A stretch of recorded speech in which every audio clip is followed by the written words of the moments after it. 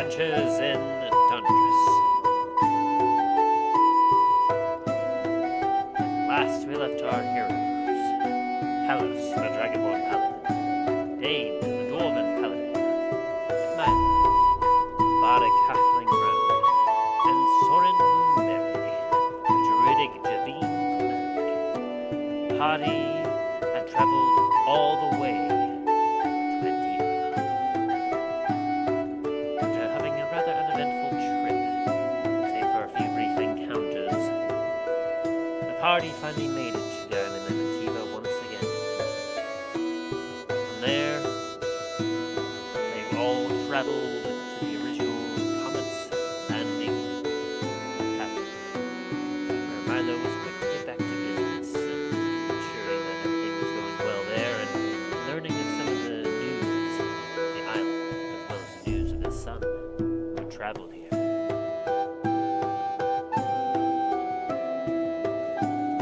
As the party began to settle down, they got their room situated. Talos and Dain went to go back to the market to explore around a little bit and see if they could find any new interesting magical toys or artifacts that they could use. Meanwhile, Milo and Soren went to Milos Manor that Milo had acquired on the island, and from there explored around a little bit to see if they could find his son Garrett, Tosco. But it would appear that Garrett was not home, and so Soren was dedicated to stick around the manor and wait for him to arrive, while Milo would head back to the tavern and see about gathering some more information regarding the mysterious slaying of one of the head Mafia leaders of the island of Antiva, Garret. After several hours of making some alcohol brewing, Soren heard a knock on the door and turned to see Garrett. Surprised to see Soren was there. As the two began to greet each other, Garrett's eyes were scanning the room and he was on high alert. Before Soren knew it, he drew his blade on Soren and demanded who he was and who sent him, as he prepared to strike, not trusting that in front of him was in fact his dear friend. Soren would survive. What will happen to our heroes today? Find out on this exciting episode of The Adventures in Dundras.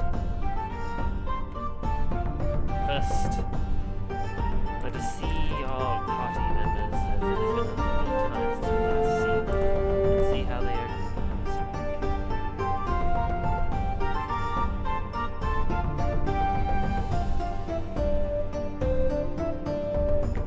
Oh, hi, Mark. I'm not Mark. I said what I said. And he meant it. Alrighty then. Hello there. Hello. Hello! Glad to see you all. Glad to see you all. Hope you all are doing well. Well, if I'm not doing well. If I don't want to be. Well, that's too damn bad. You're doing well now. Alright. Slap the goodness into you. I can't argue that.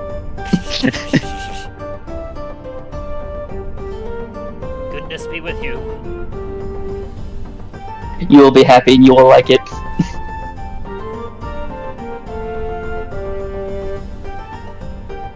Well, glad to hear your voices.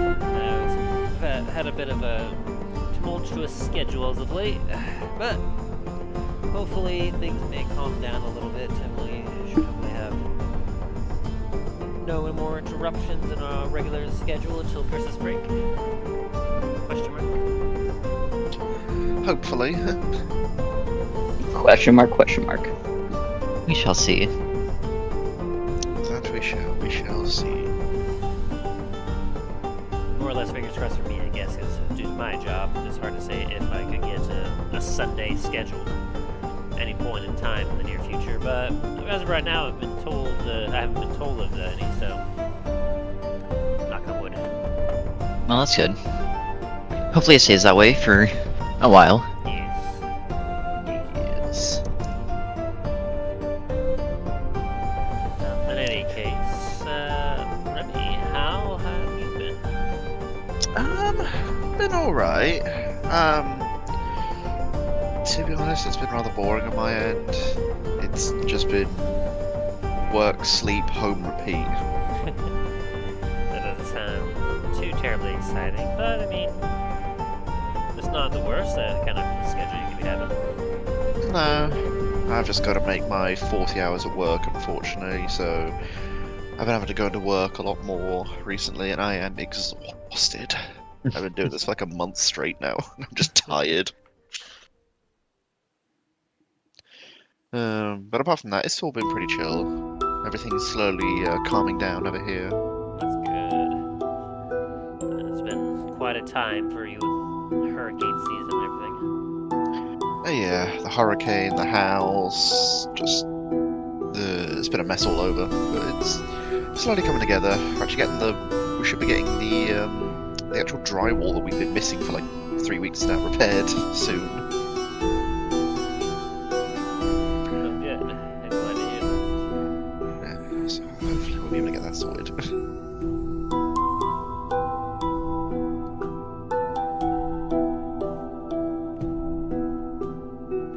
And how about you, Ryan? How are you faring this week? Like I was telling Aaron, I think I'm gonna be leaving my job Wednesday. Oh, okay. You got yourself something lined up? I'm just gonna be doing DoorDash. Alright. I was hoping to do it after the end of the year, but I'm been getting advice from a whole bunch of people saying, "No, you should leave. That this is not a good situation for you." Which is fair. It definitely wasn't a good situation, especially with how you were being treated there and what they were saying, so definitely a good way, a good needing to be getting out of that. I'm sure things will be on the nice upswing for you very soon.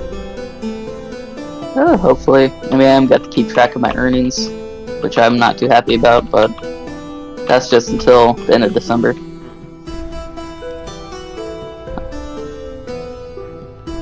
But whatever. It might become a habit for me anyway, so who cares? That'd be a good habit.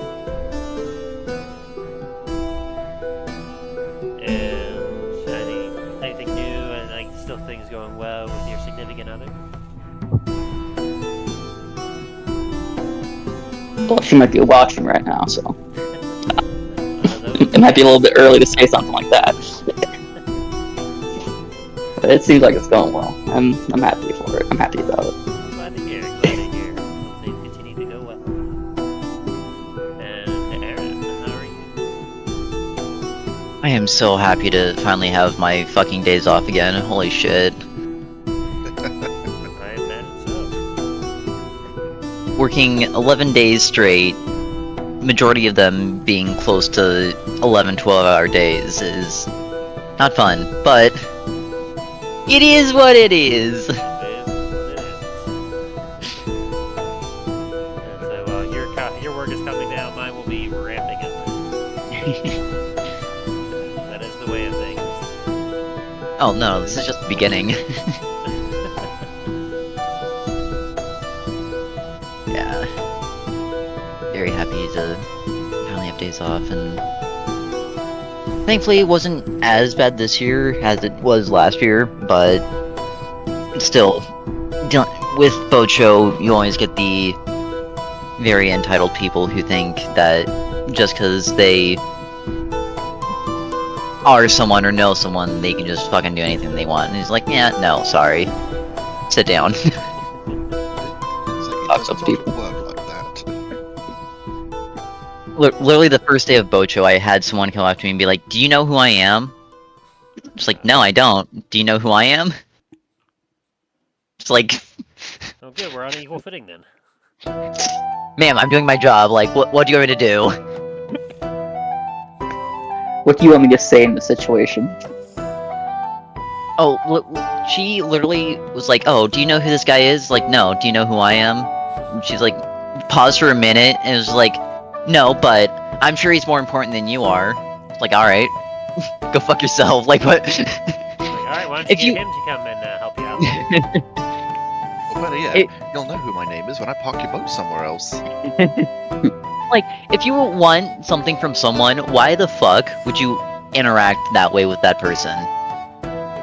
Who It Yes. ain't smart.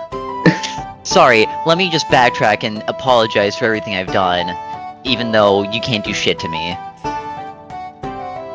Never understood that, but whatever. knows? Some people are just. I mean, we know that this world is full of just terrible people. I mean, that's one of the reasons why the situation across the globe is the way it is. All we can do is just deal with it. Indeed. It's unfortunate, but yeah. But so long as we continue to stay strong and push on, eventually we'll persevere and everything will be good again. Indeed. And if karma does exist, all those self-entitled people will get what's coming to them. Would be nice. Indeed. Would be nice. I would ask Shat how to do it, but he's not currently here.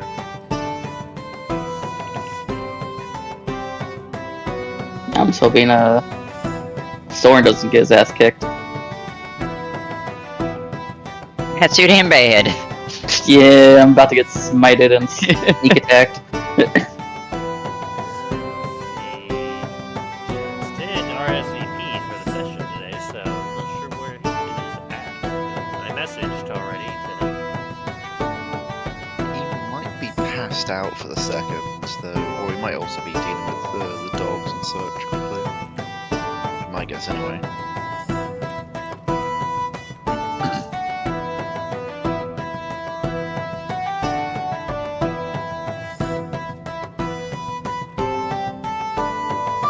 Well, in any case, we could probably continue without him for the time being. Just 'cause hopefully he will be able to make it. But just missing one person is not enough to cancel the session.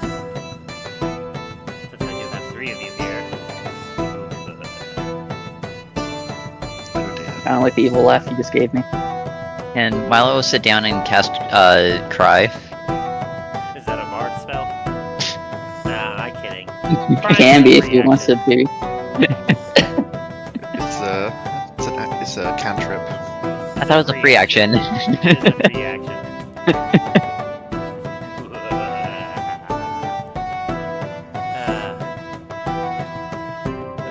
You walk into the tavern. You walk into the tavern to see the party rocking back and forth from the corner in 4 individual What corners. happened here?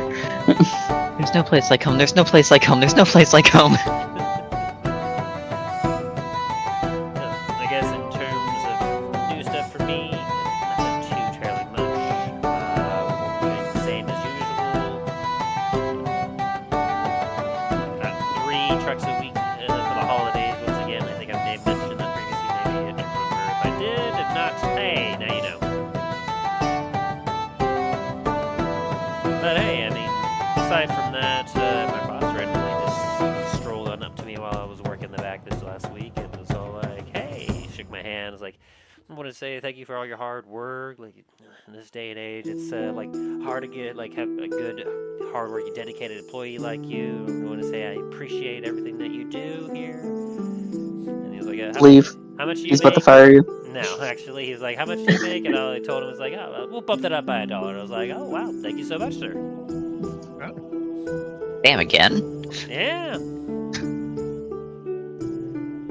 About, what, 3rd time this year, I think? Good for you, my guy. Yeah. Glad I'm finally getting to show some appreciation for what is 4 years of hard work now. Very good, very good. Yeah. Obviously, it maybe have been like a slight semi-bribe to make sure I don't bail on them before the holiday season, but I mean, I'll take what I get yet. Yeah, just leave if they try to take it away afterwards. Well, I mean, Please don't leave. Please don't leave. I don't intend to leave just yet. I mean, work is still not overwhelming enough, and the pay is still decent enough, especially with these couple bumps they've given me. So, I mean, this day and age, it's hard to get good, solid work, especially because like I've seen plenty of people that aren't able to get like full-time 40-hour-a-week jobs, and I mean, that's what I have, is a 40-hour-a-week job. So, Fair enough. yeah. But hey, so long as I can get more people on my team, that would definitely help out with though. Aside from that, I was able to enjoy a little bit of Halloween. Dressed up as a wizard or druid, whichever people prefer to think. That was fun. Handed out a little bit of candy, went and ate some chili, drank some apple cider at my dad's and whatnot, and then went to bed super early because I had church the next day. How about you guys? How was your Halloween? I was working on my end, so Crazy night yeah, there? it was. Supposedly Halloween Horror Nights was a little bit on the busier side, but there's lots of weird costumes. Like normally we don't allow costumes in the park for like security reasons, basically, so we can actually see who people are. Yeah. But they made exception. They always make exceptions on Halloween. They just can't wear masks. Yeah. So it was interesting seeing what people showed up in. Lots of like fruit this year. Yeah. Okay.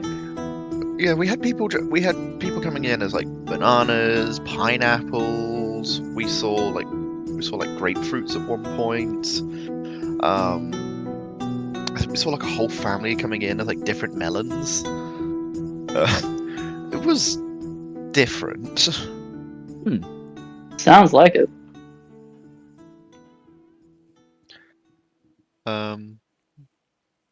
But yeah, I've no idea what happened at HHN.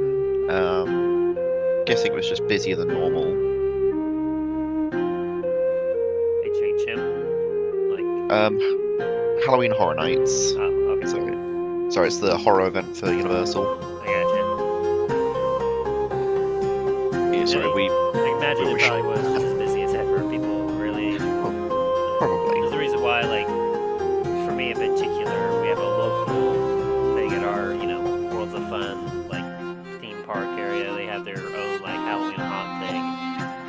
And, like, in the early days when, like, they just started it, I enjoyed going to it because it was genuinely fun. They had some really up-and-coming, like, actors and actresses that gave it, like, their scaring all-out experience. It was fantastic, but in the last, like, 5 to 10 years, it's gotten very mainstream. The ticket prices have gone up, and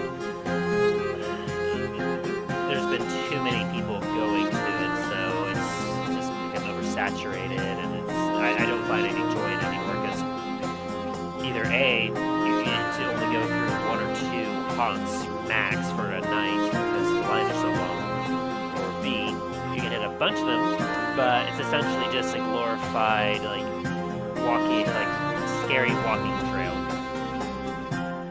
where you were in a continuous line with like 20 people ahead of you, 20 people directly behind you, and the scares just kind of like have their own nook, and they either just pop out every once in a while like rah, rah, just to try and scare anyone that's coming nearby them, or essentially just it's not as enjoyable, No, that's fair. So I feel like that a lot of like the haunts at haunted places has become oversaturated like that.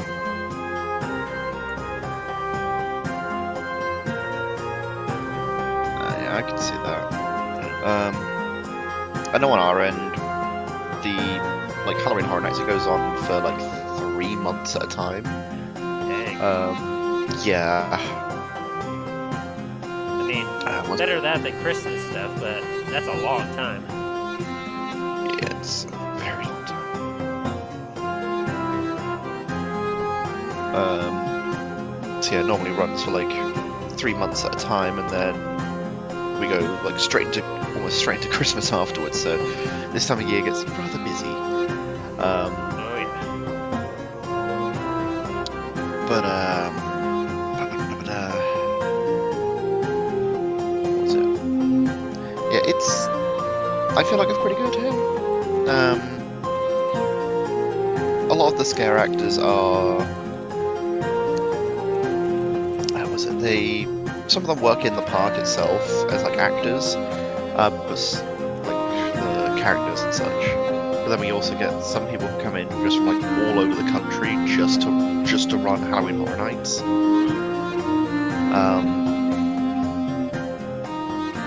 Like, of course, over in Hollywood itself, they've got the actual like Hollywood actors that will come in, or like up and coming Hollywood actors that will come in and play the scare actors. Yeah. But it's always cool to see like who plays stuff in Horror Nights. It's also funny when you see it's one of your team members and they just will go the extra mile, because there's some stuff that you can't do with like, of course you can't touch anyone or anything there, but it's always funny just to see your co-worker and they will just like chill out with you, like in character, but they'll just like chill out with you, just like walking through the scare zone with you, or like giving like an extra scare in the house or something like that. It was fun.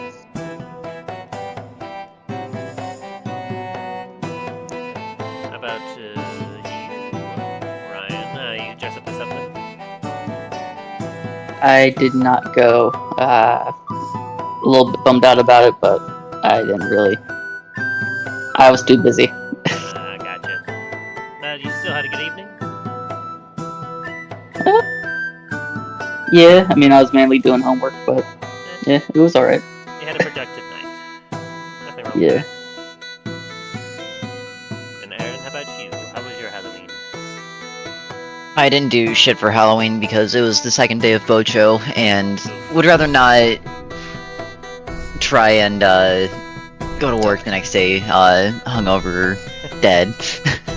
Fair. You didn't dress up at all either for the boat show? No, pirate captain? No, wasn't allowed to this year, unfortunately. Lame. Should make you a petition or something and have them allow you to do it next time. I tried to, but also with Bocho we try to be professional about it, so... Yeah. Which is fair. Sounds like losers to me. I cannot confirm nor deny that statement. Nice. Like to hear it. Sounds like we all basically were very busy and weren't able to do too much for this particular Halloween, which is fair. I mean, we all had school or work to do, so I feel like that happens a lot when you get older. Yeah. But Don't have to be happy about it. keep Halloween in our hearts. That's all that matters. We're gonna do all the best we can and not forget about the next holiday in between the 2-month-long celebration of Christmas. There's another holiday? Since when? I know, it's crazy. A lot of people seem to kind of skip over, forget it, but it's the it's the harvest day, the feasting day. Some call it Thanksgiving. That's coming up again. Oh, but more or less, some people may not even recognize Thanksgiving anymore. They're probably more familiar with the other holiday that comes immediately right after the capitalistic shopping holiday spree. of Black Friday and Saturday and Sunday and Cyber Monday. It used to just be like Black Friday, but nowadays it's literally the entire weekend, and then Monday itself is online Black Friday. Mm-hmm. So might as well just call it just Capital Weekend.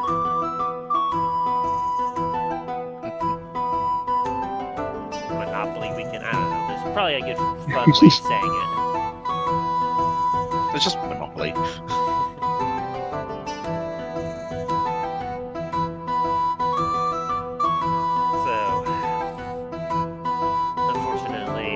I don't know about you all, but at my workplace they've already started playing Christmas music on the loudspeaker overhead. Oh God. Yes. And we were already starting to put up like the Black Friday / Christmas like advertisement signs up all over the week of Halloween. God. Yeah, so you know how it goes. Like the moment that it could possibly be Christmas time, gotta get all the stuff up to get everyone thinking about it and ready to spend all their money for Christmas.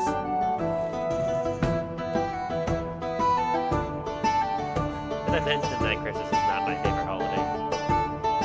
Nah, maybe once or twice. That's fighting words for me.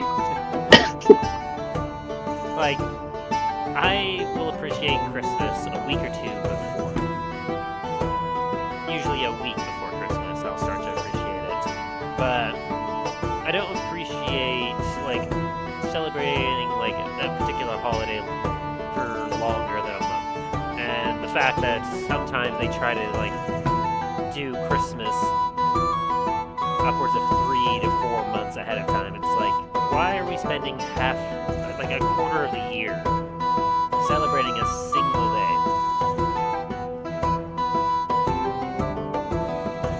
It just doesn't make any sense to me. It's like, it takes away the magic and the specialness of the holiday. Like, you have a very limited time to celebrate a particular holiday because it only comes one time of year. If you spend, like, a ton of time, like 6 to 8 weeks ahead of time, like just having a bunch of its music, a bunch of its like food, a bunch of like, you know, you're saturating it, you're making it watered down, and it kills the specialness of it for me, you know? Not to get all bummy talk here, but it always happens every single year that, you know, they always say that Christmas comes earlier every year. It just kind of suits for me. Especially if you're a retail, because like those who are in retail know. I've been retail. I mean, Christmas and November is like some of the worst times of the year. Oh, yes. They even have a few new employees that, like, because when they started doing the Christmas music, it was sporadic. It was like one Christmas song, and then 2 or 3 normal normal songs, and then back to a Christmas song. And she was all like, "Oh, I was enjoying the Christmas music." And I just looked at her. I was like, "Oh, trust me, give it a week or two, you're gonna be hating Christmas music." Like, It's like there's a reason that everyone groans on the employee side when it pops up. there's only so much 40 hours of solid Christmas music overhead that one can handle. Is your entire like working shift where you have to listen to like the same 5 songs over and over and over again. Usually like it's the same 5 songs, but sometimes it's a different singer or in a different key. What are you talking about? That's just a new song. Anyway, I'll stop my ranting there. It is fall, which is a lovely time of year. Halloween may be over, and the Dia de los Muertos may be over as well, but we still have the rest of fall to enjoy before the snowy time of winter arrives.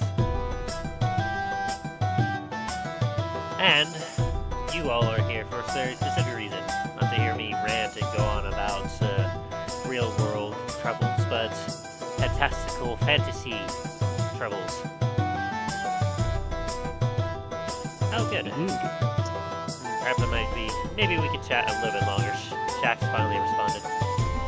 Ah, I see his phone icon has popped up in the chat. Alright, I should roll 20. Oh, yes, I mean, Oh yeah. Why aren't you all set up yet? We got Wallflower just sitting here, just chilling on his own with me. I'm chilling in here. Oh, there you are. You've had a dwarf chilling in the corner, drinking booze the last half hour. Is it Moonberry Brewing Company's stuff?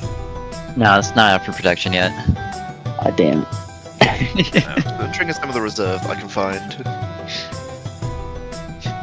Dain hid it underneath the floorboards while Milo was redoing the tavern. That's what I was forgetting about. I forgot to tell you about Soren's older brother. And you can message it on your character thing if you want to get some information to me. Gotcha, okay. How dare you? And I doubt he'd be here anytime soon. Hopefully, Chef is alright, so that he had a family emergency. Gotta pick up the nephews. So I'm sure he'll explain that once he gets in. Hopefully Soren doesn't immediately get one shot. We'll find out, Garrett just comes out swinging. He is.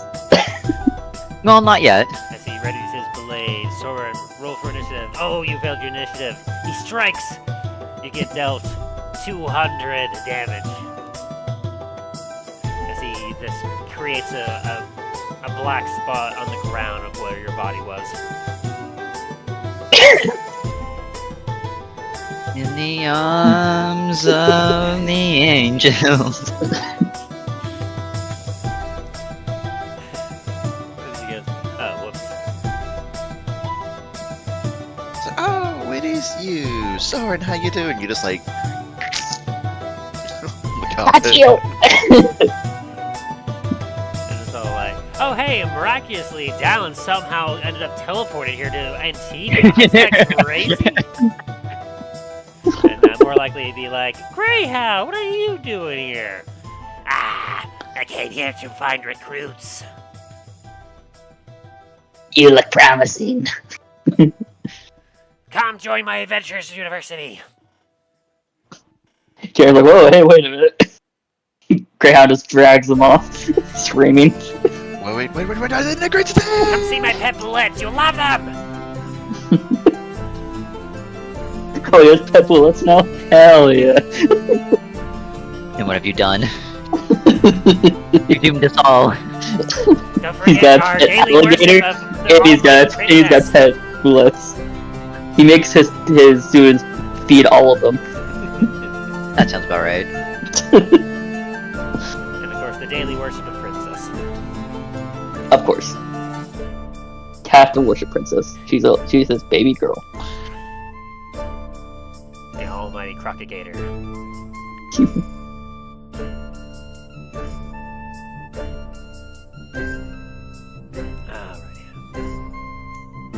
Alrighty. So, while he finishes his setup, I suppose we get started and he can catch up once he gets settled in. So for now, let us return to Dundras.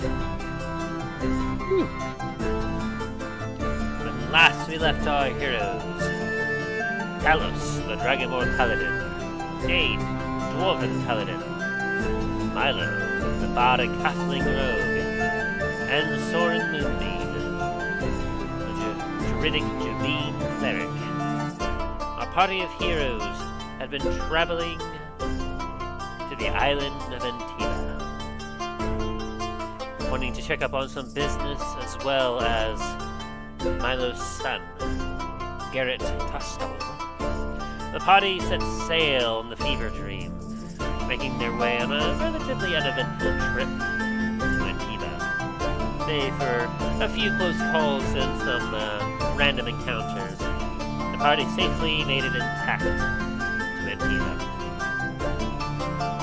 Once there, the party proceeded to make their way to the original Comet's landing. From there, they got themselves settled as Soren, Milo, and Lure, the caretaker of Comet's landing, handled some business regarding some of the happenings that have been going on, informing Milo what Garrett has been up to, and giving Soren's family's business a chance to make a name for themselves in the Comet's Landing taverns.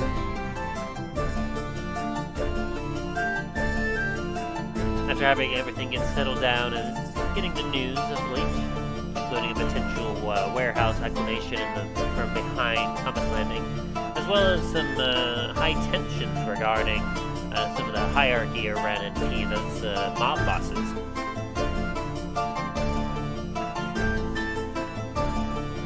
Soren and Milo proceeded to head over to Milos Manor on the island to see if they could locate Garrett. Meanwhile, Talos and Dain traveled to the nearby Black Market to see if they could acquire or find some interesting pieces that could aid them, which they were unfortunately unsuccessful, as they did indeed find several items that could be very useful, including a rather powerful sounding wand of fireball, but they unfortunately could not afford it, and so they returned back to Comet's Landing, awaiting their friends. Meanwhile, as Garrett and Milo investigated the manor, they saw signs that Garrett had definitely been there, but he was not currently within the manor. And as they continued to explore, they realized that it may be some time before Garrett would return, and so Milo was determined to head back to Comet's Landing to rethink his next steps, while Soren, on the other hand, was determined to stick around and wait for Garrett. And so, as he whiled the hours away, brewing up some more alcohol, he heard the door open, and to his eyes, he saw his good old friend, Garrett Toscobble, entering the room. As Soren greeted him happily and began to question about what he's been up to, including if he had any information regarding the mysterious death of the Baron, one of the most powerful men that used to control Antiva. Garrett was getting highly suspicious and drew his blade on Soren, demanding who he was and who sent him, as his eyes scanned around the room. As Soren began to stutter and try to explain his presence there, Garrett raised his blade and began to prepare a strike against this potential intruder, this potential imposter. So as he raised his blade, energy beginning to build up on his sword. Will Soren survive? Will our heroes be able to make it to him in time? Find out on this exciting episode of The Adventures in Dundras, as we return to Antiva.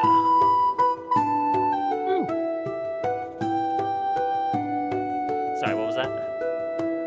I was just saying, woo! Yeah, that didn't sound quite right. Dun dun dun. There it is.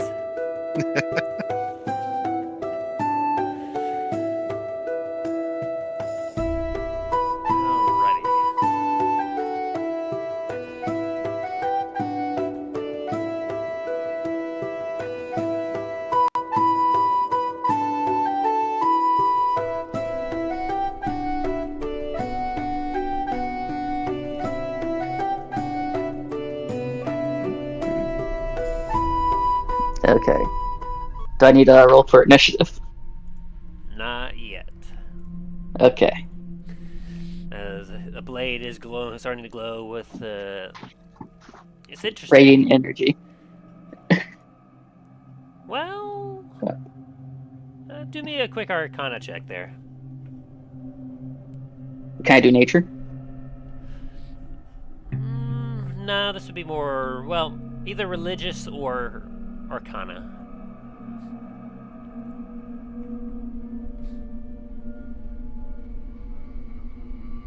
Religious or Arcana? Yeah, religion or What do I Arcana. have right now?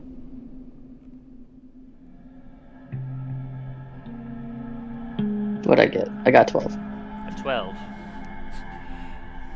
The sudden change in your friend's demeanor and the kind of wild look in his eyes as his eyes continue to scan around the room as he's on full-on defense. It has you a little distracted, but it's like, you recognize like a like him writing a strike. As he quietly looks around and goes, Soren, what is that word? He would have sent him ascending or something. Who are you? Why are you here? Who else is here? Who? Your dad? That's a load of bollocks, and you know it. He is here. As he kind of... Please don't hurt me. As he keeps an eye on you, as his head turns left and right, as he goes, I didn't see him coming in, and I didn't see him outside. He's not in here. What are you, some kind of changeling? You have an illusion spell on you? If you know who I am, if you came after me, you have to know that you have to be the best of the best. Otherwise, well... As he kind of tips, he takes a few steps forward, his blade getting a little bit closer towards your body. Milo, your son's kind of full of himself. He's after his father, what can I say? So who was it? Was it the witch? The witch? No. I don't know anything about a witch. Nah, I bet it was Hotshot. Hotshot probably sent you. What? Who's Hotshot? Don't play dumb. I know you work for one of the mob bosses around here. Perhaps Do I look like I work for the mob? No. I mean, I got robes on. You look like Soren. What he should look like. That's because I am.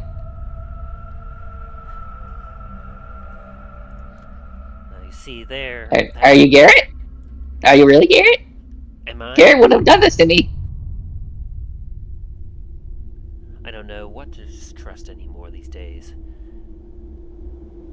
I'm sorry to hear that. You want to talk about it? His head twitches a little bit, and he kind of looks to the side. His focus offy for a moment. Give me a perception check.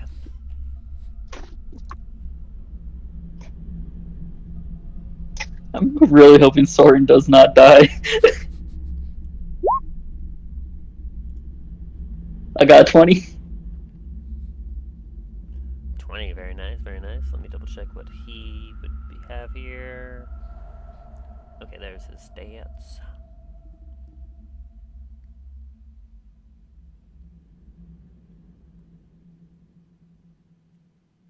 Oh, that's right. He has terrible of those. He's got good at others, but not so much of those. Ooh. That sounds like that's good for me. Depends. Let's see. Hmm. If it just load up. Come on. Come on. I know you can do it. Roll 20.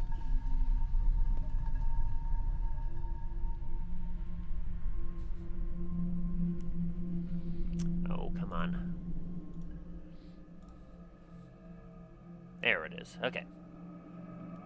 And make sure keep this private because no need you to know his stats. Oh, okay. Yeah. So, as he kind of like shakes his head a little, looks to the side, you hear a whisper that goes, I don't know, like, I should, but... No, you're right. Can't take any chances. I said his eyes Who are you talking to? What? Buddy old pal? What? No one. I'm not talking to anyone. I'm talking to you. You were whispering to someone. It's nothing. I'm talking to you as he steadies his... Buddy, do you see how big my ears are? I can hear you. His eyes kind of squint a little bit as he shakes his head a little bit. What is something only Sword would know? Answer wrong, and this blade goes through you. Okay, first, I'm gonna do this. And I start talking about various ways of, like, medicine and, like, healing people. I just start going on a tangent. Give me a persuasion check with advantage. Persuasion.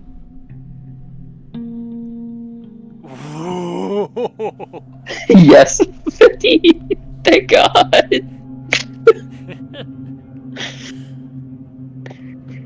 Yikes.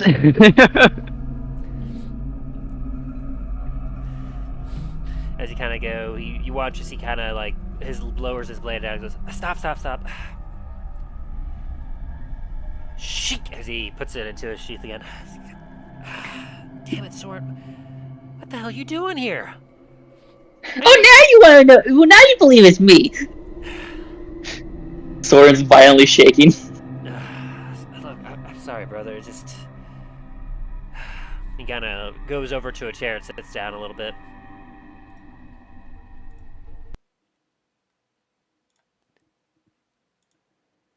It's been a couple weeks. What are you doing here? Why didn't you send for me? Like, I thought you were with the others, like, with Dad, just, like, dealing with that lich problem. Lich problem? Yeah, weren't you helping him out with that Maldraxxus or whatever? Oh, yeah. I mean, we were at this place. We fought this lizard dude. He wasn't a lich, though. We actually died. The sword immediately just goes into a 1,000-yard stare. There's no need to over-exaggerate, Soren. I mean, obviously you didn't die. You're standing right there. I got brought back. He blinks a couple times.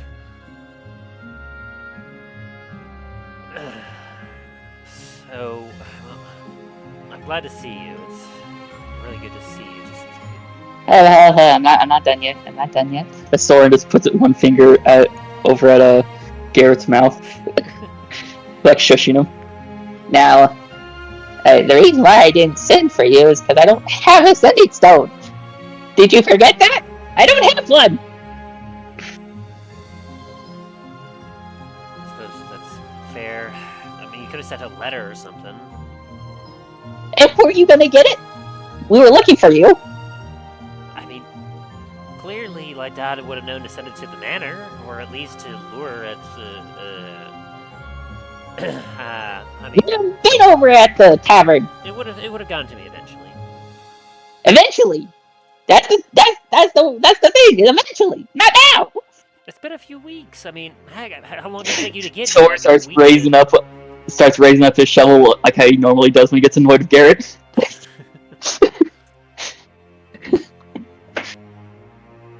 You're making me angry, Garrett. You're angry. I mean, how do you think I feel? Like, I get to the place I was staying to, and I can see obvious signs that people have been poking around, and then I find you in my living quarters. Like, he kind of raises his hands up a little bit, and eyes are just, like, open, mouth is slightly gay, like, ah. I mean, how would you feel if you were in my place?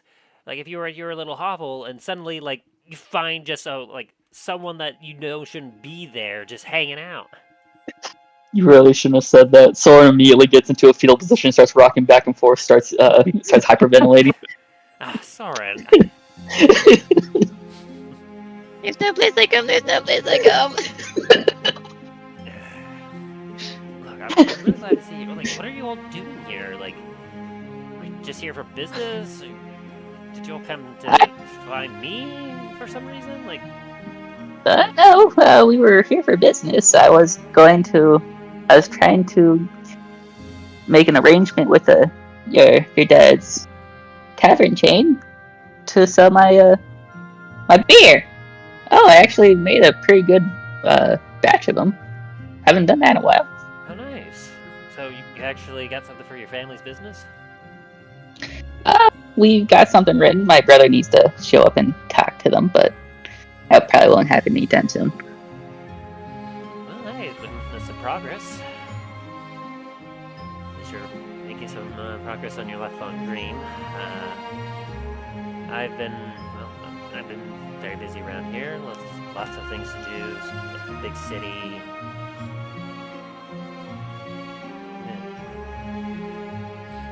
has a little bit of a long distant stare for a second. So what's this about? I've been hearing a Royal died. Was that you? No. Though I wish I was on shift at that time. Truth be told, I actually did manage to kind of get under some of the employ of him. Turns out that I look a lot like Da in a lot of ways, and I've been able to kind of fool a lot of people here that, he got himself a bit of a minor reputation here. No, I guess that's good for him. Honestly, I don't think I could handle that.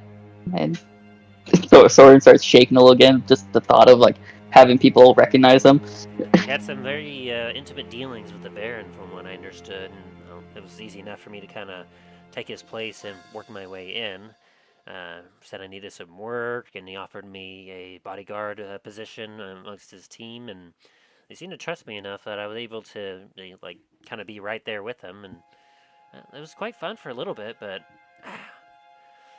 after I went home one day, next morning as I came in, like everyone was all in a tizzy, and fingers were getting pointed everywhere, and some started to get pointed towards me. Got a little bloody. I had to get away.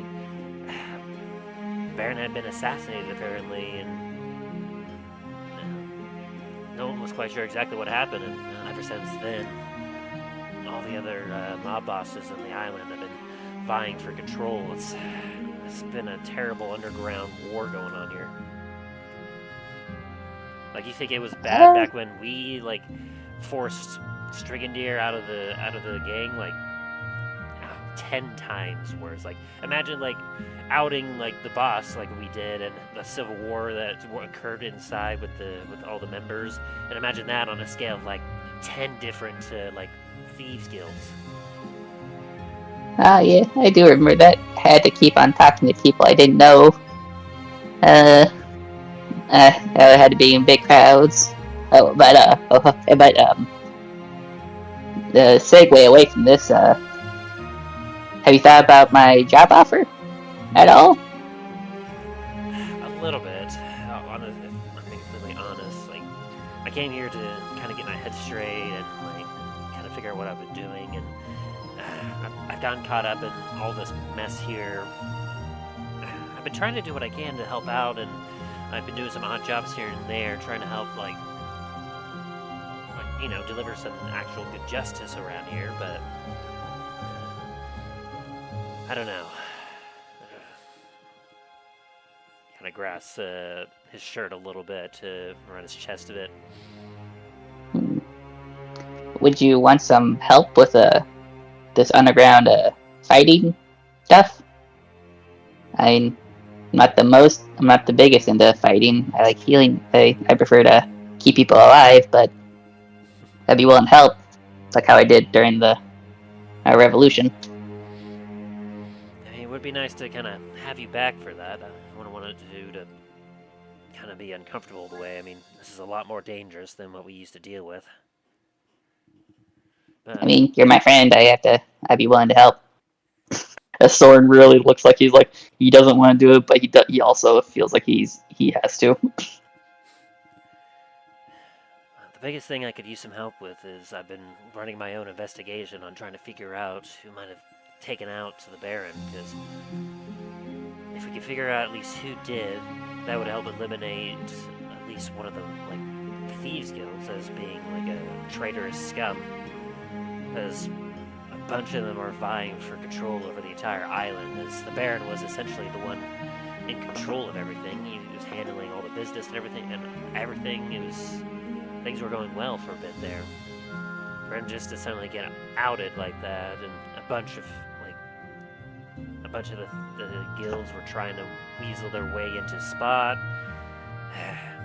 If we could find out who murdered him and essentially eliminate them, well, that would provide a lot of ease of tension amongst all the thieves guilds, and they may be able to work together and finally get some order back in this place, because it may not look like it on the surface with all the underground warring going on between the guilds.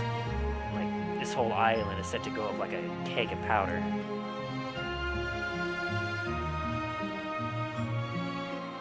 Well, we could go talk to your dad and his buddies. We can see if he wants to. See if he's willing to help. That may not be. Probably has a lot more insight into all of this. Yeah, you might be right there. After all, I mean, he has previous history here, previous history with the Baron. He might have at least some sort of insight or at least some intimate knowledge of the workings of some of the gangs around here. Well, then off we go. As Soren immediately smacks him, pokes him with the back of his with the bottom of his shovel. Like, let's go. Come on. Let's go. We're going to the tavern. Let's go. Well, maybe it'd be better if he came here to the manor. I mean, it's a little bit more. Soren taps him with the shovel on his forehead. Let's go now. I'm saying that it's a little bit more secure or private here, a little less chance of getting ambushed over there. No, there's a big hobgoblin over there. We're good. There's 2 paladins over there. Let's go. Do a persuasion check.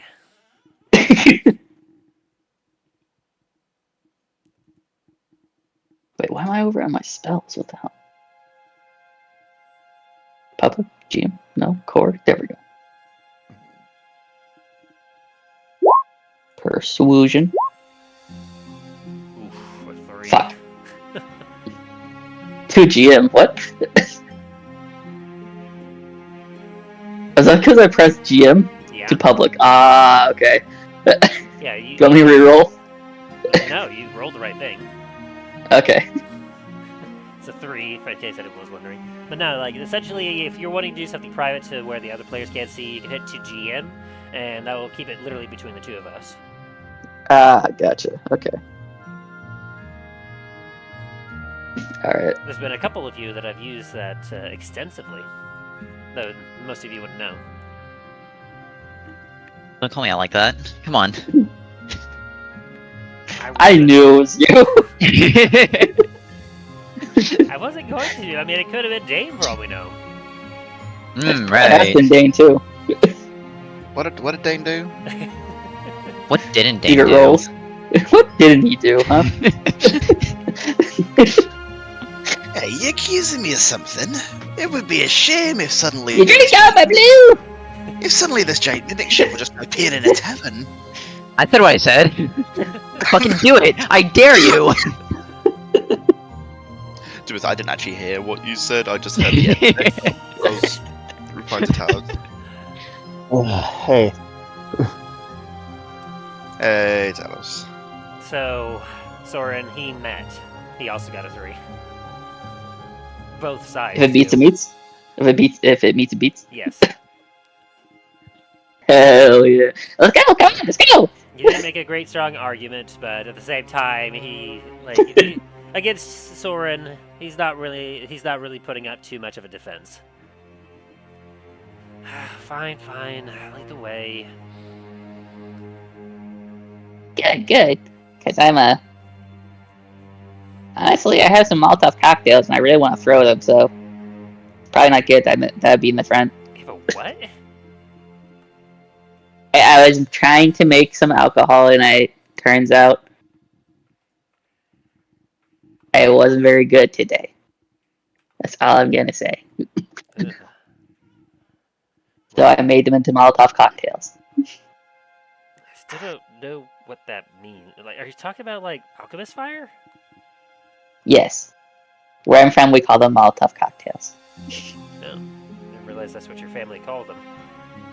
Yes. Well, lead the way as you two make your way out of the manor, and you head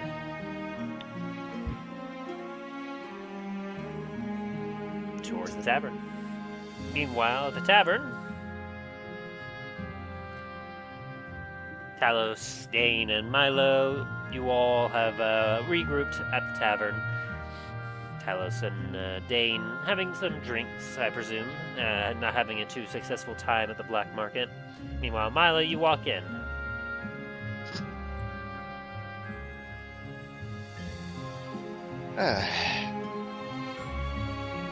Well, might have not got much done, but hey, at least we weren't shanked in the streets, right, Talos? Agreed. Talos takes another gulp of his drink. Dain's gonna also have a sip, and then he notices Milo. Milo, welcome back. Thanks. Any luck on your endeavors? No, not quite what I was hoping for, but oh well. Oh, it's tomorrow. Oh, it's tomorrow. Hey. Where's Soren? He decided to stay at my manor for the time being. Talos kind of makes like a face, like he's like trying to remember. It's like, for mana. It's like, You know your uncle's manor that I may or may not have possessed or come into possession of. Possessed? Whoa. I said it. Possessed Take man. that to one Manor. Ooh. Is it just Haunted Mansion at that point? one sec. No affiliation with anything, of course. Everything in the mansion starts moving. Soren just dies out of fear. Milo is just now the boogeyman of that mansion. Yeah, Talos is like just it's like it finally it like clicks into place. It's like, oh, right. It's like, oh, that mansion. It's like Well, that manor. like Talos's mood's a little spoiled now, just like having to think of that disgraced family member. Cause It's fine. Everything's fine. Was the house at least secure?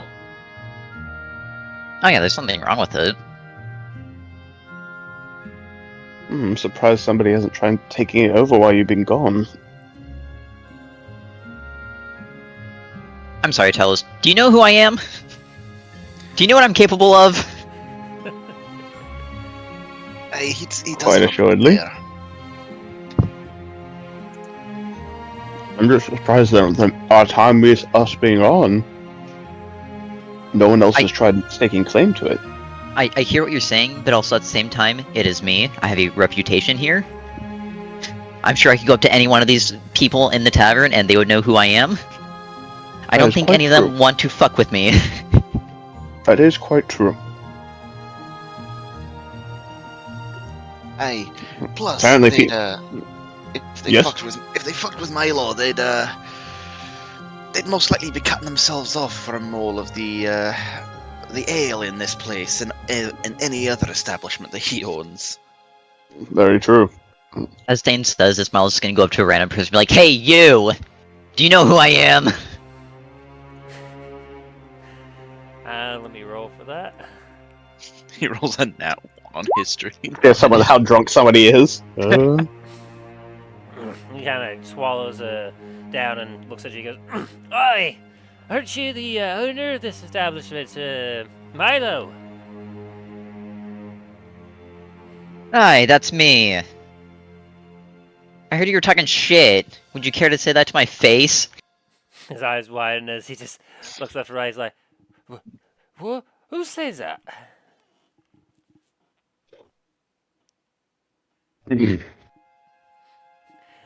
Alright, you've made your point. Are you doing an intimidation check here? Yes. Yes. He puts both his hands and he's like, whoa. I don't know exactly what you heard. If I did, I had no harm for it. I swear. I'm going out as he puts down his mug and makes his way out the door. Before he makes his way out the door, Miles is gonna stop him and just give him a free drink. Oh, thank you, sir. As he happily takes it and downs it, and then proceeds to still run out because he's a little drunk and freaked out. No, just made him more drunk.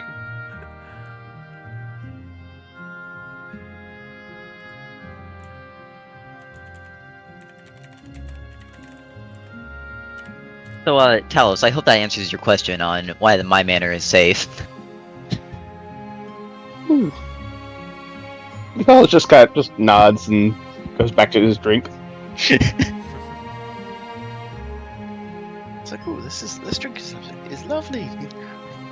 Yes, this drink is very drinky. He says like, alright. You don't drunk as I think I am.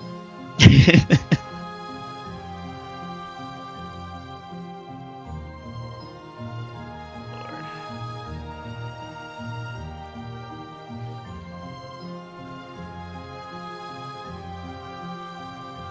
Sorry, I'm currently checking something on my notes just to make sure. Oh, by the way, speaking of Greyhound, I'm preparing a pomegranate right now. Oh dear. Of course. Real Greyhound energy right there. Hell yeah, bud. Love me some pomegranate. Kind of off topic of it. Have any of you heard of the online mobile phone game like Knights of Pen and Paper?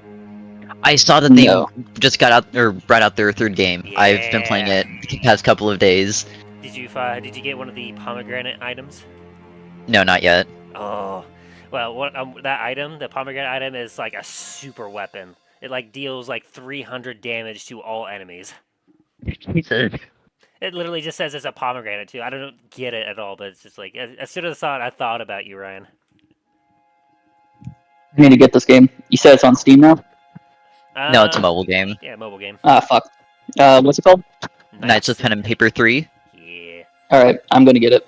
it's kind of like a D&D thing, but like very turn-based. Like it's got some cute, fun like dialogue to it. It's awesome. Gotcha. Anyway, You shouldn't have told me that. I'm definitely gonna be... My whole bill's gonna be around pomegranate. it doesn't quite work that way, but once you get into it, you'll figure it out. Got it. Anyway, so as the three of you just kind of are dining and just taking it easy, give me a perception check. Alright.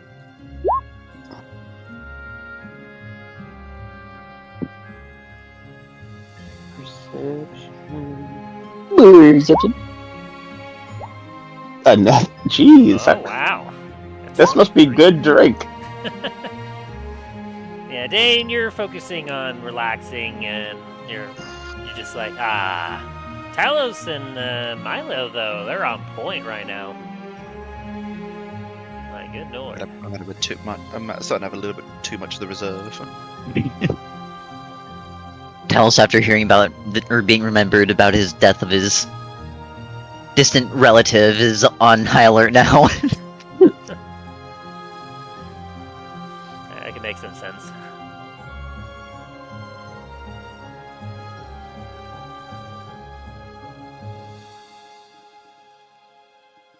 Hope you guys can't hear me eating the seeds. They are kind of loud. Oh, you meant in real life, not in game. I thought it was you Yeah, I'm and in real Garrett life. I'm actually making a pomegranate right now. I thought you were talking about like how you and Garrett were walking down to the tavern. You're like, he's got a pomegranate. I was like, oh yes, of course. That Soren. Yes. My birthday was like a few days ago, and my parents got me 5 pomegranates Dang. because I actually absolutely love pomegranates. That's why I made Well, yeah. Greyhound obsessed with pomegranates. Kind of figured that.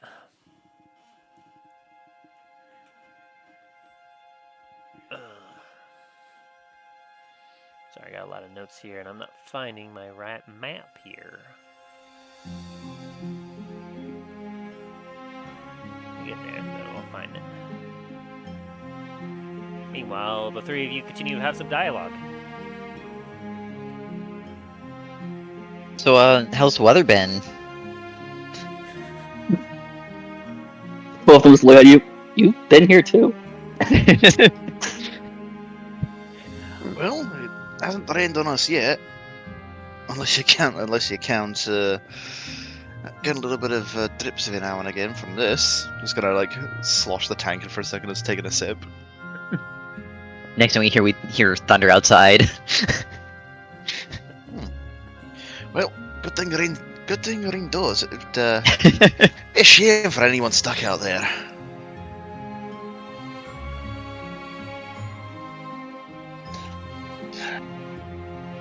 Our little trip down to the market wasn't as productive, but A lovely, was it? Found a gentleman who was selling a supposed, was it like staff of fireball or something like that? a wand of fireball. Ah, the wand, yes. Really? Someone would actually be willing to sell that very publicly like that? Huh.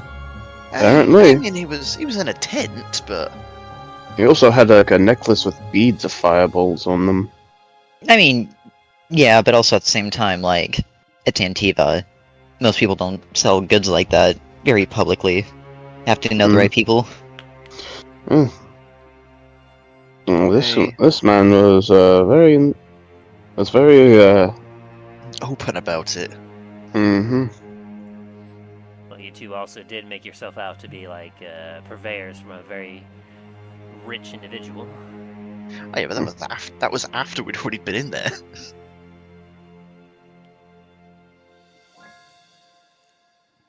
He might have thought we were hired muscle to procure certain items for somebody. Two big burly guys, armed to the teeth, and heavily armed and armored. Looks like they may have had some money on them. But yeah, definitely very open about it. Mel's been a bad influence on all of us. Hey, it's not my fault. It's not my fault. You guys are influenceable. Hey, the only thing I did was collapse the tent on him.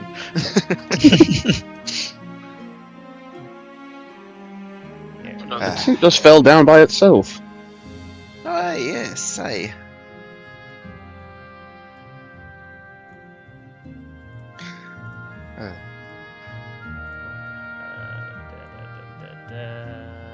Boop.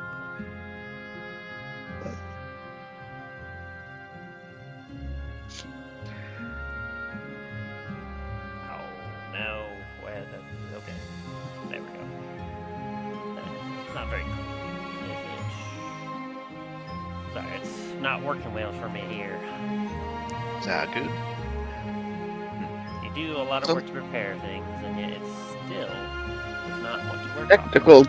It's like technical difficulties. You must appease the Omniscient and use perform the rite of percussive maintenance. I've done that so many times.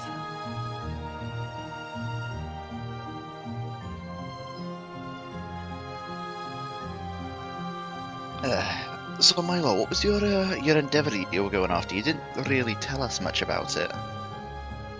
You just sort of, well, you and Soren just sort of up and vanished. I need to have words with my child. I'll just leave it at that. Ah. Well, Would rather not bring family issues into here if necessary. no, that's fair. Well, you always know that we're around to help if anything, but I understand as well.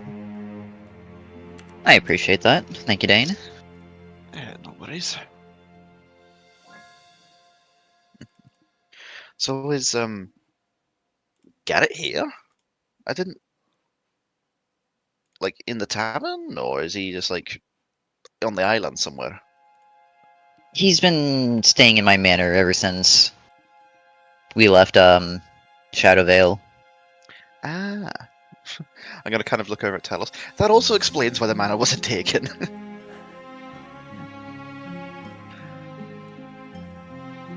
Well, at that point, you'd not only piss off the father, you'd piss off the son as well. And the son is there to defend himself. Yes, however, my name And, well, since we are very similar, he could easily be mistaken for me. Oh, I mean, we saw that in person. You two are very much alike, both in looks, but also skill sets as well. Aye, the only difference really is our mannerisms. Pay enough attention to those and you'll see the difference. Aye. I will say from the limited interaction that we've had, your son's a little bit more of the hot-headed of the two of you. Yeah, that would be because of his mother. Hey, he's a good lad though. Takes after his father.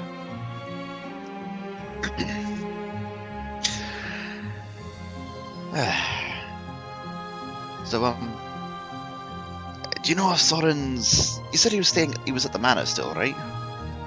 Aye.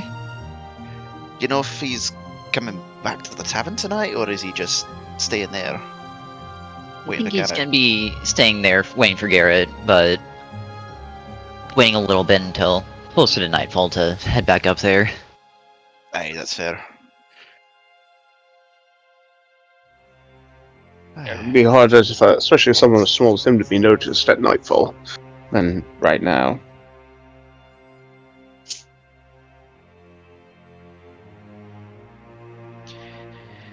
He definitely has a habit of just vanishing every now and again. That is true. He's got a knack for it, just like you do. As I look over, it's like, and he's gone. Pokes his head up from under the table. You see nothing. He's just still sat in his chair, but he's put a tankard on his head. No. I put a tankard on your guys' heads. Yeah, I see nothing. Oh, I absolutely see nothing. It's hide and Must have been the wind. It's hide and seek Milo, everyone's favorite game. It's like, and he's gone. Well, I guess I'm having another drink.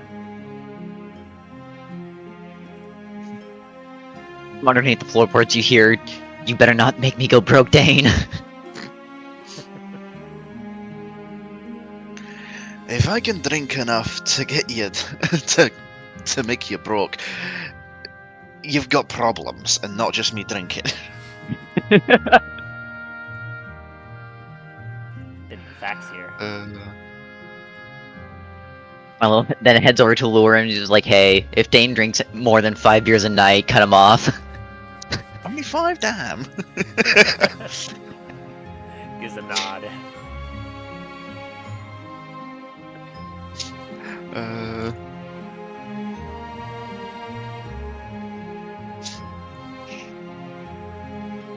Almost there.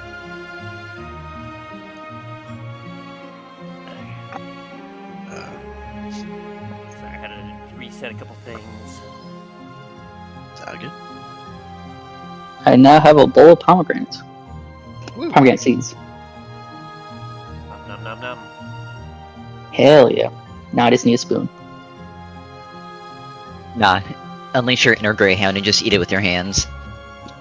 I do that sometimes. I just grab a handful and just start downing them. Why am I not surprised? A little sad that you're not surprised.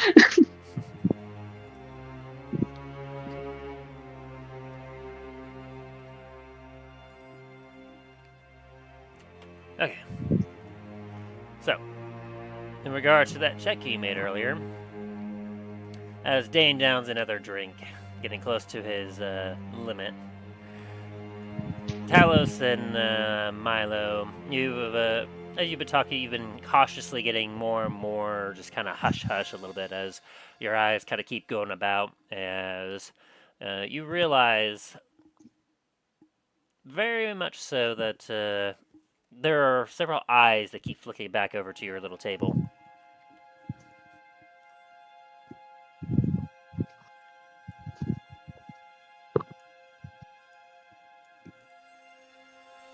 Is there anyone in particular that I'm noticing is looking in our general direction? with that check, as they were being very sneaky. Your keen eyes catch on. It's not more or less just one, but you see at least several different eyes that keep flicking back towards you, and as and Talos as well, as you both are kind of looking like kind of on the down low, keeping an eye out. You're seeing that there's a good chunk of people that, while they have drinks and they're lifting them up to their mouths, you don't see any swallowing motions in their throats.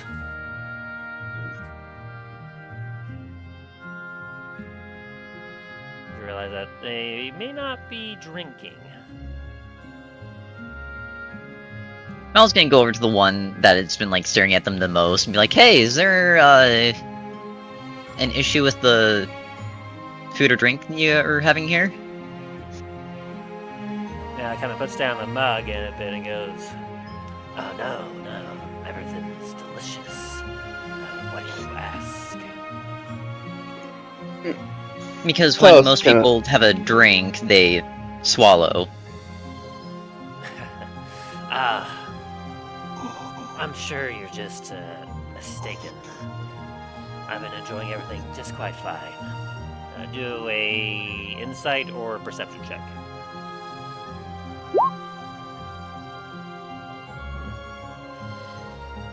You just beat him out.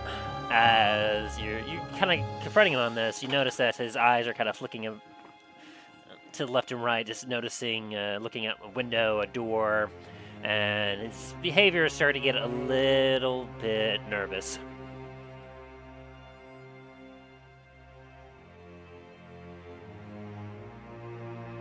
Milo's gonna kind of look at Grinamax and flick his eyes over to this guy as to say, grab him.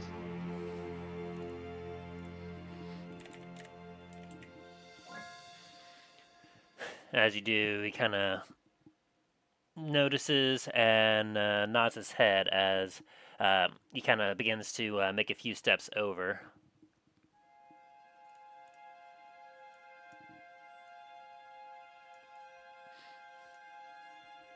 And as he does, you actually hear, well, let's see. Now, you got a pretty good perception check there. You hear a couple whistles and everything else, and due to your kind of alertness, you're allowed to roll for initiative, as you won't be surprised by this. Alright. Turn order. There we go. Boop boop. Milo, especially, like, I was expecting Milo to be pretty high on the initiative list, especially, it's like, yeah. It's like, you're in my house, bitches. I mean, my initiative is 10, so Yeah, you've got the highest initiative out of all of us.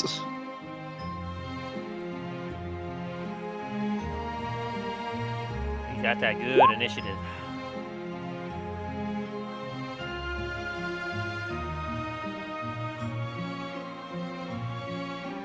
And of course for our hobgoblin boy. Ooh. Yeah, pretty good initiative there. Oh, why is it showing you twice on the initiative, Milo? I only see myself on here once. Oh lord, it's showing everyone twice. Whoa, Dain! Well, getting in that 20, you can decide where you want to be in initiative. You want to be at the top, or I will say you are going to be surprised this round, as you weren't really prepared for anything, Dain. So you'll be able to go first immediately after like the surprise round occurs. I'll go after Milo. All right. I'm already calling it now. That's the only nat 20 I'm gonna get.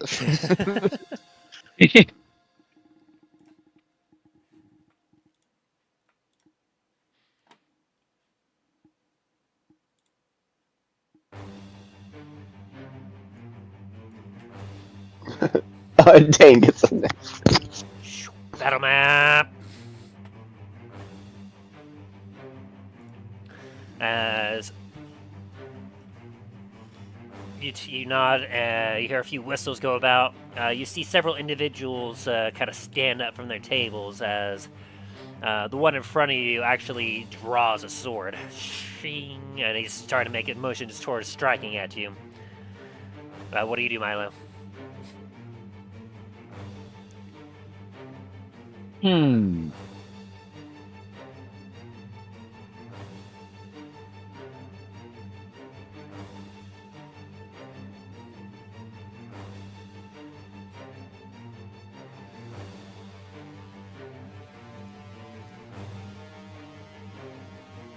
I put up walls at every light, or Does a 28 hit? easily. Good lord. Now, would I happen to have sneak attack with this? Because it is a surprise round and probably wouldn't be expecting me to attack first. I don't think that worked the way I thought it wanted to work. I think I'm in my office, I'm not sure though. Alright, I gotta work on all these settings again. I feel like it resets every time. All good. Is that better? Yes. Oop, there we go. I can see everything now. There we go. Well, minus the stuff that's hidden. I can't see anything. This is all part of the surprise round, so like essentially anyone that wasn't in the know, like basically literally only Dain, is not in this. So let me double check a few things to make sure that they got their thing right.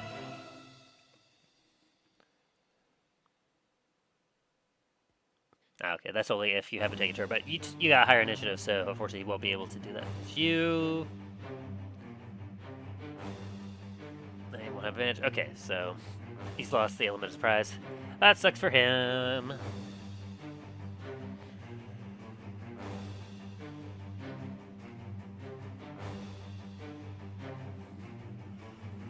Alright, anyway, sorry. So, what was your question again?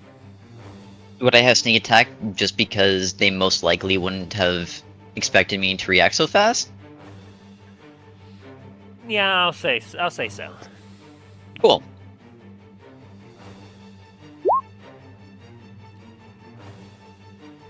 As you quickly turn about and you come at him, you slash at him as he tries to nimbly dodge out of the way, but you get a really good strike off him as you deal 38 points of damage, and he kind of staggers back a little bit, shocked by like your sudden attack. And then also I'm going to use Wells of the Grave on this guy so he takes half the sneak attack damage. Which guy? Your hobgoblin? Oh, that's the Hobgoblin? Yeah, that's your guard. Never mind, not that one. He was coming to grapple that guy in front of you. Fair enough. We'll do this one instead. They need to be color coordinated.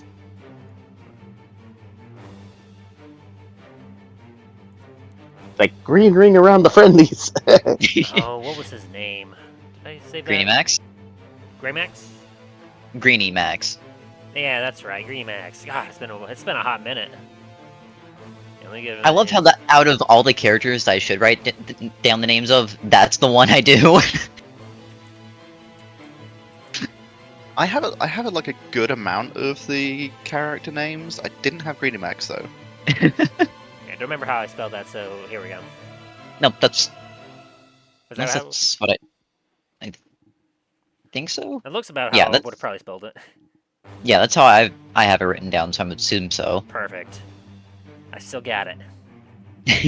But there we go. Now you won't be targeting him accidentally. It's like, I Cool. gave it at the hobgoblin there, and he goes like, what? Ah! Oh, wait, no. No way! So that's 13 damage to this guy here, Yes. as he's also jumping up and drawing out a dart. And I'm also assuming 27 hits. Yes. These guys are...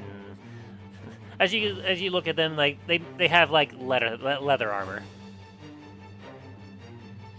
As he tries to block your attack, you still get through his defense, and you manage to stab again. As blood hits the floor, several other patrons scream as they run out.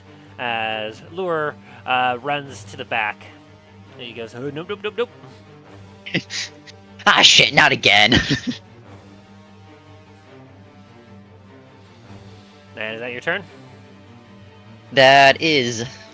Alright, Dain, you get skipped because, unfortunately, you're blissfully unaware because of your drink, but you're starting to hear some action behind you. You're just like, did another fist fight start? It's like, Well, hey, not again. this guy over here, and, well, 3 of them will be taking their turn, as this guy here, gets up as Greeny Max is headed towards this guy, and he's actually going to attack Greeny Max. And he hasn't had his turn yet, so he has advantage on his attack roll against him.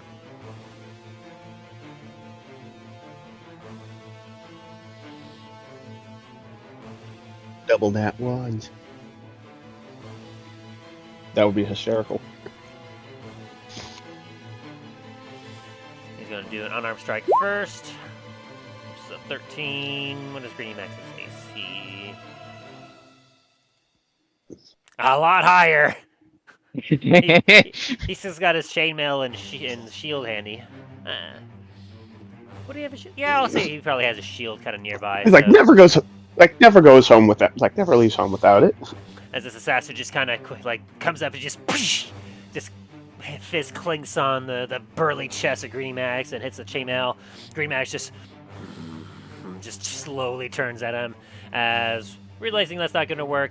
The strange assassin takes his dart and is going to attempt to hit him with it. Whew! It definitely hits him. Is that nat 20? No, thank God. It's good. We got very close though. I think that was an 18. Mm-hmm.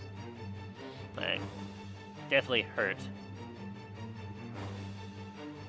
He doesn't have an ally, and he doesn't have advantage anymore because he set attack rolls. So I guess technically because of multi-attack, he would get it. So yep, he does have sneak attack here. Boop, ba-da, boop.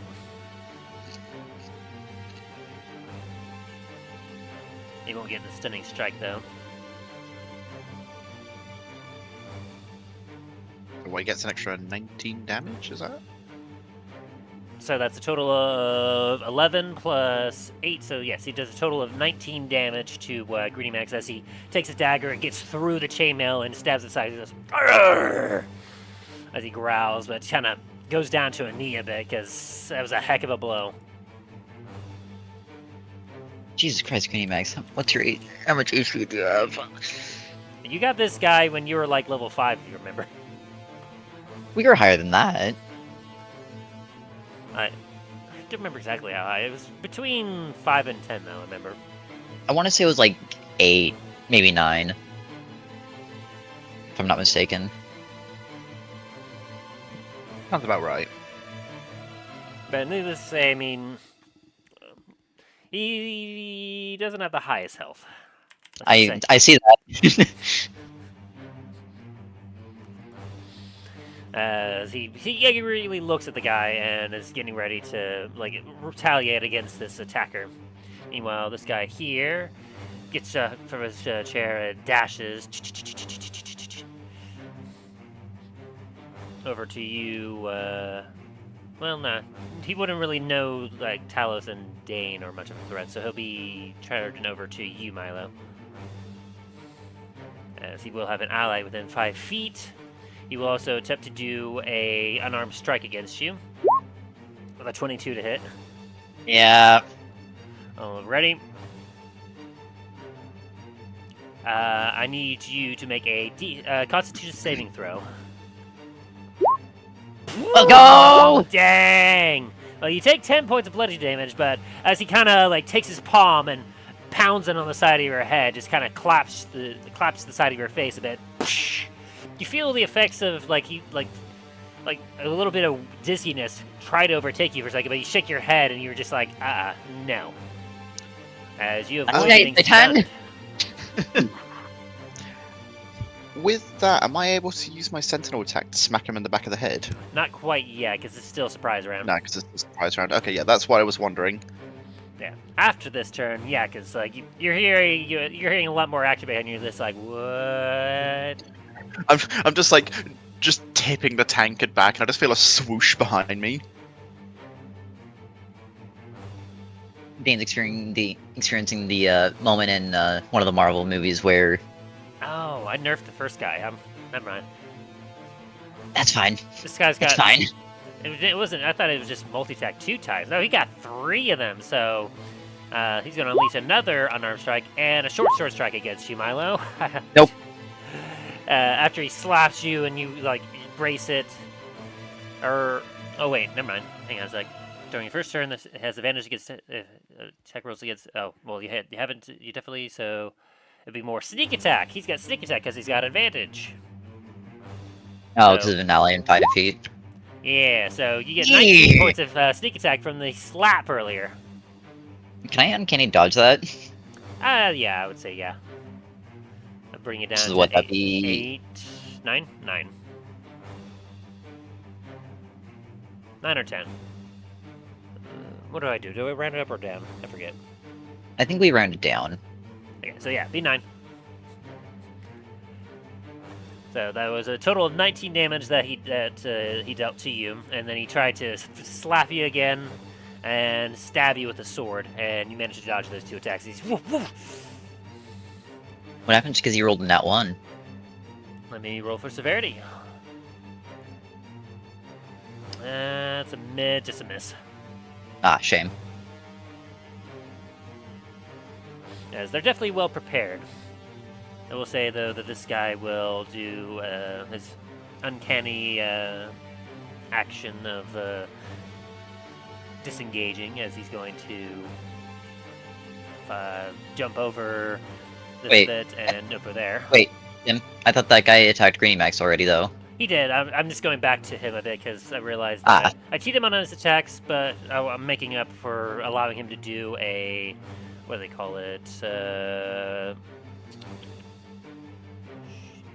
What is the cunning action? That's what it was. Yeah. Gotcha. And Okay. he disengages. As Green Max just try to take his weapon and swipe towards him. Ugh.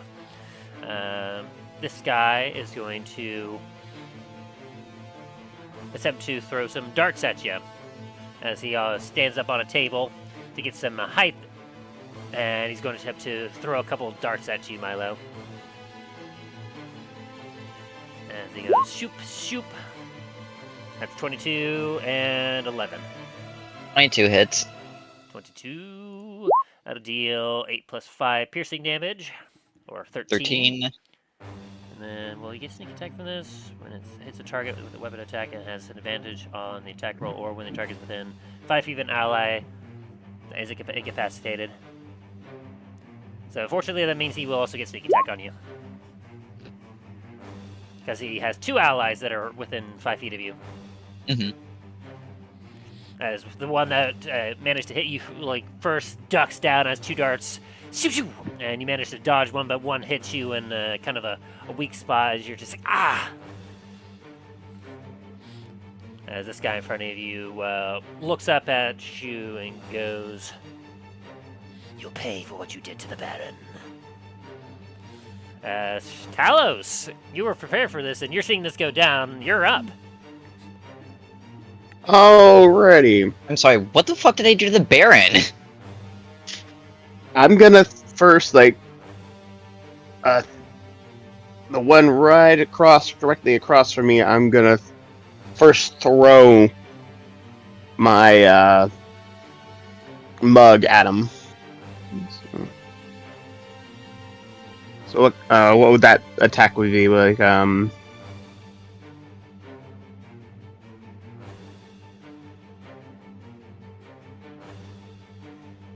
You do?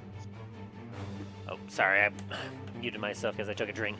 Which one were you going for? The top one or the bottom one here? This one or this one?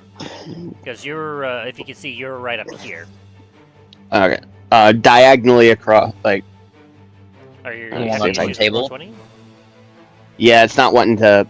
The certain issue. It's like, oh yeah, we're not gonna. Like, I can move my character. It's just like, oh, but you want to put a line toward him? No, we're not gonna let you do that. Can you ping? I think he's talking about this one. This one, yeah, there we go. Okay. I got it to ping. Yeah, Alright, the one on the table. Alright, and so you're throwing a mug at him? yeah.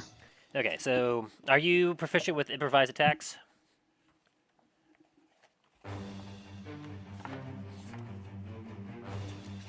I don't think you are, because you don't have Tavern Brawler, right? No, I do not.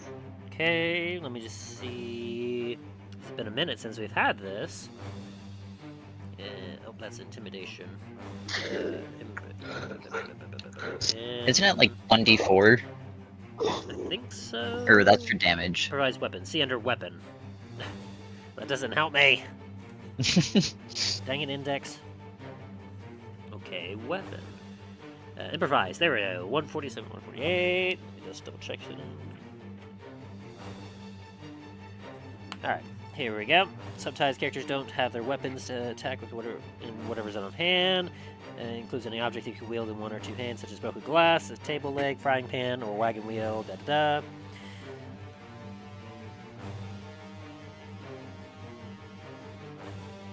Yeah, you definitely, I would say you're not proficient with throwing mugs. But it is a hefty wooden mug, so I'll allow you to make a ranged attack. Can I add my strength to that? Yes, it'll be 1d20 plus your strength, not your proficiency, though, because you're not proficient with this. To see if you can hit him. So, 1 plus 8 then. Armed like a cannon. 1d20 plus 8. And go. Oh, that did not input right.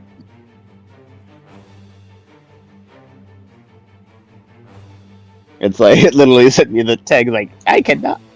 What do you mean you can't read that?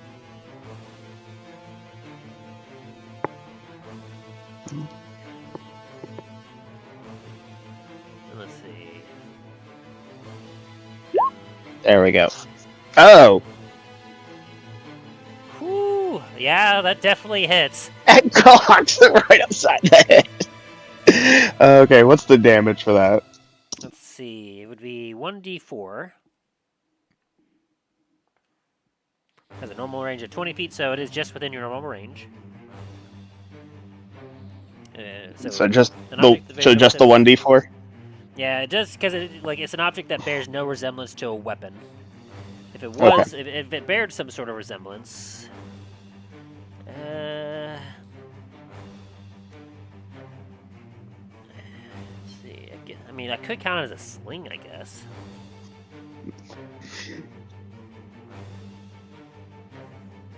Could I add my strength modifier to that just to give it a little bit because of that oomph?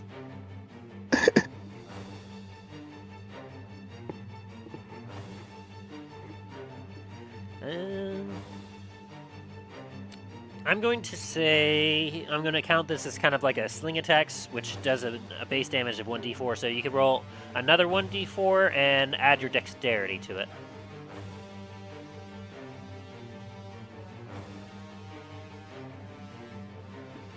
How's your dexterity, by the way? That looks like a +2 to that. All right, so it'll be another 1d4 plus 2. So a total of 5 damage as you fling your mug and you nail this guy in the head. Bing! As he looks over angrily at you. Several eyes also go to you, Talos, realizing that now you're part of the scuffle. I just stand up and immediately swing up my big old hammer over my shoulder and more of a ready to get. It's like crack my neck a deep reptilian growl starting to build up.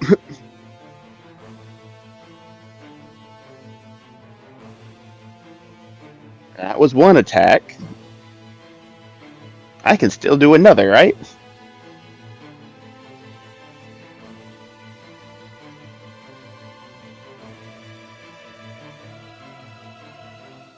Assume so. Yep. Do. And time for El Kabong. Okay, is something not working now? As he comes up, he draws his sword, and he has a dagger in the other hand as he prepares to block your attack. Not realizing just how strong you really are. Yep, 1 sec. If you get strong enough, you don't have to worry about trying to maneuver around someone's weapon. You can just break their guard, just by pure, just raw. 1 sec, I gotta pull this thing out. It's I have to re-pull up my. Well, do it already. I'm trying. Roll 20's being a little bitch. It's like technology doesn't like me.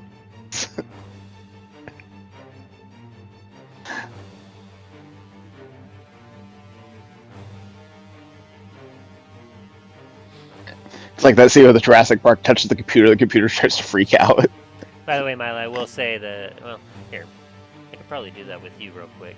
So let me, There we We'll go. be familiar with your place here, Milo. I'm gonna use a lucky to re-roll that because I'm not getting a nat 1 on us. Oh, okay. There we go, much better. So there That's you go, much Milo. better. So that you now have you can see how your tavern layout looks like in here. I gotcha, and I appreciate that. So where are the stairs to go upstairs and actually rest? Don't think about that too hard. Okay, fair enough. It's like, don't think about it. It's like, You I'm just saying, um, what would I say? A 24 used will a- I definitely used- hit. yeah, I had to use one of my luckies, so I'm not rolling that one. I'm like, no, thank you. Yeah, 24 will definitely hit. 15. You just watch one of the corners of the tavern just phasing in and out of existence. There's just an elevator lift somewhere in here. You bring your warhammer around and crack it to him. Ugh. Deal 15 points of bludgeoning damage. Does that include the radiant as well? Oh, no, it does not. Let me do that real quick. Is that what you do? Like We made a hot fit key for that, Yeah, I believe. It's, pretty sure it's still 1d8. yeah, I'm pretty sure we made a hot button for that real quick. Yeah, it deals 1d8 radiant damage. There it goes. An extra 3 for 18. Definitely felt that. I see. Ugh. And anything more on your turn? Let's see.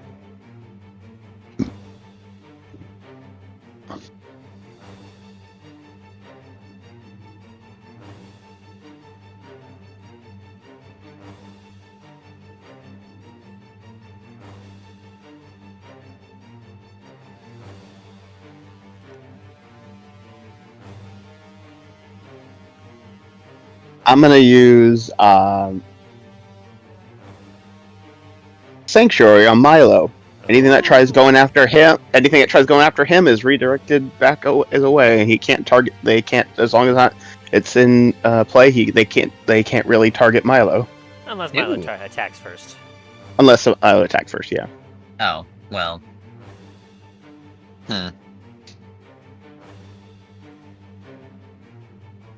If they have to make a Wisdom saving throw. On a failed save, they choose a different creature, or lose the attack or spell.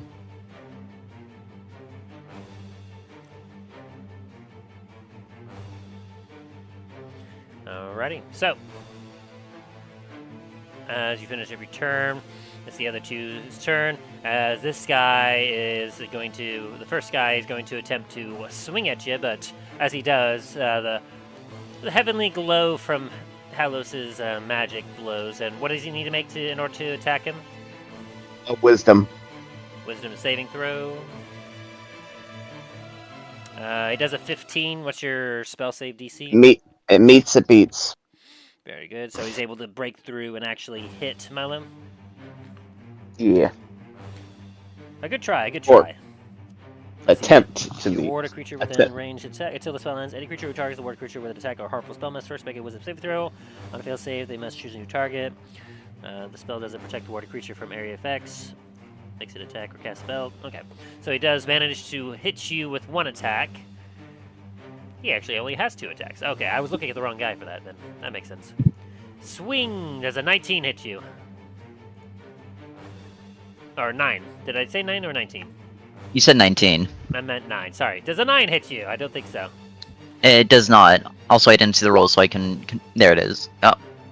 Okay, that's for the second attack, so he's not able to swing at you, so he is not able to target you. So, you actually turn around as he's like, ah! He misses with his first swing. He tries to take another swing at you, but he feels his arm stutter. But so he looks over and he sees Talos, and he will quickly take a light crossbow out and fire it. Does a 21 hit you, Talos? Nope. As he quickly Deflect takes out a off the crossbow shield.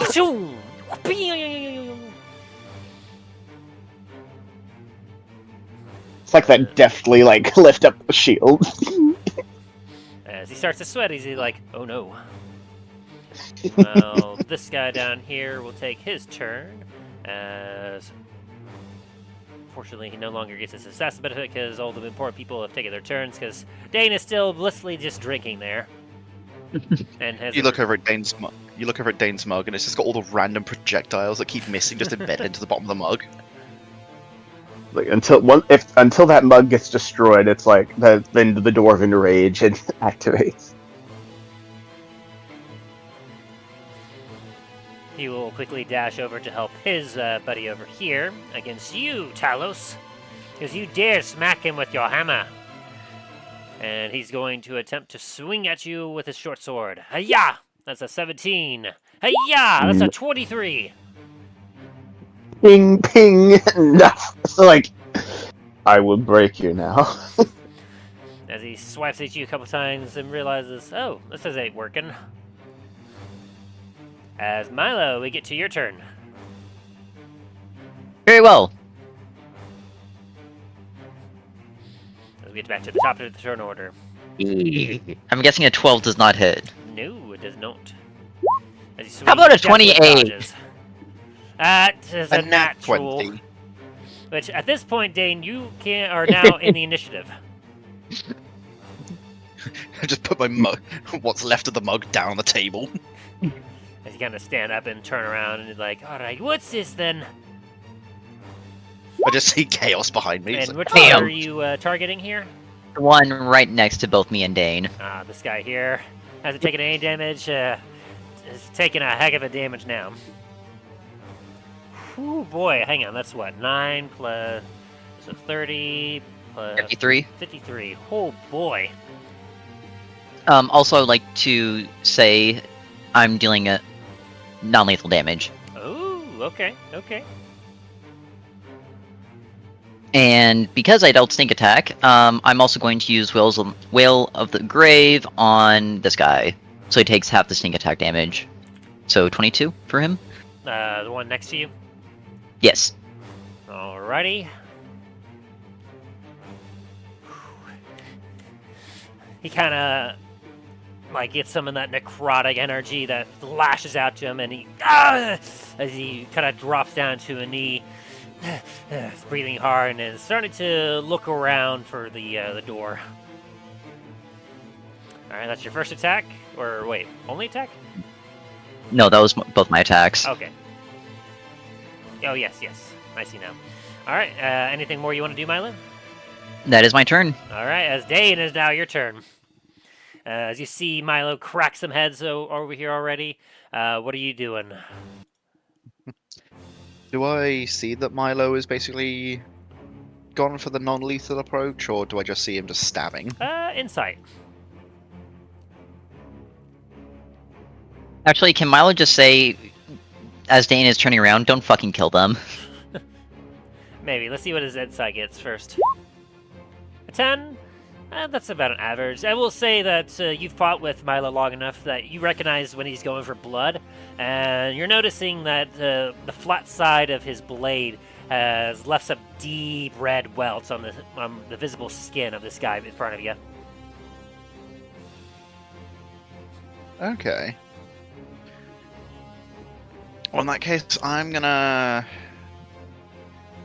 hit him with the backside of the hammer, so it's like the blunt end of it. All right. I'm guessing a 29 hits. You mean your axe, right? Not your hammer, because you don't have a hammer. Yeah. But yeah, meant- 29 definitely hits. Yeah, 12 non-lethal damage, just poof. Bong! Bonk. Sweep the legs. Look at the crack of the tibia. That's one attack. Ready? And ooh, an 18. Is that... Yes, that still hits. All right, cool. Barely, I will say. 15. Like, you watch as he tries to almost take his empty hand and tries to redirect the attack, but it still manages to smack him really good. As he It's also like you hits the see ground. the hand. It's like you can see the hand just fold in on itself. Oh no! Yeah, so like aim for his stomach and get his hand in the meantime. Just poof. As these guys are realizing that they may have, like, gotten too deep into something here. And is that What's the plan here? your turn?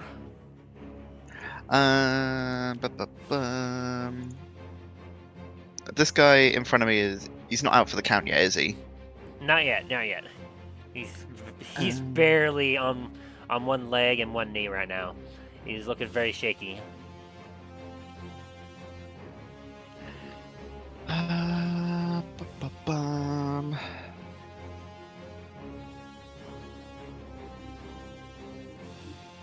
You know what? I'm going to use my Shieldmaster shove to like push him backwards into his mate, which I believe was competing athletics. Ooh, that's not very good. But he also is not that strong as well. He's more dexterous. Shit, watch him getting that 20. Thankfully, he didn't. You manage to shove both of them back as you shove him back 5 feet, and he shoves his buddy back as well. Ugh! As they both stumble backwards. They- Chairs. They take damage from that? No. Ah, shame. It's Believe basically a get away from me. Yeah. Alright, is that your turn? With that, I'm also just gonna move back forward. Tim. Yeah. Because this one left my range, can I make an attack on him? Yes. No, it's only if they willingly make a move away from you. If they Shame. if they're forced away, unfortunately, that's what the usual ruling is. Ah, I damn. will say that it reminds me that Greeny Max had an initiative that I lost somehow. I think it was 18. Yeah, he got like an 18, didn't he? 18 Yeah. 12. No, wait, no, never mind. That was the like big assassin guys. No, he got 18.12. Yeah. Yeah, Okay. it shows on my screen too. I was gonna say, I seem to be seeing the enemies. Yeah, I don't see Initiatives. hours on here, That's weird. but I do see Greeny Max's 18.12.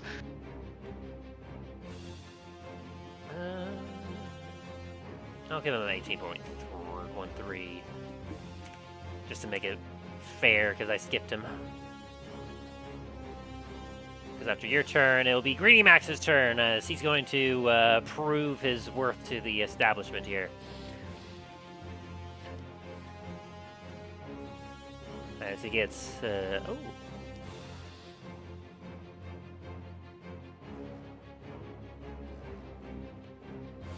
Oh, he's got some neat things to him. That's fun. But he also gets 2 longsword attacks as he takes his longsword and one-handed because he's still got his shield.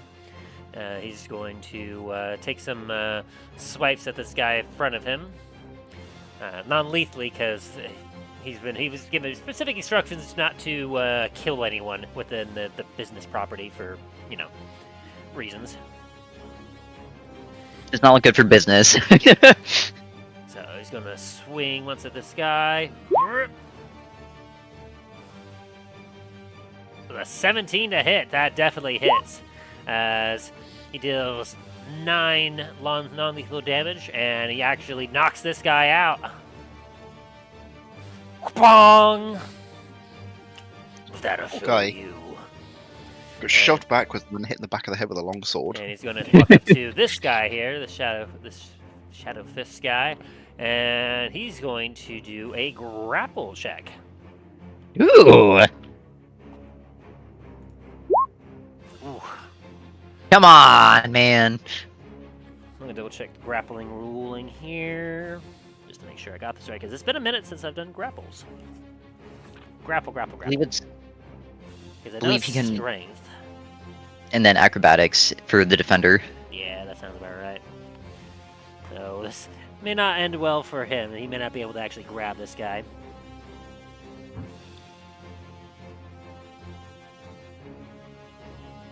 One, 5.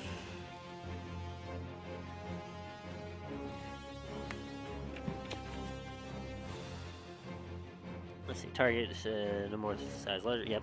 Strength athletics check contested by the target's strength athletics or dexterity acrobatics. So it could be athletics or acrobatics depending on. And obviously being a kind of a ninja assassin guy, he's obviously going to go with acrobatics.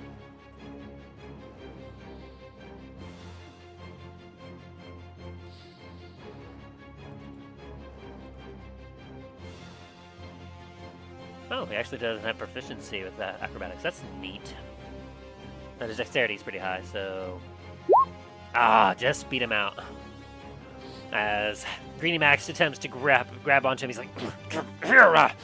this sneaky assassin guy is wiggling around like crazy. And speaking of which, it is now their turn. As getting flanked from behind, he's not really appreciative of that. He's going to swing at Greeny Max here.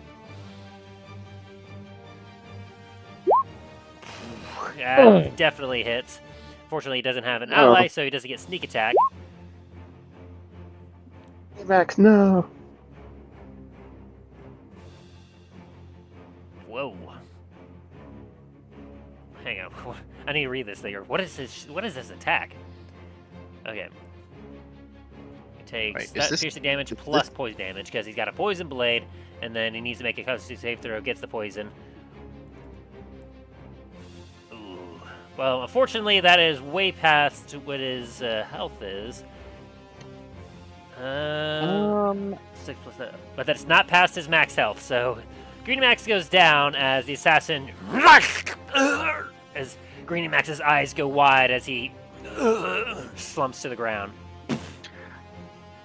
Don't you fucking die on me. I'm gonna use my sentinel attack on the guy in the middle here, because he's just attacked Greeny Max. Indeed. Go for it. I was gonna see if I could use my Divine Allegiance, but it's creature within 5 feet of you takes damage. That definitely hits. And just like that, you knock him out as you bring the broad side of your axe down on his head and crack! As he hits the table and hits the ground. Oh, I'm thinking more, I just take it to the back of his kneecaps. Oh, yeah. Back of the kneecaps and then just cracks his head on the table. Yes, exactly. As he goes down, as Greeny Max is also down. Meanwhile, this guy 5, jumps over the table and tries to sneak up on you with his bonus action. So let's see if you can spot this assassin. Come on. Do I even need a roll for that? Because my passive perception is higher than that. No, you do not. Because as he is jumping over the table, his foot catches on the counter itself, and he tumbles over, making a loud ruckus. And he recovers enough to come up and swing at you, but his first attack is going to be with a disadvantage, because he got bad severity here. Nice. So that's a 15 to hit you. Nope. And he goes once more for 11 to hit you, as Nope. he just cannot get his balance. And then he's going to attempt to hit you with a poison dart on the side. Nope. 12. As getting completely embarrassed by just diving over this countertop and just absolutely acting like a fool has him completely off his game. Jeez. Meanwhile, this guy is going to attempt to do things to you, Talos, as he takes his sword out and he's going to attempt to swing at you.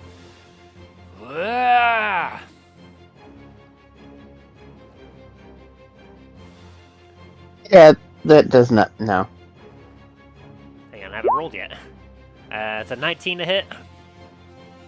No. A 13 to hit. It's just no. Ugh. It's like He's like, he's doing super fast swipes. He's like, it's just like I'm just standing there, and it's just like ting, ting, ting, ting. You're just like, you done? realizing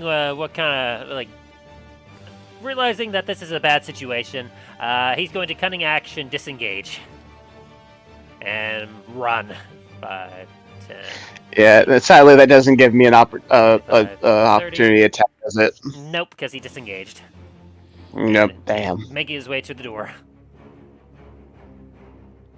And that ends their turn, so Talos is now your turn.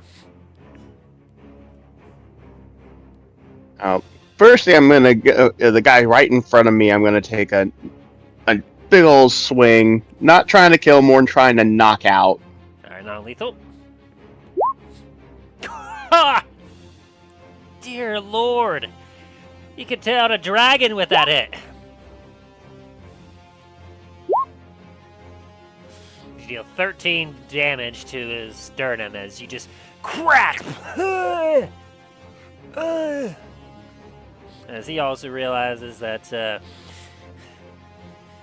their plan here has backfired horribly. Alrighty, and that's one attack. I'm gonna throw my light hammer at the one running at the door. Ooh, alright.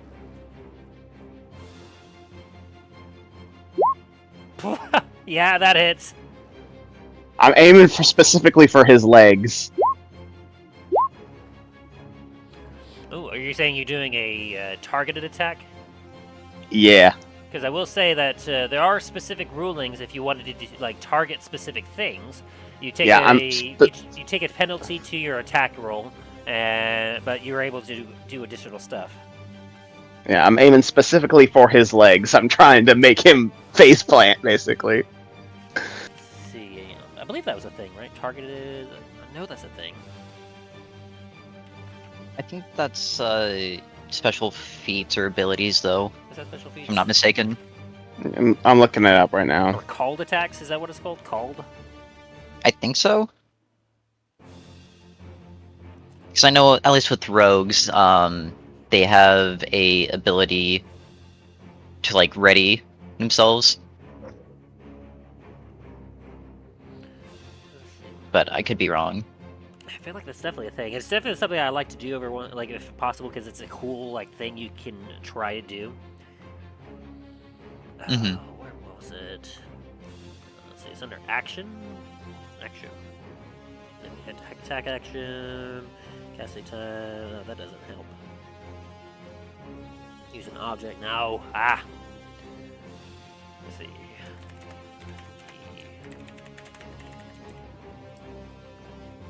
Called shots.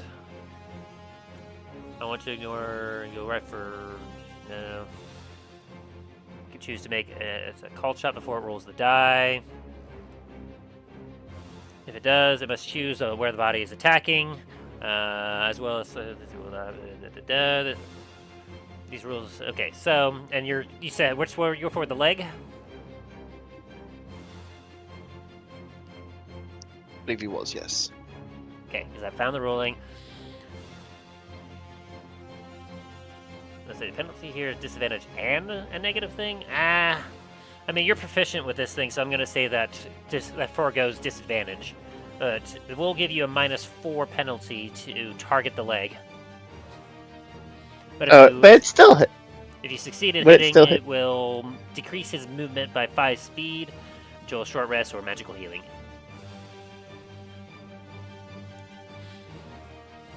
So Good with lord. that roll, would that still make it hit it?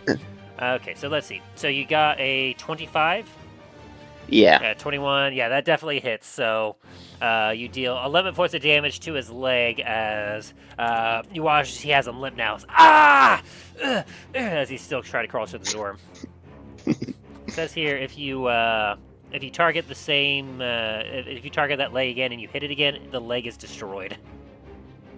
Oh Damn. god, I don't want to rip the leg off his body. Fuck him up. There's a difference between sweeping the leg and ripping the leg. Damn.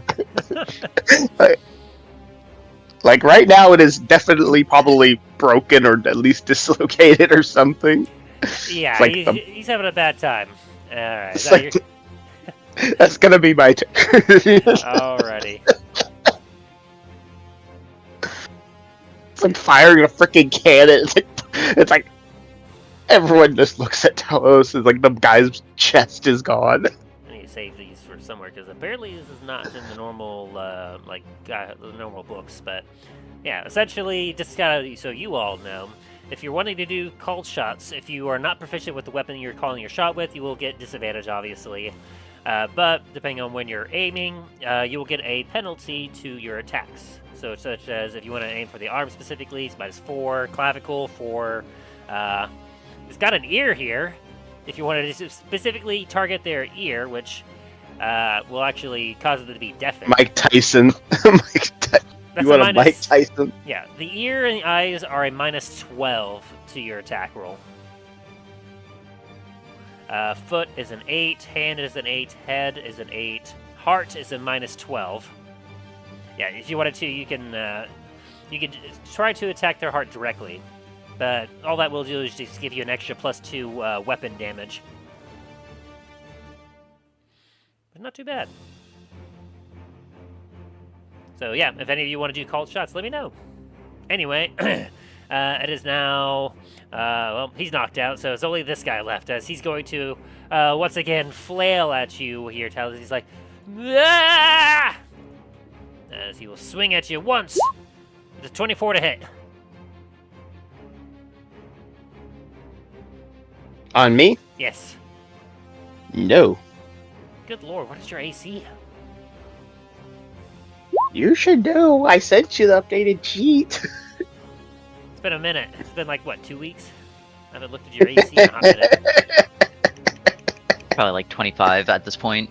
Yeah, actually. This is. So he's got more than me. I am the Ubermash. Specifically because of a special shield he got, now that I'm remembering it. Okay, that It's the makes sense. shield. It's a combination of the armor, the shield, and the shield. Yeah, because he's got a, like, you have a fancier shield, Dane, but his shield is better at blocking. Yeah, no, that's fair.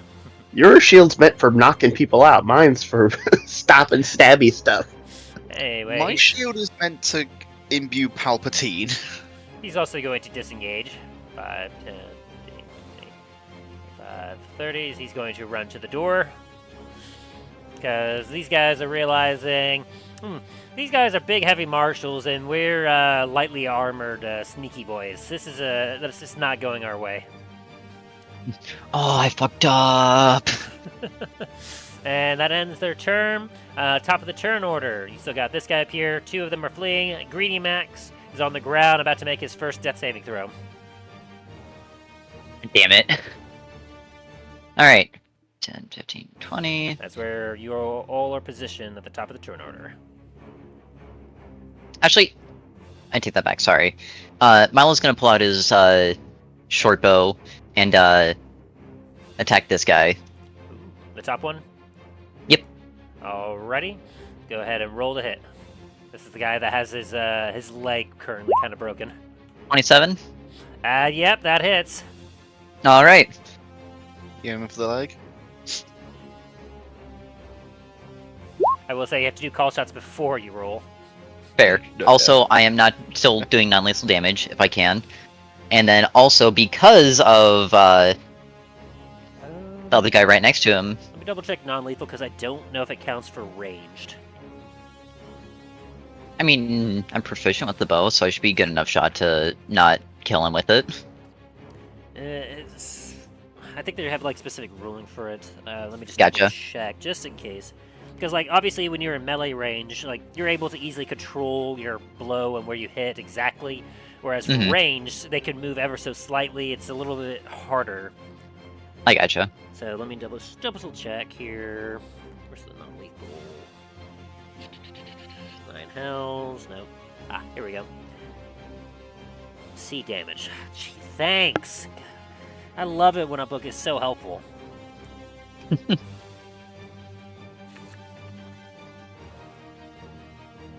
I guess damage types?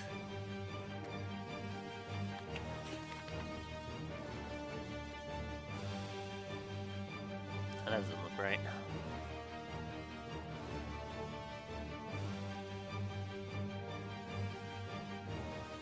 That's saving throw, no. With a melee attack. Yeah, as it only says here, so when an attacker wants to incapacitate a foe, rather than dealing a killing blow, when the attacker reduces hit points to 0 to make a melee attack, the attacker can knock the creature out. The attacker can make this choice the instant the damage is dealt. Oh, that's neat.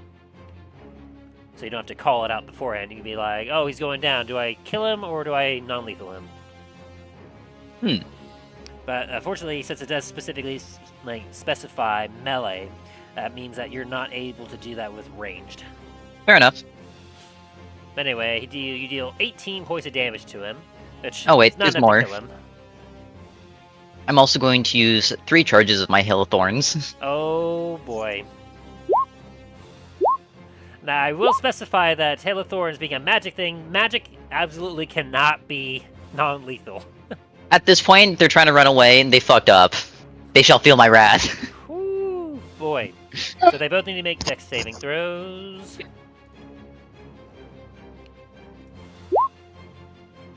Fair enough. Okay, well, let's see. Do they have What to do do you it get- against each one, or no? It's I just think- once, right? I think it's just once, but however, because his leg's all fucked up, would he have disadvantage?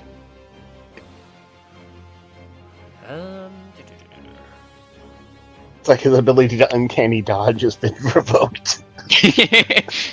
It just decreases his movement speed. It doesn't exactly cause a disadvantage on Shame. his dexterity. But he will make it. The other assassin does not. Oh fuck! So he'll take the full 40 damage. Is that what I'm seeing here?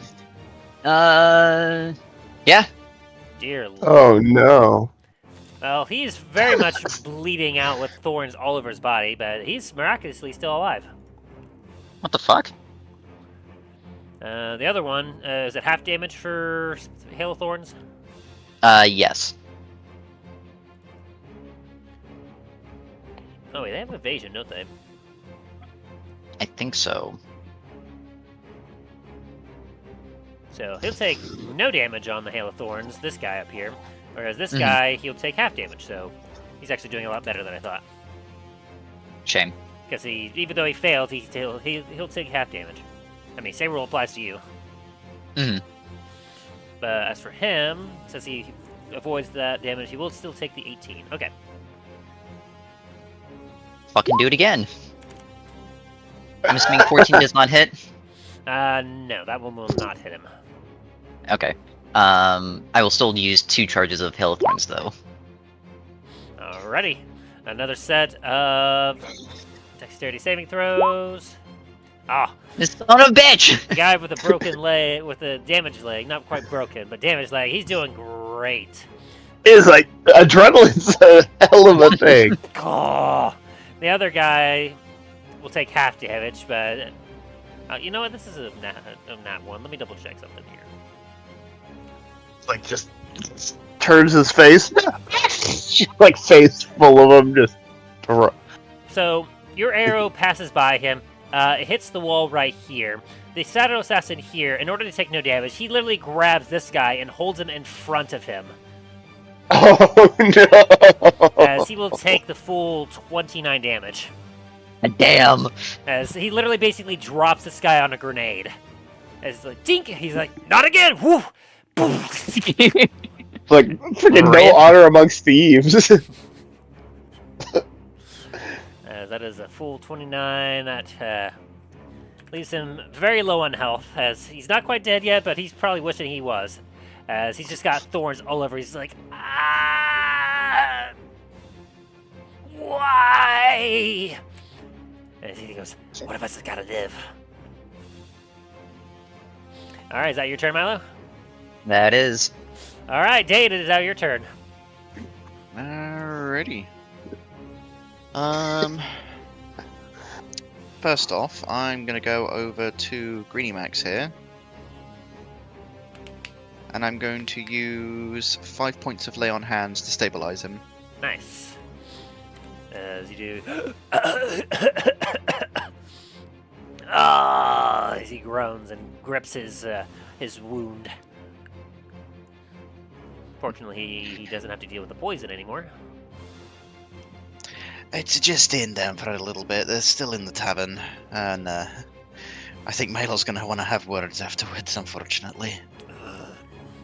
I got a job to do as he starts to kind of lean up a little bit. Hell yeah! Well, Greedy Max ain't no bitch. hey, fair enough. I knew there was Good a to reason see why I like this guy. Good to see you've got some fight in you. Now, let's go clear this tavern. Use your action, by the way, because you have to use action for lay on hands. Fair. So you have bonus action, movement still. Yeah. So go ahead 10, and 20, put you right here, because 25. you're standing on a table. Fair. Alright, so I've moved down here. Oh no. As you give it up to this guy, he goes, oh no. Oh no. Oh, the freaking knuckles. Oh no. Oh no. It's no use. No, wait! And you know what? Is it this guy that has the broken leg or the other guy? The guy It that you're is next that to. guy. This guy? Mhm. You know what? I'm gonna use my Channel Divinity Champion Challenge. He's got to make a Wisdom saving throw of 15, or he cannot willingly move more than 30 feet away from me. Oof. Alrighty. A wisdom, he said? Yes. Ooh! Shit. As Fear beats out. as you do that, it's like, face me, you coward. He just looks at you and goes, nah, Nope. screw that. No thanks, I Like- choose life. It's like, I'd rather not. Is that your turn? It would be an action to close the door, right? Well, isn't the door already closed? Yeah, it's currently closed. Oh, okay. I just saw the, like, movement pieces. I thought it was open. Never mind. Ah, yes, I see now. But also, I mean, it takes an action to lock it. To open it is kind of a free. Fair. Because it's currently unlocked, because, you know, you're open for business. Yeah. Alright, is that your turn? Yeah, I'm a kind of just sort of stand ready to just, like, punt someone should they try and go for the door. 5, 10. He takes half his movement speed to stand up, and he charges at this assassin guy, and he's going to attempt to tackle him. Damn! Like angry bugbear. Ooh! That's a 13 to grapple against the assassins. Nice! Oh As Greeny Max grapples him, he's like, "You're not going anywhere!" I got the stupid meme pop in my head of from freaking that show Barnyard with the freaking mouse popping out of the back going doom. Oh. And he goes in for a headbutt.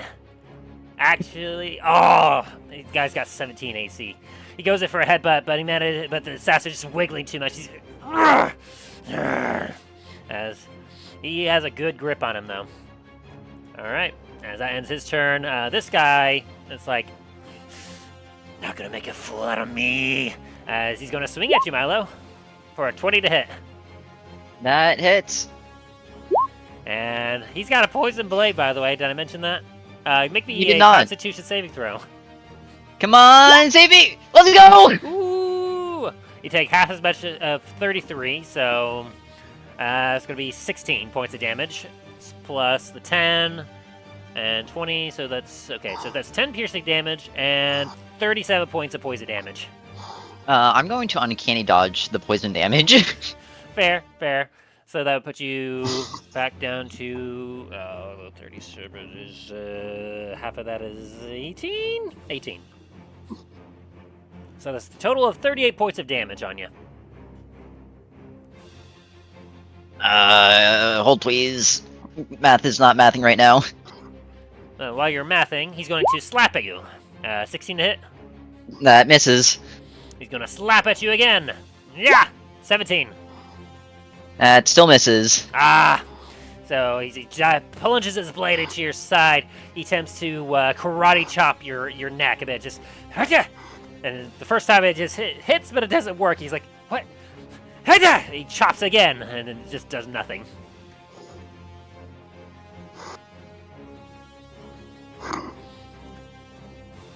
And seeing as how his buddies are also running, he's also going to uncanny disengage. Wait, how many moves does this guy have? Or actions or bonus actions does he have? He has multi-attack, which allows him to do 1 with his main weapon, and 2 that could be unarmed or dart attack. Fair enough. And then he still, for his bonus action, has his cunning action. Gotcha.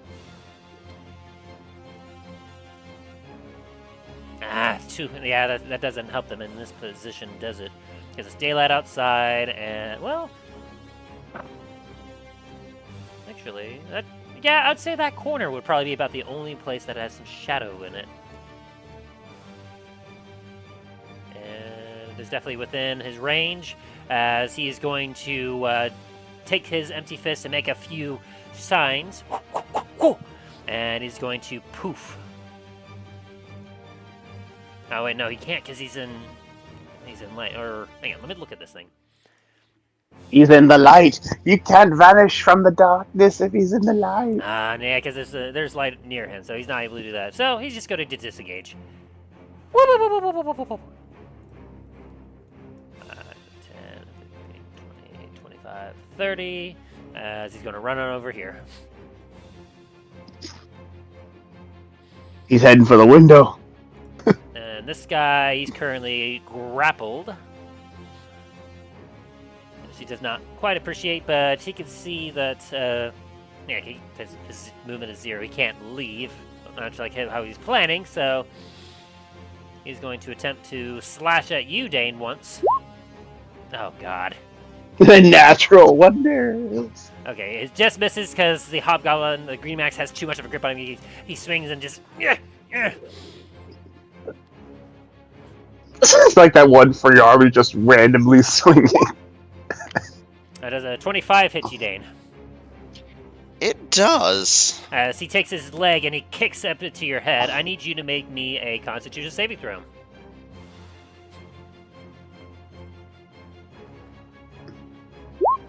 Oh, you fail! Give it a new slumber. So, as he kicks you in the head, your head rattles and you are stunned. As you just kind of take a step back and you're just like, ooh! Which, under the stun effect, in case you are not familiar, to be stunned means you are incapacitated, you cannot move, and can speak only falteringly. You will automatically fail strength and dexterity saving throws if that happens, and attack rolls against you have advantage. Speaking of which, he's going to take his dart in his other hand, and he's got a 19 to hit you, which does nothing. Wait, wouldn't it be 9? Well, but also wouldn't he have disadvantage from getting grappled? Surprisingly not, actually. Being grappled Really? literally only, like, minimizes your movement speed to 0. I gotcha. Okay. In other editions, there was, like, grappling was a lot better in older editions, let's just say. I gotcha. I wonder if they fixed that in the new edition, but no. Essentially, a grapple creature's speed becomes 0. It can't benefit any bonus to its speed. It ends if it is incapacitated, if like the grappler is incapacitated, or it will also end, or say the condition also ends if an effect removes the grapple creature from the reach of the grappler or grappling effect. such as like a Thunder Wave spell. Basically, you grapple someone to keep them from running, or to force enough. them to use their action to try to escape. Fair enough. He thought it more pertinent to try and maybe incapacitate Dain for a turn. Which worked! So, unfortunately, Dain, until... Let's see. You can force the creature to make a Constitution saving throw or be stunned until the end of the creature's next turn. So, until this assassin's guy's next turn, you are stunned, Dain. Ow. And with that, it is now Talos' turn. Alright, I'm pretty sure I see that guy running, so I'm gonna go after him. Oh, yeah. Big bonk. Bring back- The gasp. That definitely hits. He's also not looking nearly as bad. He's looking a little bruised from when he took a tumble over the counter, though. Oh, once I did the radiant, but I didn't do the other one, so. Oh, that hurt. Did he deal 20 damage to him? Alright. That definitely hits as well. You all are strong. You know that? Built different. Can I make the what was the ruling again of how much of a penalty would I get? Well, you had to make that call before you made your roll. Oh yeah. Oh, sorry. I allowed it before because I was like, oh, well, Yeah. it's been a hot minute. So it's 18. But it depends on exactly, like, you have basically the least amount of penalty you could take for a called attack will be a 4. The largest would be a 12, depending on where you're aiming. Okay. But an 18 Alright, is still hefty damage. Alrighty, and is that your turn? Yeah, it's gonna have to be my turn. Alrighty. It is now the poor thrown on top of a grenade assassin's turn.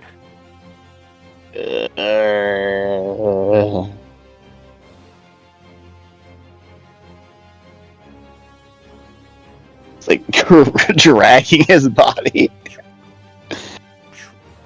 He doesn't have any negatives to his movement speed, and Dain being incapacitated means that he can run passive freely. He's going to use his action and his cunning action to dash. Okay, he's gone. 1 out of 1, 2, 3, 4. Not so Well, bad. 5 if you include him. Oh yeah. Alrighty, and with that, it is Milo's turn. Milo's gonna look at Greenie Max and be like, you got him! As he just squeezes even harder. Very good. Shoop! Oh no. Is it a 16 hit? No, it is not. How about a 31? I don't know, you tell me if a nat 20 hits. Dum da da da da da da. Jackpot! Jackpot! So I'll ask just this: how do you kill him? Well, he's not getting killed. It's non-lethal. Okay. How do you knock him out? Because this just destroys him. Go for the balls! As this guy's running away and Talos has him kind of preoccupied, Milo's just gonna go right up behind him and take the pommel of the defender and just beat the shit out of his back of his head. His eyes roll the back of his head as it just hits the table, hits the bench, and then hits the ground. Boom, boom, boom. Nah, shame. Drool comes out of his mouth.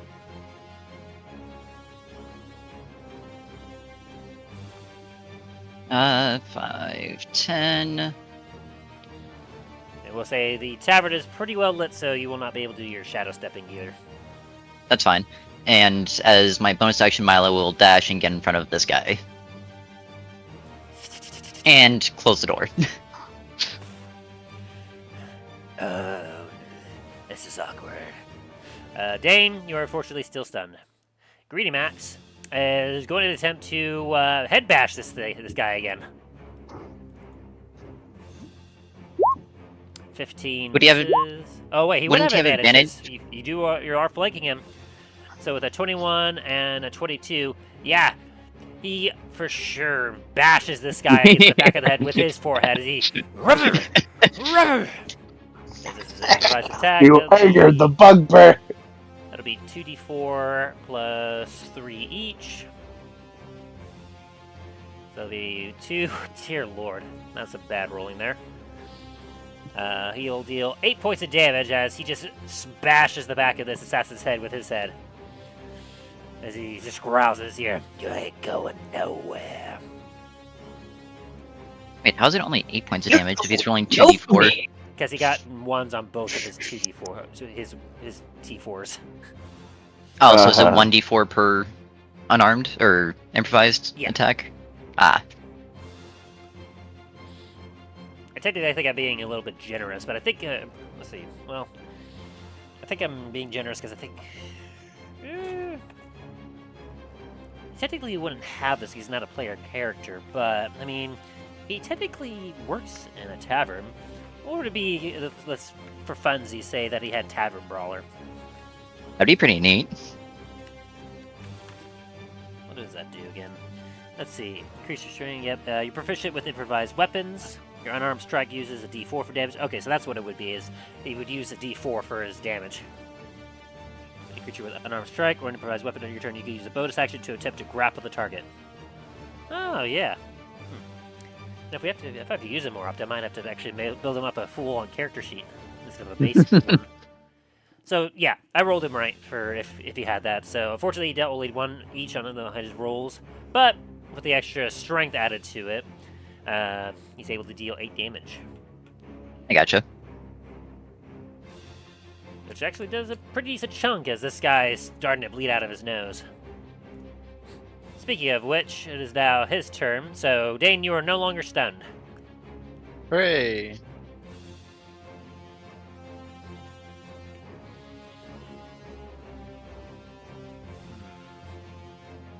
He's going to have to use his action to try and break the grapple.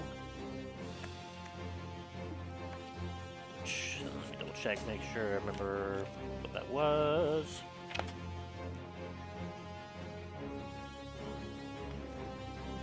No, that doesn't show there. Dang it. Where's the grappling rules at again? Greedy Max's athletics against the assassin's acrobatics. And that was for the initial. Was that also to break out of it? I'm trying to remember. Yes. Okay, yeah. So he'll do his acrobatics check to try and break out. Come on, Greedy Max. Unless he gets a nat 20. He's pretty bruised up. Let's see. Oh, he tried his best. Damn. That was a really good roll for him, though, I gotta say. Soft 20. So he's going to use his action to get out of the grapple. He breaks out, and he's going to disengage with his cunning action. As he's going to run 5, burst through the door. 10, 15, 20, 25. As he doesn't have his full movement speed, he just gets outside the door. As Talos, it is now your turn.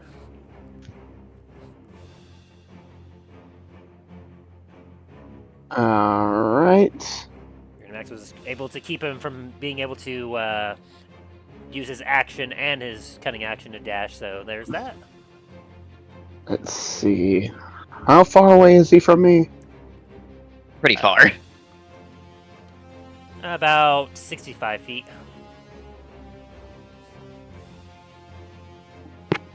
Do bows do non-lethal damage, or is that No. just lethal? No, they only do lethal. I just asked that. Yeah, I was like, yeah, I don't want to kill him. And I don't think I can throw that far.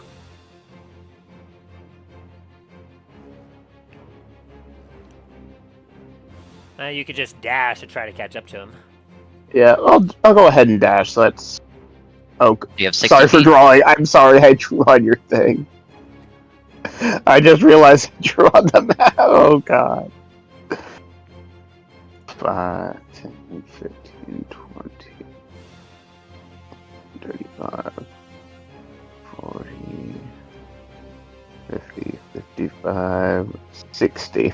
I am right behind him right now. Because you're just like, no, you don't. Boop, boop, boop, boop, Like, boop. like like a chase with the T-Rex scene.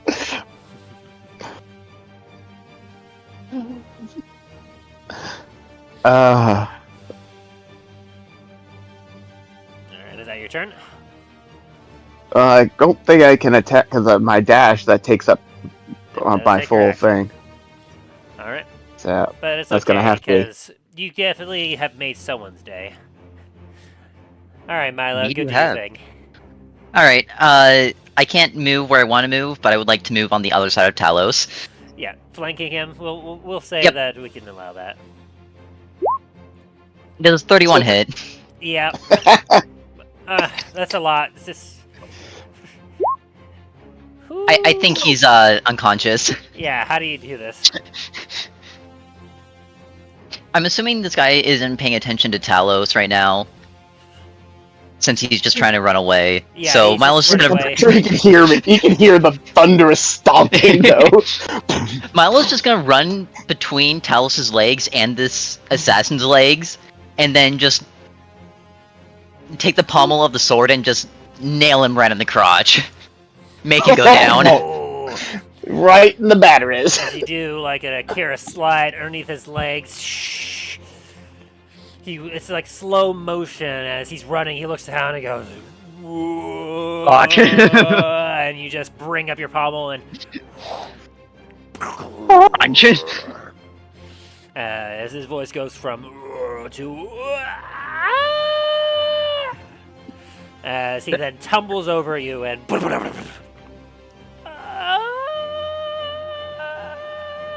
Like screech into a halt. Like the metal on his. It's like.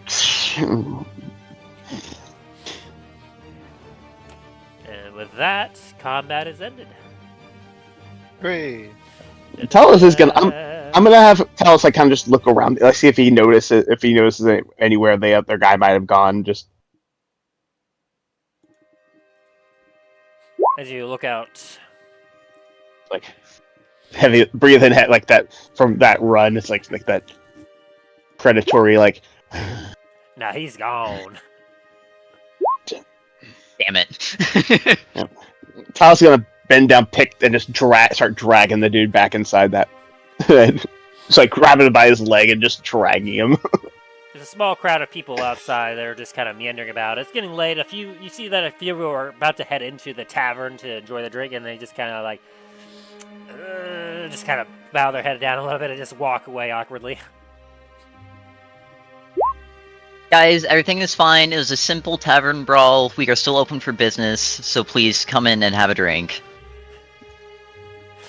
As you say that, a few of them just kind of look at each other, look at you, go, shrug their shoulders, and just make their way inside. Yep.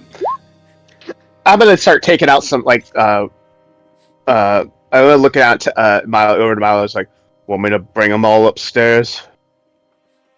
Yeah, bring them upstairs. Make sure they're not dying. Like Talos is gonna. He's not being as gentle, but he's making sure they're not gonna die. He's bringing them upstairs. Fair, fair. Their heads just bouncing on the stairs. Thunk, thunk, thunk. Yeah. I'm definitely gonna tie him after making sure they're not gonna bleed out or anything. I'm definitely gonna be tying them up quite well. The door to the back opens up as Lure pokes his head out and he goes, "All clear, Greenmax?"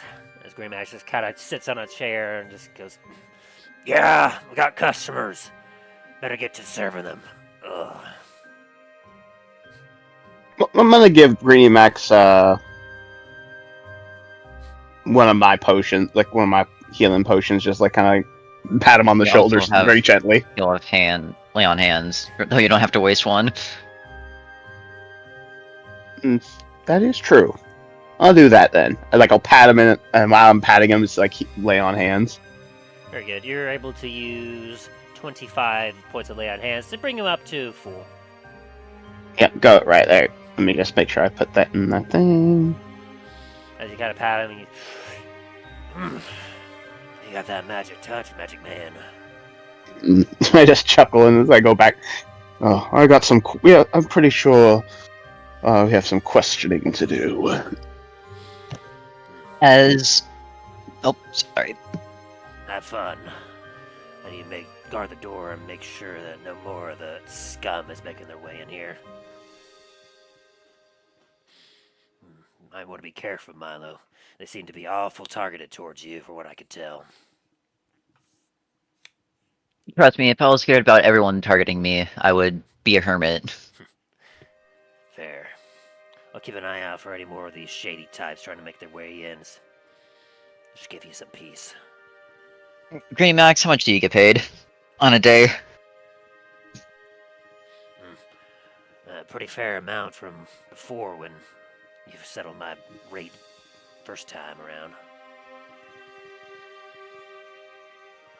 I'm just giving a ballpark number right now.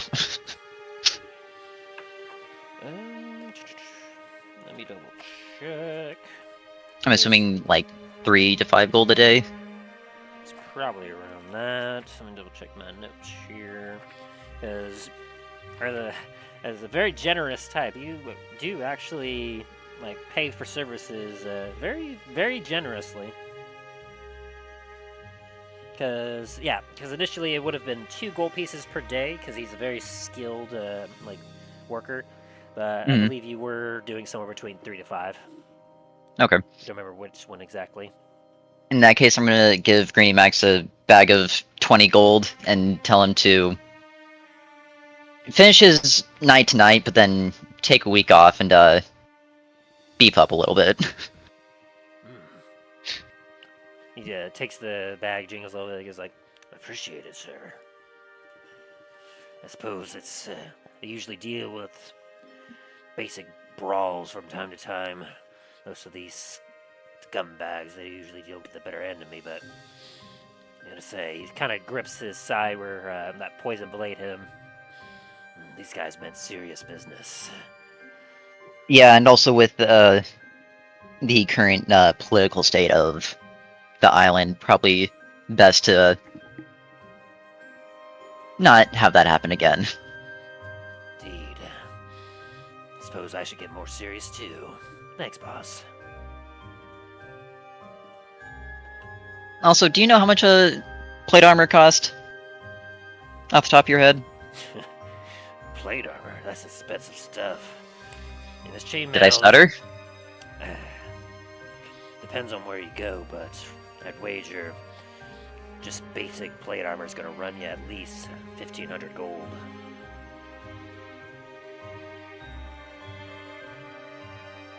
I'll have words with Lure. We'll get you sorted out. Yeah, the eyebrow raises a little bit. Meanwhile, Lure is currently serving up some drinks to some customers.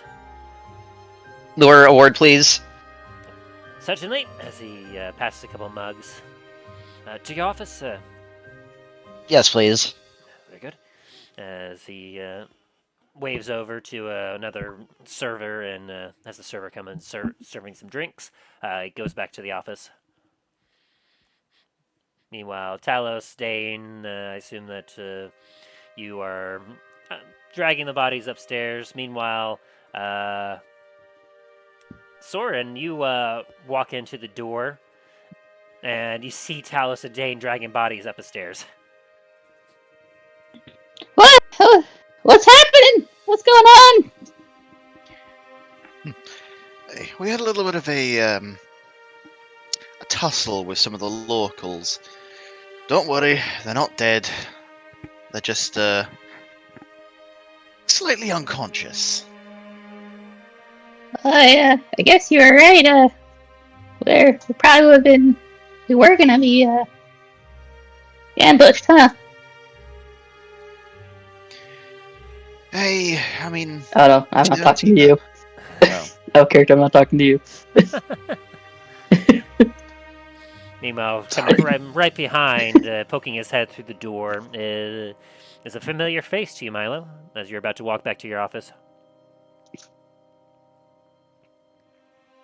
Garrett! Perhaps this is a bad time.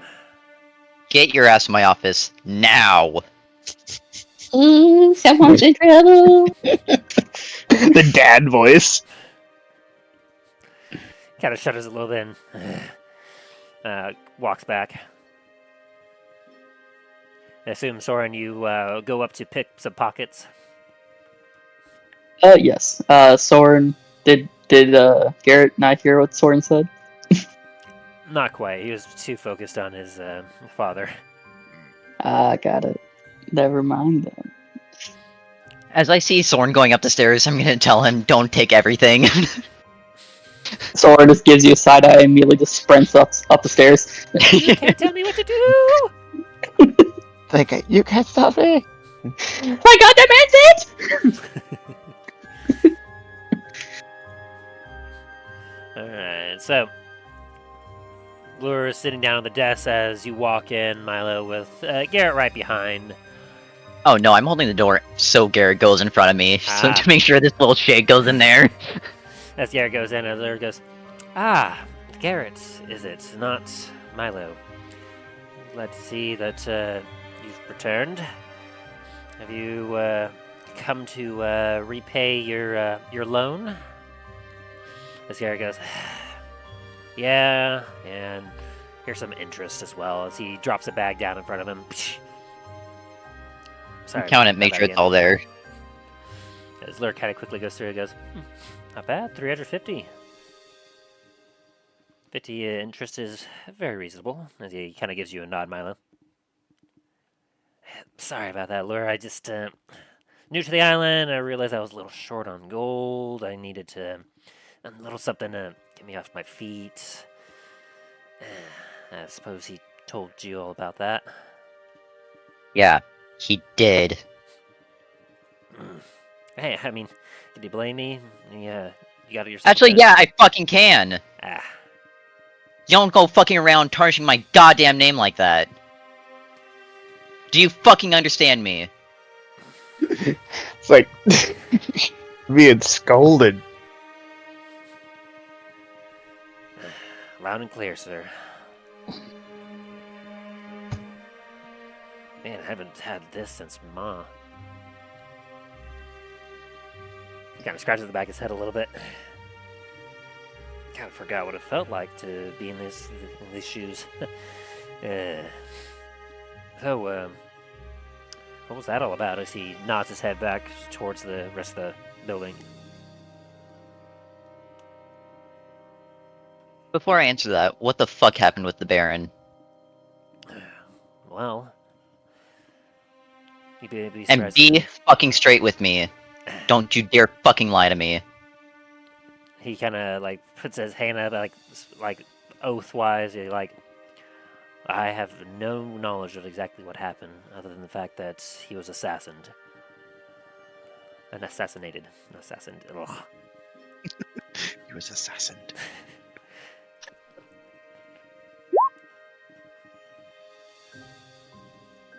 As you kind of look at him into his eyes, like he's being genuine about it. He like doesn't seem to consciously know what happened.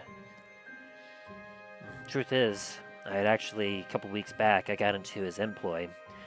I also kind of used your identity there. Sorry, but it was all good. I mean, I did your position well. I was a very good bodyguard. Learned a little bit more So about that's him. why. Is that why the fucking Baron's posse fucking came in here trying to kill me? Ah, is that who they were? You didn't really sneak about when you were coming back to the tavern, did you? Yeah. No, because I didn't think I had to. Fair. Yeah, I mean, the Baron's death is very recent, as you probably already heard. I've been actually spending all my time investigating and trying to figure out who was responsible. I feel like it has to be one of the heads of the families that are around the island, but the problem is I can't figure it out. It had to be someone that really knew the inner workings of the place, though, because they were able to get right up to him and take him out in his office. And there were no witnesses either. Whoever it was masterfully done. If I was conceited, I would probably say I couldn't have done a better job myself. Miles gonna give Garrett a side eye to that.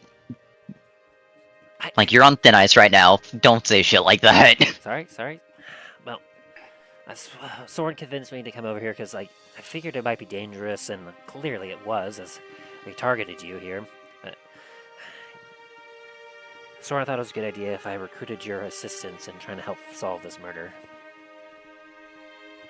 Because essentially, the heads of the families around here are working to try and seize power, but none of them are willing to work together to anoint kind of the head of the island, essentially, until the murder is figured out, because clearly you don't want a backstabber head to be in charge of everything, because, well, then your guild is in danger. And so until then, there's a lot of underground warring going on, and assassins everywhere, taking out important heads of the family. Well, not so much the heads, but a lot of their lieutenants working their way up. They're starting to escalate. Garrett, give me and Lure a minute. We'll finish this conversation a little bit later. Alright. Sorry again, Lure. Just don't do it again. As Garrett takes a step outside the door. Quite a kid you have there, Milo. And I can't believe that they thought that you and him were the same, and they targeted you for that. I mean, you're one of the closest people I have here, and even you thought he was me. Yeah, that is fair. I'll be sure to have our workers clean up whatever blood got spilled out there. It would be as business as normal as if it was a normal brawl. Very well. Two things. One, hire a new guard. Greeny Max is gonna go on leave for about a week after tonight. Yeah, just looking at him after I peeked through the door, he was looking pretty roughed up. I'll see if I can't find some decent hands to bring on to help take up his shift. Yeah, after tonight and the current state of things, probably best to find someone with a little bit more aptitude. These simple tavern brawls aren't going to be good enough anymore. Is he on permanent leave then? Not permanent, no. He's going to be just taking a week to better himself. Alright, it's a little late tonight. I'll start looking through some of the local hiring boards to see if some suitable mercenaries might be available. Also, get Greeny Max some plate armor. He blinked Can a have him couple taking times. another blow like that. It's gonna hit the bank a little hard, sir. I mean, I might... That's fine. I mean, if one of our employees almost died here tonight, I'm gonna make sure everything does in my power that make sure that doesn't happen again. Very good, sir. I'll see what I can do to look around. Are you just wanting normal plate, or are you going to splurge a little bit for some magic? Look around, see what prices you can get for some magic plate mail. Otherwise, most likely just normal. Alright. I know normal is going to be pretty pricey, so I'll see what I can find. Just know that this will probably, we'll have to dip into our profits a little bit for this. Nah, just take it out of my cut. As you wish, sir. Also, we're not selling any rooms tonight. We're most likely the next couple of nights. Fair enough. I'll be sure if anyone asks, I'll redirect them elsewhere. As he takes out a couple parchments and starts to write some notes, and you watch as he starts to kind of, in bigger wording, he's writing a sign about the consensus of we're doing some renovations. The rooms of the tavern will not be available until further notice.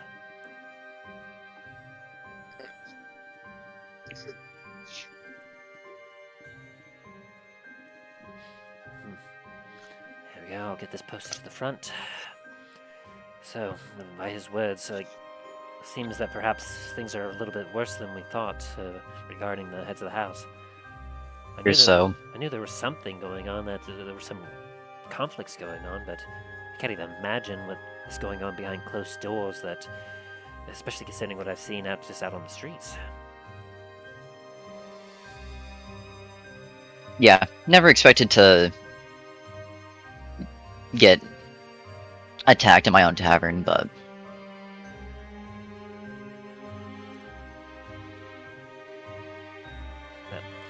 I'll get back to it. As he stands up and takes the parchment that he wrote on, and he heads over to the front door to post it. oh, one more thing, Lure. Yes. Thank you. Keep doing the good work. He gives you a very slight smile and goes, "Of course, sir. I would not be where I am today without you. I owe you everything." And gives you a nod as he heads out.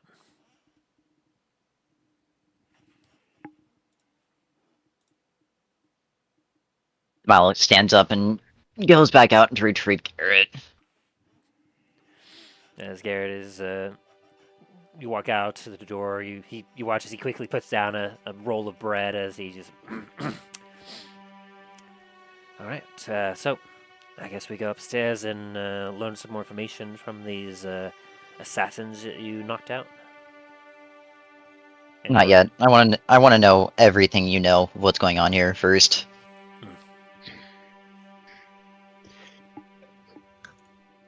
Well, things have been quite bloody within the last couple weeks. Obviously, well, last week I should say, since the death of the Baron. I don't know how familiar you are with the heads of the houses around here, but let's just say that there's a lot fewer of them than when you may have first known. There were a lot of different smaller gangs and guilds and whatnot that were running things around here, but as of right now, things have kind of broken down into a few specific people. Obviously, we have Machete, a smuggler. He's been handling a lot of the smuggling side of things around the docks and everything else. He's risen up into power amongst all the smaller ones. Pretty much eliminated all the other smaller, small-time smugglers.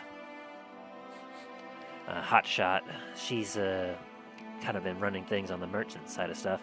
She's got her fingers in every pie for every merchant that's coming to and fro. The Grim Reaper, he's kind of vying for control over some of the merchant side. The Reaper and Hotshot are both basically kind of duking it out with each other. He's also a merchant by trade, and he seems to be a little bit more on the shady side. A lot more, the more of the fence sort of merchant rather than Hotshot is kind of more general goods. Scarface, she's a procure, drow by nature. Don't know too much about her. She's, from what I understand, obviously, drow. They can be quite fierce, but she somehow is able to procure a lot of different things from who knows where. And then, of course, we have the witch. She keeps rather underground most of the time, but, yeah, he kind of eyes around the corner and whatnot. He goes, she's a slaver. Very much in charge of the slave trade around here. And then, of course, Snacks is, Snacks has, obviously, the witch controls people. It's with the way of force. He kind of scratches the back of his head a little bit and blushes a little bit. Snacks controls people in a different way. You wouldn't think it from a goblin, but whew, she's got some sort of way about her. Please tell me you didn't. No, not me. Just I've heard stories though. Let's just say I've heard stories.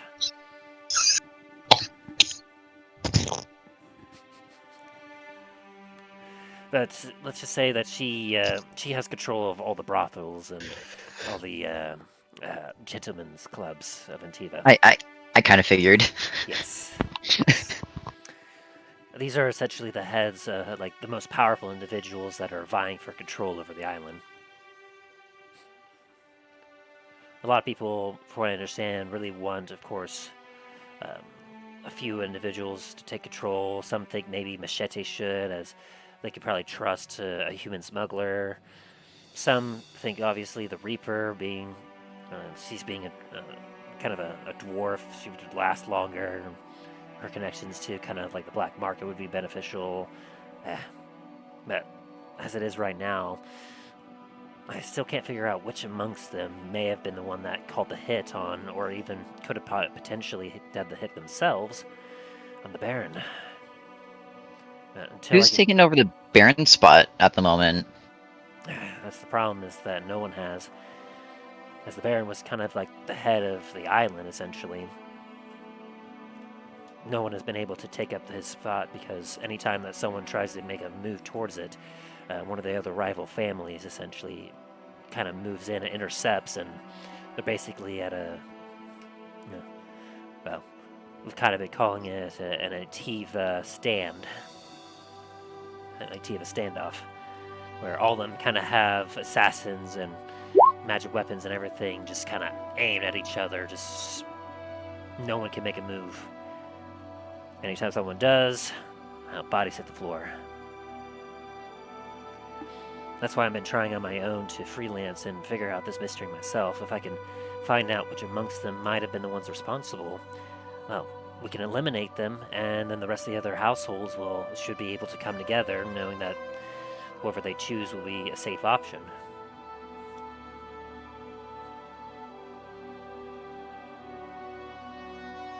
But, you know, Antiva, I'm sure, I mean, I hope you don't have any ideals in your head of trying to take over yourself, or, you know, trying to, like, install some, like, good law-abiding people. I mean, I would love to do that myself, get some law and order in this place, but, you know, Antiva, it's a big, dirty city. It's, like, I mean, it's literally ran by crime families. There's, like, no, like, official government aside from the head of the families.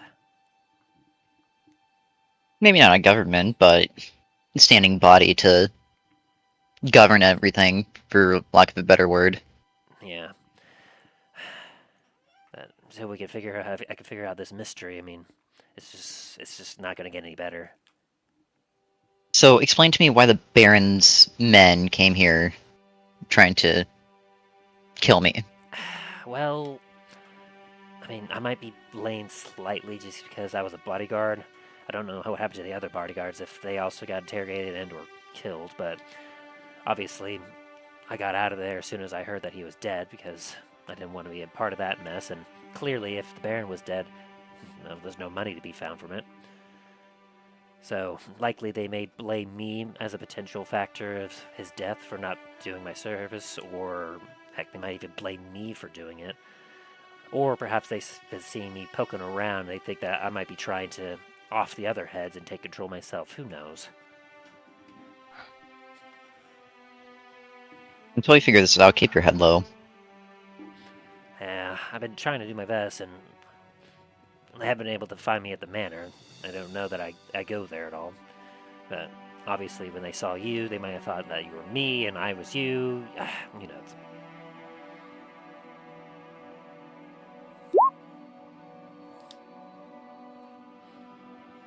But clearly things in Antiva are definitely messy.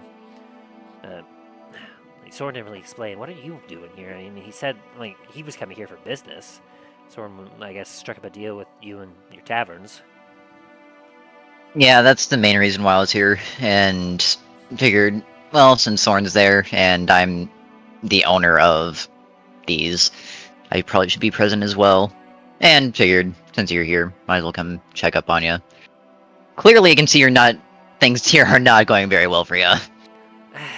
I mean, I guess not. I still haven't quite figured out what I'm doing exactly, but I got a bit of an idea. So he kind of takes out his blade and holds it in front of him, and you see a bit of a glow come to it. He's like, I'm getting a little bit of it back. I don't have full abilities back from when I kind of lost my way there, but this is giving me some purpose. As he she's again.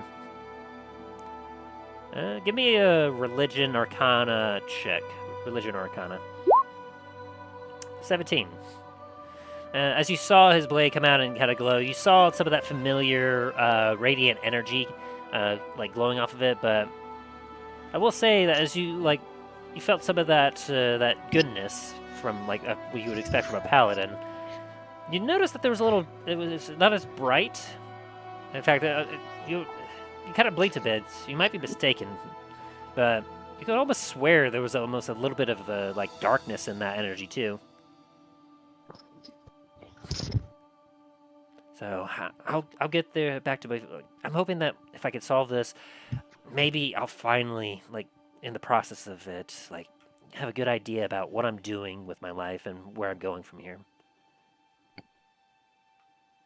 In your letter you gave to me before you left, it said you'd taken something from me. What exactly was that? He blinks a couple times.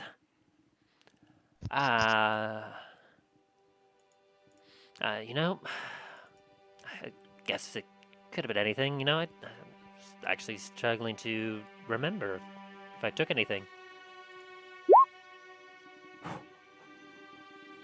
Oh! He got a nat 20. Fuck!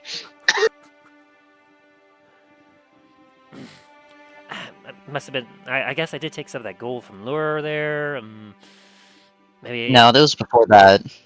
I know that much. Might have been some of your rations. I think I needed some food for the road. That's probably what it was. Sorry about that. I'll definitely repay you with those rations.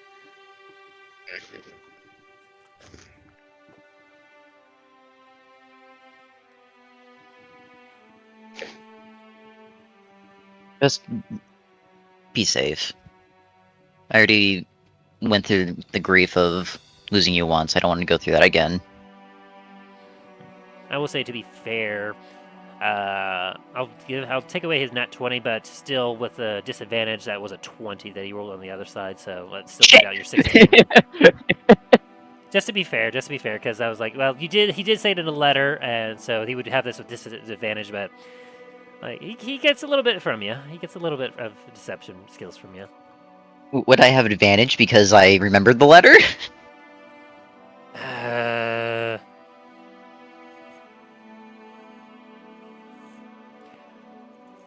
I'll say no, just because you having the letter would allow you to bring it up, but since he didn't specifically state in the letter what it was exactly, I would not. That would basically allow you to just have a straight roll, and him to have disadvantage because he's obviously trying to hide it. I tried. Okay, that's all I wanted. You might be able to try again later. Let's just say. Fair enough. In any case, I suppose we should probably head upstairs and check on those guys and see if maybe they might have some additional information. Maybe they got some letters on them or something. See if we can't learn anything more from them. No, you're gonna stay here. Since they think of me as you, and you as me. Okay, I think I see where you go with this. No point of showing all of our cards just yet. Smart. Alright, I'll keep on the down low still, and that way, when we finally figure out who it is exactly, that's when I can reveal myself, and we can really cause some shock and awe. We'll see. As he kind of sits back down and picks up the bread and chomps on it a bit more. As Milo will head upstairs. Alright, and as you head upstairs, let's go ahead and take ourselves a quick bathroom break. Sounds good. Drink, drink, drink.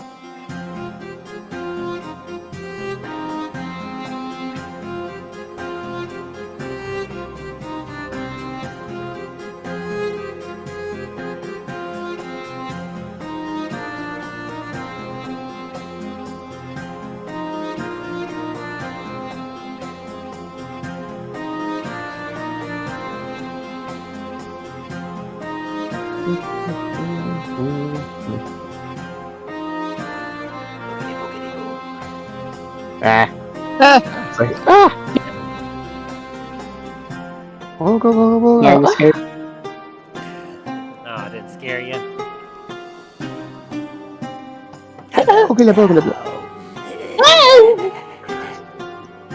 Like just pulls out like it's like pulls out with like a little tiny like a little jar with like a little weird nozzle and sprays it, and it's just like a liquid pepper right to the face. Ah, my eyes. Like, what is this? Guys, I know you're trying to die, but we're still not gonna kill you. It's like, like, hey guys, check this out. I just got this from a market. From the market. It's like he calls it peppered spray. I'm wondering.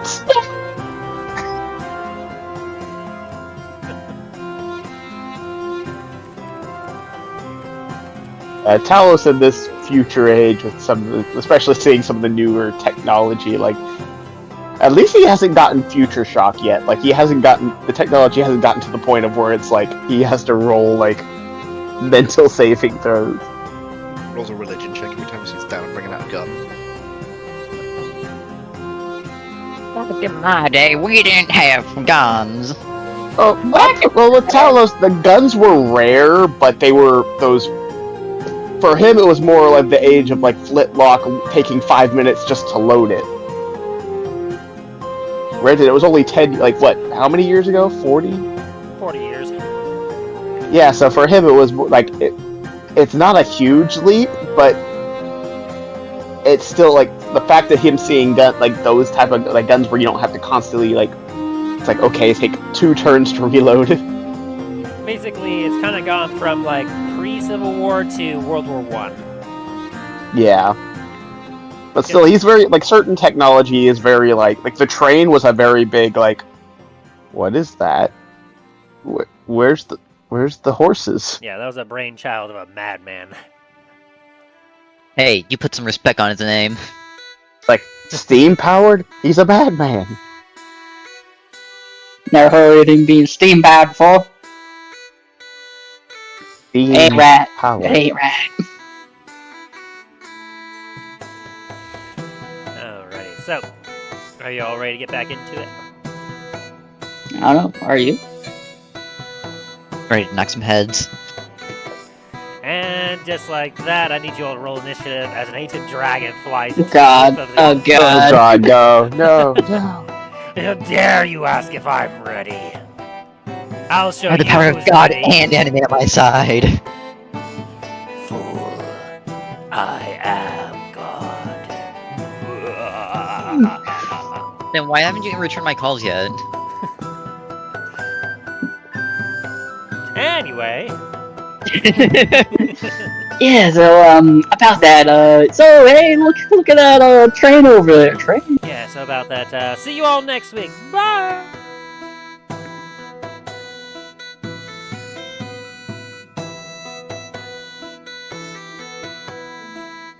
A quick question out of character. What's a love language? What's a love language? Yes. Well, but what I would best aforemention, I believe the love language here in Antiva would be Goblin. Doesn't answer my question. Cool. Like Talos, like I don't think Talos would be very like he'd be very like they're invading my personal space. I was gonna say, especially with Stacks at the helm now. Snacks. Her name is she is a snack. Ah. Uh, I swear to God, by the way, that is purely coincidental. I just ran a randomizer of goblin names and it was like snacks. Okay. and of course you make it the one that's in charge of the fucking brothel. I mean, would you not? With a name like that, probably not.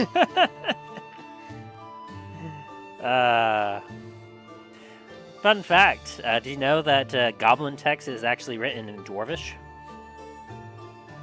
It is? Yeah. When it comes to languages, each one actually has a like it has a typical speakers and it has a script.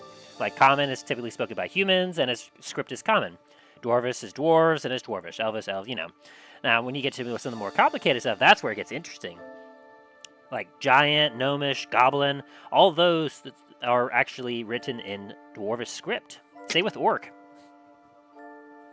Wow. Halfling is actually written in common script. That's if you can even find halfling script. Most of their stuff is oral Yes. and based. Oral retellings. Sylvan and Undercommon is Elvish. What I'm curious about is Primordial, which, that's the language of the elementals, is also written in Dwarvish. Well, I'm pretty sure they deal with the elements quite often, so Dwarvish runes seem to take up quite a monopoly on this written language, apparently. Well, we dwarves do be everywhere. Except for Can't have Journal. an industry. Yeah, can't have an industry without dwarves. So. Yeah. dwarves, gnomes. So, as you make your way upstairs, Milo, you see as Dain and Talos have finished tying off the hands of and the feet of the interlopers who tried to assassinate you. You see Soren poking through their pockets. Anything good, Soren? As Milo's just like towering over him right now. I don't Just know. a What startled has Soren found so far? Like I can hear a startled squeak. Like Investigate. Investigation.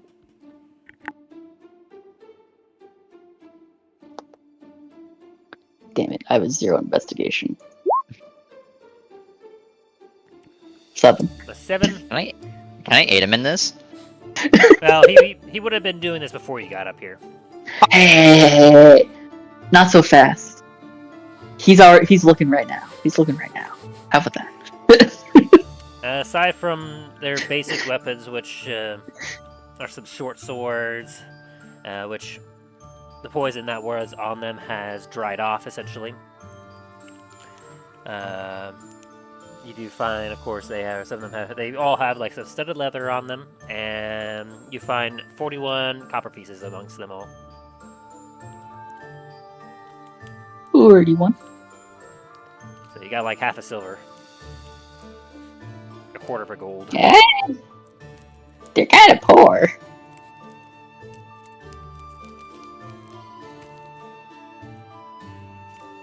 I want to say that surprises me, however... Aren't they assassins? Shouldn't they have a little bit more money on them?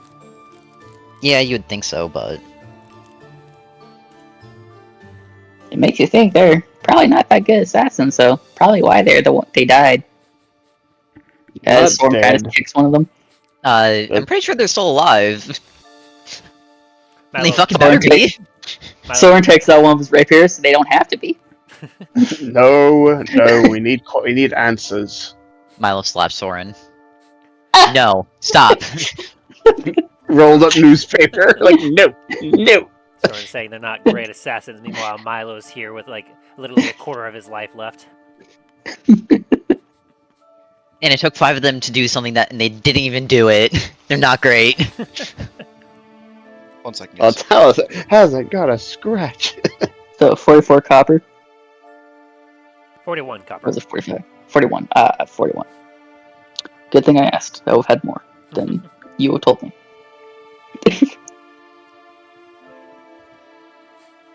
You stuff them in your little backpack of holding. Yes. And he puts all the weapons in, and is there any Church of Dorlane in here, or a Church of Sylvanas around here, or one that Across the worships street. constellations? Like in the city of Antiva, or City of Antiva, yes, but not anywhere around here. definitely not Dorlane. As for Sylvanas, I'm gonna have to say no on that one as well, as nature isn't something that's really prevalent on Antiva. It's basically What like about? a giant city island. Gotcha. What about like constellations, like the sun or the moon? Hmm.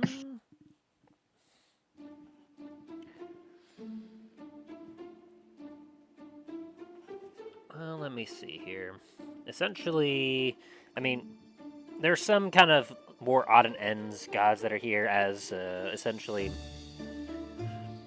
Dain had initially discovered before when they got very familiar with the elf god of the sea. I have his name somewhere. Yes, the sea is not a. It's not a constellation though. No. Essentially, this is where it gets tough, because, like, there's a possibility that when it comes to the moon, you might have Selune, but that gets a little, like, that could be hard to find on an island like this, especially if you're aware that it tends to be a more underhanded, like, crime city, and Selune is more about bathing things in holy light and showing things for what they really are.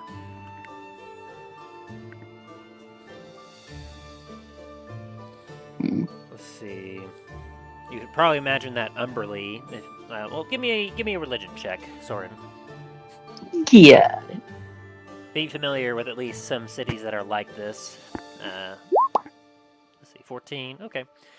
So Lordy. you know that for one, Joaquin, the goddess of trade, would be definitely prevalent here, as this is a very heavy business city. Umberly, goddess of the sea, would also likely have a presence here, as obviously being surrounded by the ocean entirely. This obviously, they would have a very strong presence here. You realize that Tyr probably has little to no presence here, being the god of justice, and there's not really going to be much justice around here. Same with Torm, the god of courage and self-sacrifice. No one's sacrificing anything around here. Timora, on the other hand, may actually have a decent presence here, because you know that Timora is supposed to be the goddess of good fortune. And everyone, no matter how good or how bad you are, is always looking for good fortune. Let's see. As you think about it, like, when it comes down to it, you believe that with what you've seen going around the city, you imagine that Shar probably has a very strong presence within the city, Lady Shar. Oh boy. But you know her as the goddess of darkness and loss.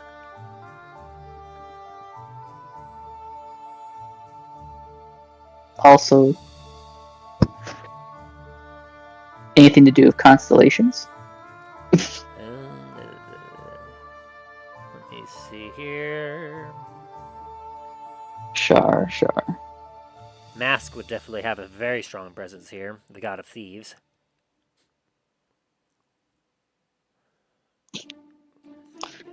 What I'm hearing is Soren's probably not going to stay here very long, since there's no religious presence that he would relate to. Not so much. Because you would essentially, like, you would be looking for Celestian, the god of stars and wonders. Yeah, like since he worships nature and the constellations, like the universe. And when you think about Also it, death. you don't imagine. Is there a god of death around here? I mean, there's technically always a presence of the god of the dead. Just depends on which one you're looking at specifically, because you know that there's Kalemvorm, the god of the dead. They tend to be kind of a more lawful, neutral alignment. They hit, like, any time where there's people, there's going to be that. But you also feel like for somewhere like here, there's a chance that Baal could have a presence here, the god of murder. That's not close to what he's doing. It's like, no. If you were to ask Milo, though, Milo would definitely confirm to you that Ball would probably not have that strong of a presence, except as Ball. an extremist, because this is a What about Bane? this place is about business, essentially trying to like murder people. That's bad for business. You don't want to murder people. What about Bane? Not everyone, at least. Bane is a little bit more obscure, especially around Yeah, here. he is. Yeah, he is. Like, let's see, He's the god of tyranny, and when it tyranny. comes to thieves and vagabonds and whatnot, they tend to be more free spirits. While they will answer to a powerful individual, thieves will generally not align themselves to tyranny, as with that comes generally a lot of law. Like, you have to like follow rules and everything else, and thieves generally tend to be more chaotic in nature.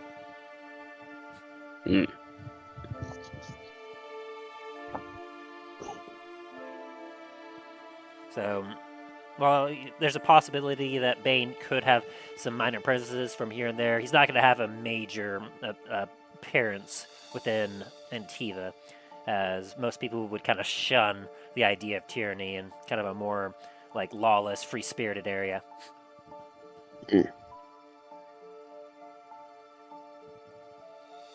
Unless, of course, they're like a So, am I gonna get a straight answer here? Is there a god death here? A religion, a church for a god death here? I would say yes.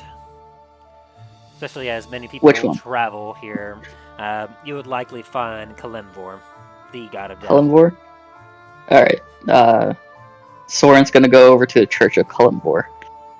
Alright. You take off from the tavern with your stolen, your pilfered goods, and you make it to the temple. Hey.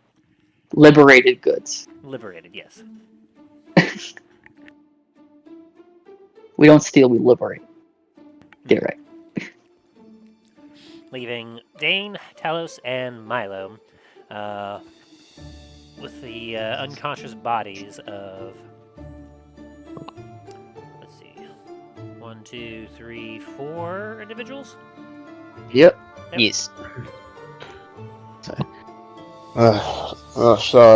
Shall we which one do you want to start with the interrogation? Talos, I'm going to ask you one thing real fast. Do you really want to be here while I interrogate these people after you've seen what I've done to other people I've interrogated?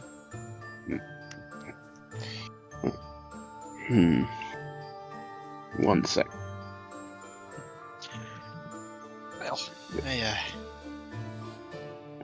Well, I do have this. I pulled out, and it's my potion of mind reading.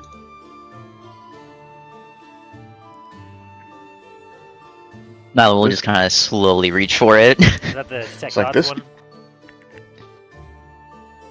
It says potion of mind reading.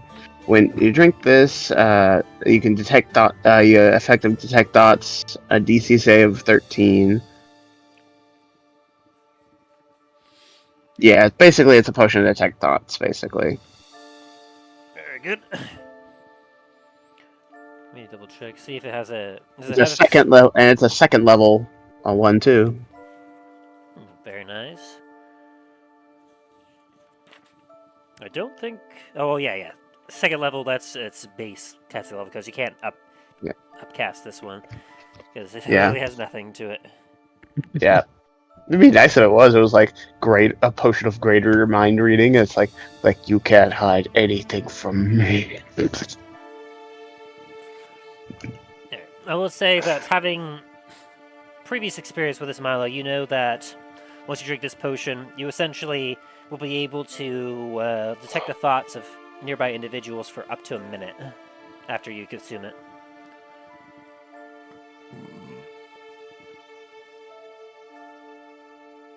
Did you want to try this first before trying your methods? So them being unconscious, it might be a bit easier to enter the minds. Not quite how that works, from my understanding of it. However, I can hang on to it when I find someone who knows a little bit more, since I know the duration of this is not that long. Alright. Talos just makes sure, like, Talos stands there, like, just kind of gets to the door and is like, just don't make a mess. And Talos, come on. We're in my tavern. Of course I'm not gonna make a mess. Talos and Dain, unless you want to stay. No, I think I'm gonna go cash in my. I'm gonna go get another drink.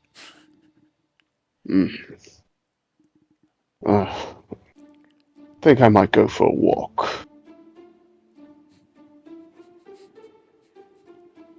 Or at least just outside the building. If you had a different Keep an eye out. personality, Talos, I would picture you as TFS's Alucard when you said that. And Talos just like picks up his hammer, like, and just starts heading downstairs. And Dana, when you said that, I was like, I had a meme image pop into my head. It's like, people, when they make their dwarves, will choose one of these personalities and nothing else. And one of them was a drinking dwarf, a mining dwarf, and a fighting dwarf. Dane is drinking and forging, but there's no forge, so he can't forge. Yes. Oh yeah, I guess that was also part of it too, was the forging and hating elves.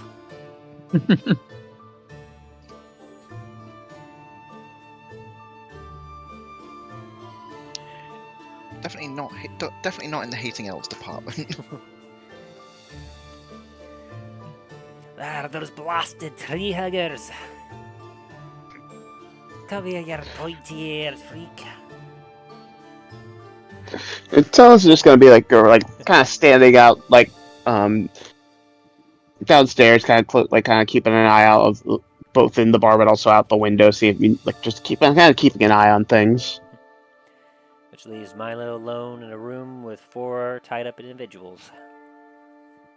I'm gonna smack the first one awake. He kind of squints his eye a little bit as he kind of blinks a little bit and it looks very pained. Morning, sunshine. Oh, it's you, traitor. What do you mean, traitor? I was just doing my job. It's not my fault that I was the one to go on leave shortly after. You knew the terms when you signed them. You fail your job, you forfeit your life. So does that mean that you forfeit your life, since you failed at your job of killing me? Afraid so. Surprised you didn't kill me, honestly.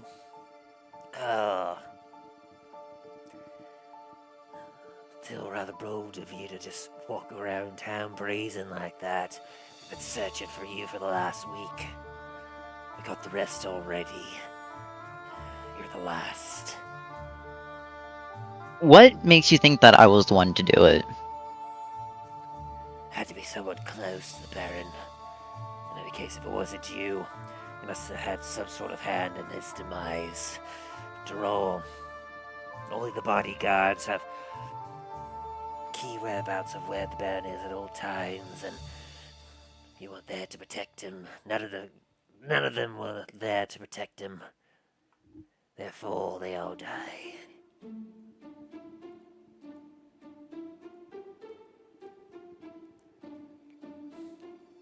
You should do yourself a favor if you have any sort of honor among these thieves.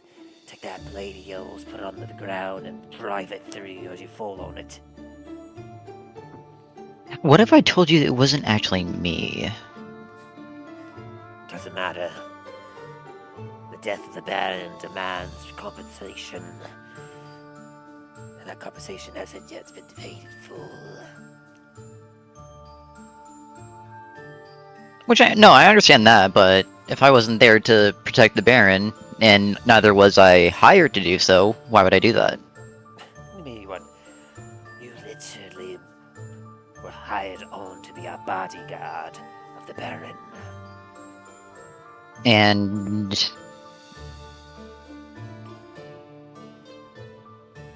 That means that you guard his body. That means that you lay your life down for him. seriously just skim over the contract when you went to sign it? We all Have looked you at the ever contract. have you ever heard of a changeling or something like that? Let me roll for that.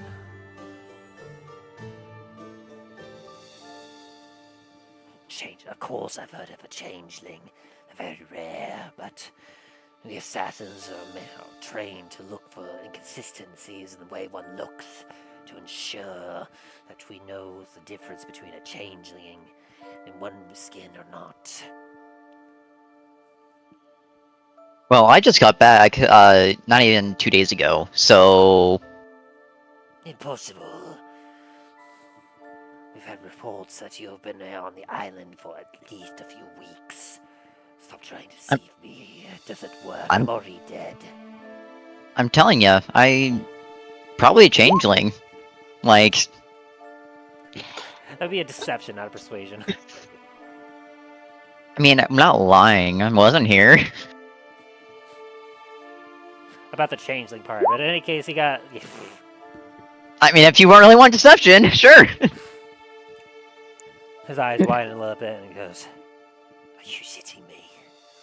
You really a changeling?" Ah, damn. If only I could relay the word to the others, they would surely come and hunt you down. You must have just well given a confession. A changeling like you would be able to easily sneak your way up to him and kill the Baron. No, I wasn't saying I was the fucking changeling, I'm saying it was a changeling, since I wasn't fucking here. Have you not been listening to me? To be honest, my head's really ringing. I got bashed by the side of an axe earlier. I mean, guess it's better for you than your friend who got hit in the crotch with a pommel. You see, like you see his neck kind of constrict a little bit as he goes like that, gives that classic ooh face.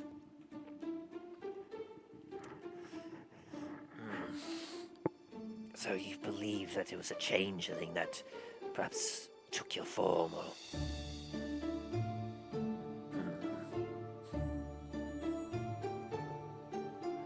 He kind of thinks for a moment and then looks at you in the eyes, and goes,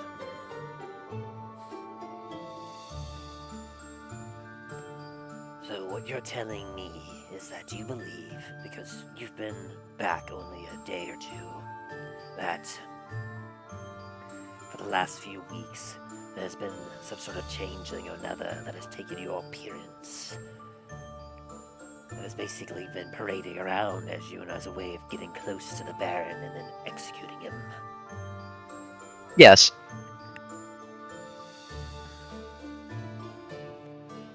I suppose that could be feasible. Fortunately, I don't get paid enough for this. I'll tell you what. Let me and my boys go. We return back to the rest of what's left of the Baron's men. We'll relay the information. The smartest among us will decide if you're still a worthy target or not.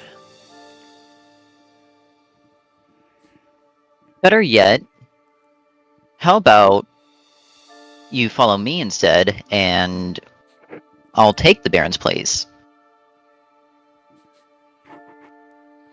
Now that'll be a persuasion check.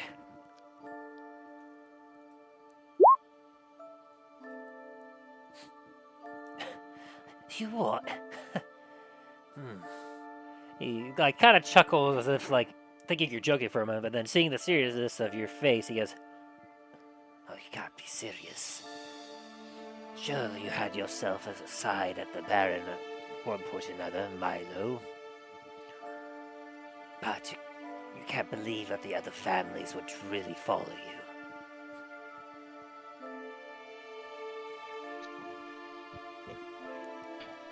I mean, clearly I've talked you down from trying to murder me. Maybe some of the other families would actually listen to reason for once. Rather than needless bloodshed.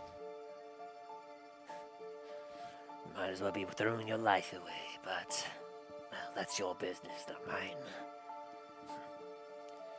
Interesting proposition you make. Tell me, what kind of collateral do you have that guarantees that you have power amongst Antiva?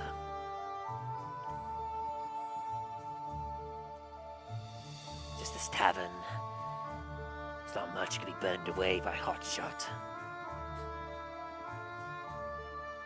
Milo will kind of pull out a dagger and start playing with it a little bit. Do you really value your life that much? I told you before, for failing in this task, I'm already dead, practically. But I suppose if I did go back with information, I might be spared. Yes, however, also the Baron is dead, making the contract null and void. Does it not?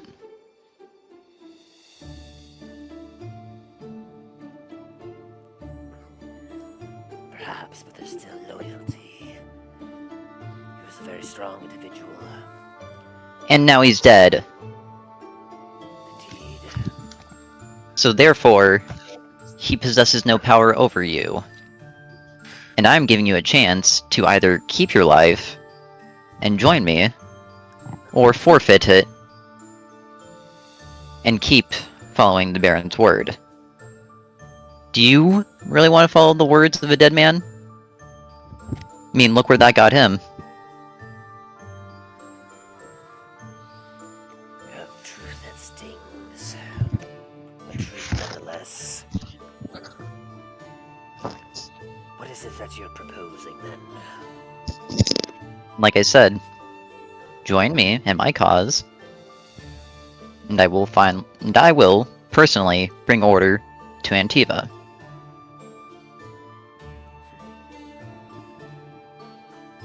It's a pretty bold claim, but I suppose that's something needs to happen. Will you make your case to the rest of the Baron's men?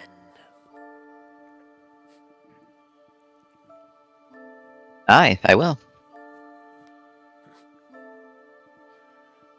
I'm not too knowledgeable of the matter, but I would warn you that unless you make a very, very strong offer, and you have some sort of weight behind you, after all, name alone is not going to be enough. You need to No, you're right on that. However, my name does bear some weight around here. Clearly, you knew who I was. That's why you brought 5 of your men to do it. And they still failed at that. We knew that you were a bodyguard. You'd done some previous work for the Baron. We knew you had to be formidable. Didn't count on you having friends. And if you think those are the only friends I have, then you're fairly mistaken, good sir. Clearly, our intel was not up to date. Very well. If you were to release me and my men, we will make our way back to the rest of the Baron's men.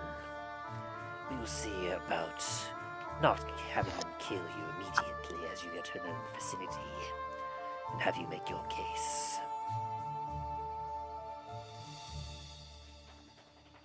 I'm only releasing you if you pledge your fealty to me.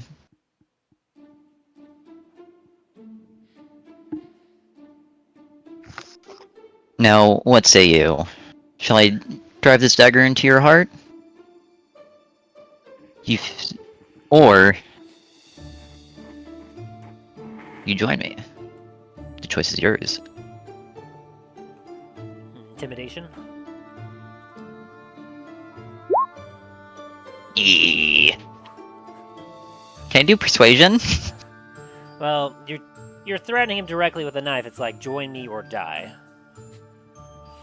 Like, that's an intimidating ultimatum. And I will say that he matched you with an 11. So do I beat it, or does he beat me? It's a bit of a tie, and in this scenario, I will have it. I'll play it out as such.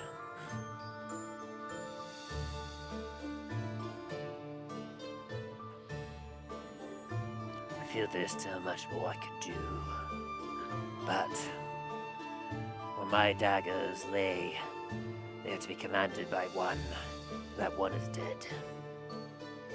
And yet, while there is no one in particular in charge of the band's men, we all still have loyalty to his position, as we are awaiting someone else to take it.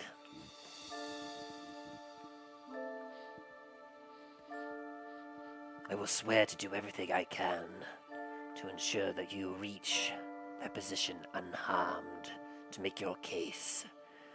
And if you're able to sway all the others,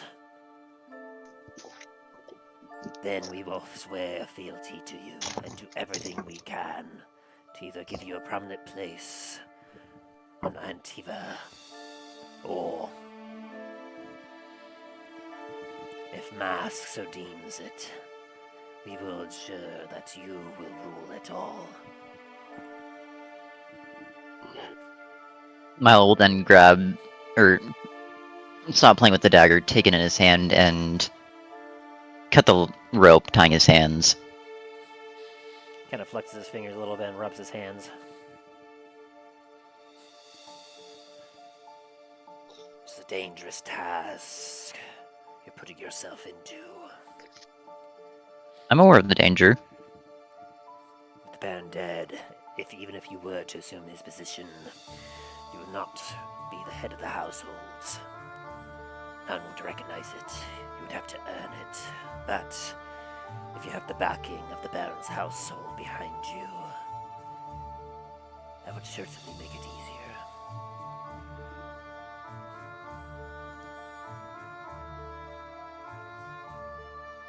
You are free to leave. I'm going to talk to the rest of your men. Kind of eyes the rest of them and goes, "As you will."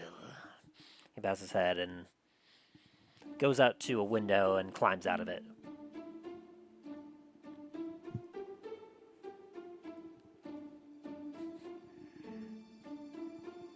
Leaving 3 remaining. Milo goes up to the next one and doesn't slap him awake like the last one, but kind of just like gently wakes him up.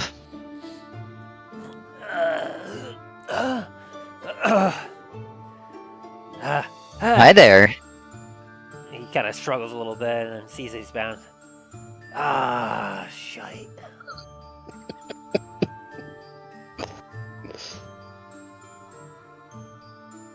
Look. It was just a job. Nothing personal. We were grouped up together. We were told that you were seen coming over here, and I'm gonna stop you there. I've heard this spiel with the last one, and clearly he's not here anymore. his eyes twitch a little bit. As he looks, kind of straightens his head a little bit, looks at the others. You can see that there's 2 other kind of like stronger guys left. Because the next one you grabbed was the one that you initially interacted with.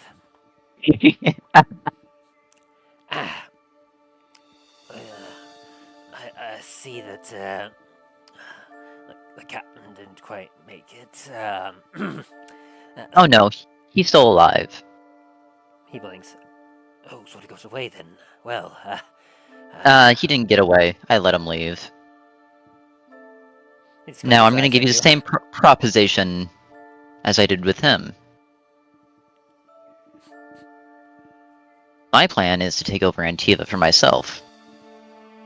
His eyes widen. Or you can join me. Or you can be yet another insignificant rat in this shithole of a town. He blinks a few times. He goes, Well, what kind of benefits are we talking here? I'm sorry? Come on, what kind of benefits are we talking here? Are we talking like decent pay? We're talking like dental, health, like what? Are we You keep offering? your life. For right now, you keep your life. Okay. I suppose that's fair. So, if you want to keep your contract with the Baron, I have no issue killing you now. Otherwise, if you wish to help me in my cause, just like your captain does, I'll set you free. So wait, he actually did agree to fool you? He agreed to let me talk to the rest of the Baron's men without any harm. Oh, you're looking to take over a spot entirely, not just starting from scratch. Now you're catching on. Attaboy. Well, he's dead. So, if I say yes, could you perhaps promise me maybe a more prominent position within the family? As he kind of like just gives a slight grin, just like a hopeful grin. The most I'll promise at this moment is that you keep your life. Either take it or leave it. He kind of just thinks about it for a second, like, it's worth a shot. I mean, yeah, I don't really have much of a choice here. I'm definitely not nearly as skilled as you are. And, well, I'm kind of bottom of the rung here, if you couldn't tell. I just kind of got grabbed to the extra manpower, mostly to kind of, well, if I'm being honest, I believe fully that they intended me to be a grunt, to take a few stabs and die from you, while the rest of them, as he nods his head towards the other two bodies, took you out. So, Yeah, that sounds about right. So, any way to keep that from happening today, I am all for.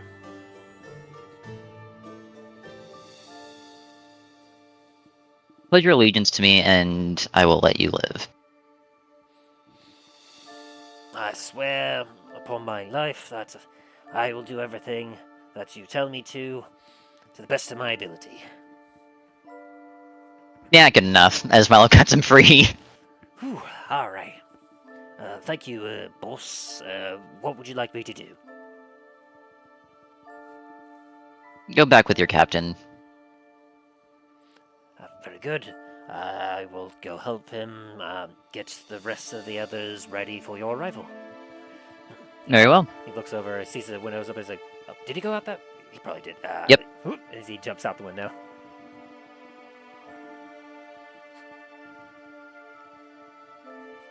I imagine you're going to do kind of similar to the other two guys. Yeah, pretty much. Alright. Go ahead and roll some persuasion checks for them.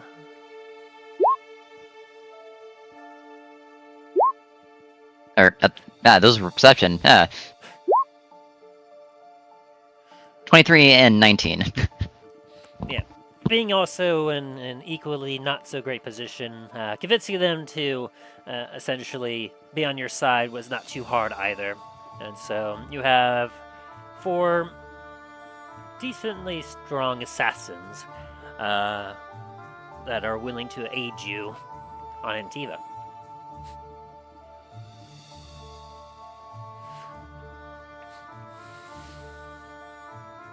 And as the last one leaves, leaving you in a empty room with some cut rope on the ground. I'm assuming this was probably one of the thousands of feet of rope that Talos stalked way back when. Yep. So much dang rope. Now we'll kind of clean up inside the room and go tell Lure that we're selling rooms once again. As Lure, as you come down, you pass Talos, you tell her that Lure goes, oh, so soon? Oh, very well, I'll go take down the signs. And so he goes back out to the door and pulls off a sign. And immediately, he has a few people that are immediately walking up to him. He goes, oh, yes, let me get my notebook. Yes, that'll be that. As he's immediately swarmed. Talos is just gonna go ahead and take back his rope and kind of start coiling it and putting it back into his bag of holding. Because his regular bag isn't gonna hold all this rope. So, I take it that your questioning went well? It was an interesting proposition for them. Just say that. So, what are we dealing with? Quite honestly, I have no idea, but all I know right now is a shitty situation that I'm trying to make the best of. So, basically a normal day. Alright. Maybe a little bit shittier than that, just because it's on a bit of a bigger scale than we're used to, at least. Like, we can usually see the bigger picture, but you know what I'm trying to say. Oh, it's just kind of... He just nods while he's, like, coiling up the rope. He's like, alright. So basically sleep with one eye open from now on, until things settle. Or until we're off this damn island. Unfortunately, yes. Well, well,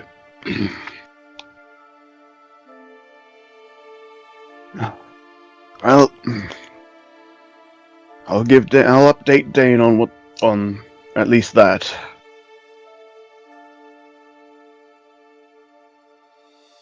Then we can all sit down and try to make a plan on what to do next.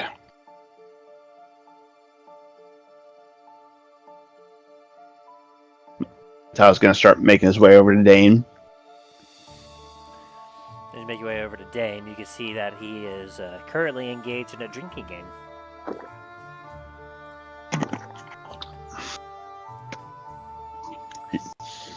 Tao's like pats him on the back. You winning?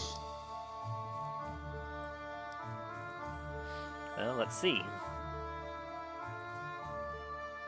It's like, are you winning, son? Are you ready, Dain?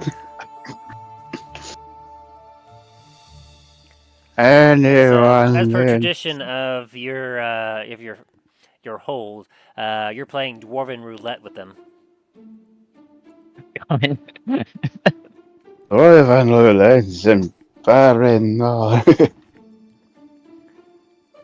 As you watch, as there's basically 6 mugs in front.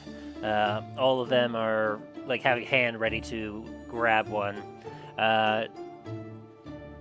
Dain, roll me a 1d6.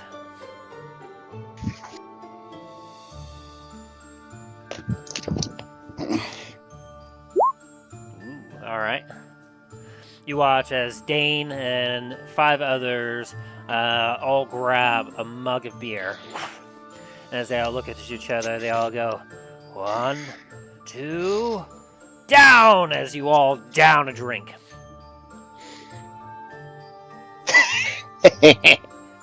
Dain, you get a very lovely frothy beer. The guy next to you, though, downs half his drink before just absolutely blowing chunks over the side as he got the one with goblin piss in it. Talos is gonna try, like, hopefully Talos is not in the projectile velocity. Hey, Lure, can we grab a bucket for them? That way they don't have to puke on our floors. Yep, yes, as he kind of snaps his fingers towards one of the other servers that runs over with a mop and bucket and starts cleaning up. And so, Dain, you haven't lost yet.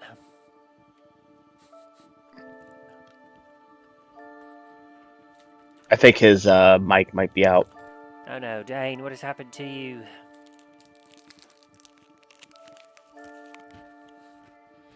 Oh, he's typing. Dain looks at you with a drunk, happy smile on his face, so inebriated he can't speak. Well, I'll leave you to it. He tells it just like he's trying not to be like just seeing some. You know how like everyone feels if when they see someone vomit. He's like that very bleh feeling. Yeah. Yeah, he's like, I think I'm gonna walk away now.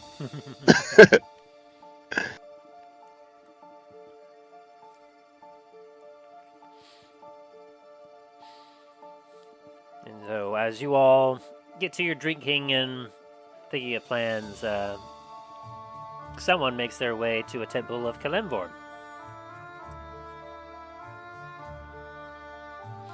As you kind of enter this temple, which seems to be a lot larger than the sea elf one. It's a little bit more decorated. It seems more prominent than a few other temples. You walk in, you can see that there's several priests and priestesses currently going about. They seem to be essentially working on several rites for death. Some potentially could be working on writing up some paperwork. There's lots of doorways that go to the left and right side that you could only guess exactly what their purposes are, as you are within the Temple of the Dead.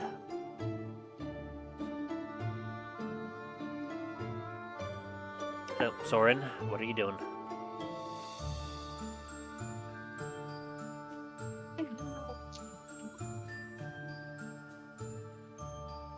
Oh, Soren's over at a temple, or Yes, you're at he's the looking for Temple- one. Okay. Temple of Kalimvor. He's gonna head in and look for the head priest, head cleric, whichever. Okay.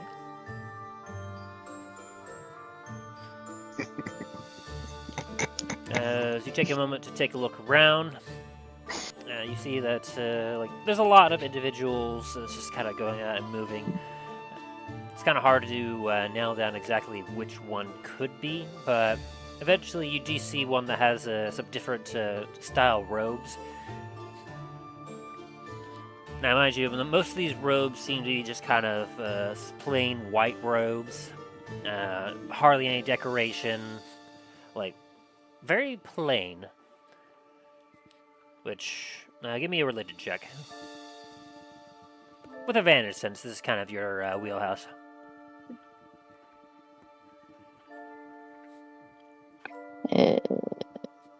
Religion. Yeah. 11. Well, you're not as familiar with Kalimvor. You know, especially with the door lane, that essentially when it comes to death being the final destination, and knowing that your spirit doesn't necessarily take things with it, you know that as a result, kind of the followers of Kalimvor tend to live more simplified and less adorned lives, celebrating more or less the peaceful passing of death, rather than glorifying their existence beforehand. Which means no need for fancy filament decorations or anything that can make them show as if they're more important than anyone else, because understanding that as it comes with death, it is one of the only certainties in life, and therefore when it comes to death, it is the great equalizer. All are equal in the face of death. And so some of their clothing will generally represent that, being more plain and rather Okay. like like not terribly fancy. Gotcha. Hello. Are you the head priest, head cleric, head person? Let me double check my notes here.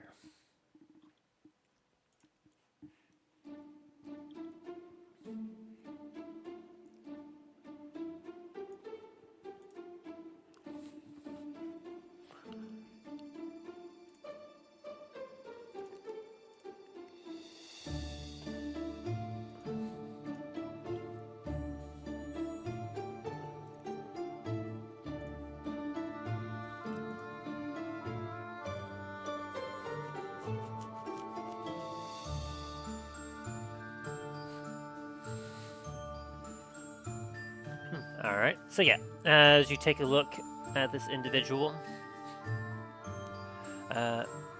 you see before you a very, you kind of cock your head a little because this individual is almost as tall as you are, standing at 2'11".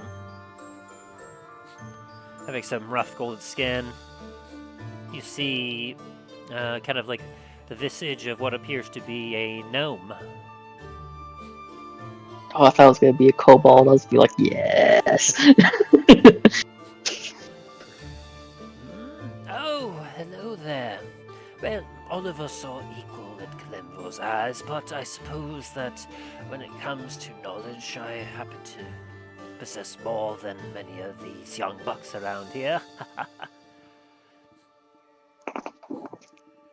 I would like to. I'd like to make a donation.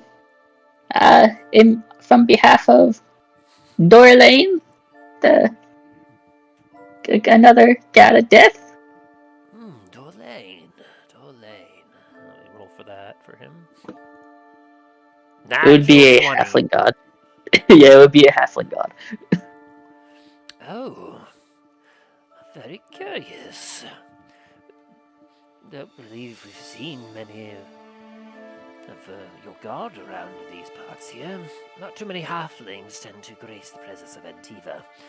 A little too busy city for the halflings' taste, and I suppose that must mean that either you come from a halfling family or you're halfling. Does that make you a quarterling? Does he kind of cock his head a little bit? Honestly, I'm not sure. I am half halfling. My father was a halfling. But yeah, I Well, worship Dorlane. very nice. Well, of course, the House of Kalembor will be happy to take donations as a means of allowing us to help purchase goods and needs to not only help put those to rest that need it, but to provide some peace to their loved ones and those they have left behind. Nice.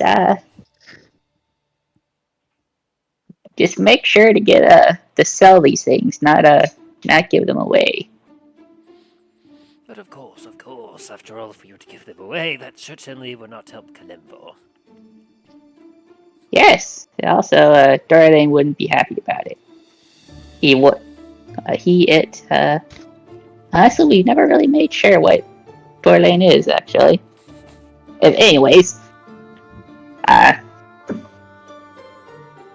we're goodbye. Soren just walks away after stuttering so much. You just drop off all the stuff, like dump it in your bag and leave. Yes. It's like just kind of like scurrying. As he just kind of scratches the back of his head, looking at all the stuff stuffed at his feet. He was stuttering too much. He said, "Look, I can't stay in front of this person anymore. Can't see her face It's ever like- again." It's like my social anxiety. I can't accept this. I need to leave. Yeah, as you take up leave, you see that several other servants of the church kind of move around and start picking up some of the stuff as he just kind of scratches his head.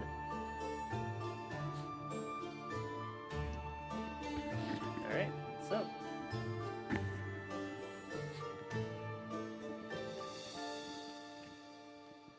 you have successfully donated goods to the House of Kalembor. And Soren shall head back to the tavern. Alrighty. It is quite late as you get back to the tavern as nighttime has come.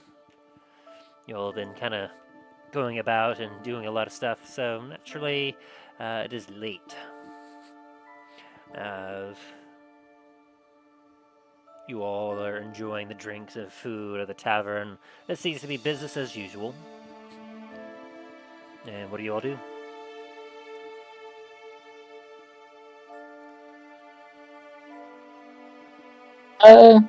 While Soren's there, he's do some of his brewing, trying to make a few batches of moonberry beer. Alright, go ahead and roll me your brewing check. 11. Shit. Okay. Roll me a D100. Oh, God. What did I do? Whoa! A 98? Ooh.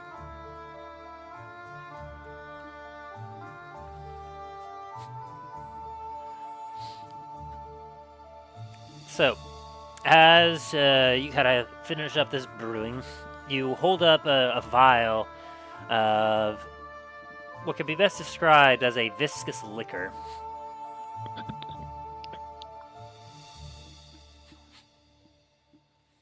It's got a bit of a brown color to it. Hey, welcome back, Dane. And it's got an indescribable smell to it.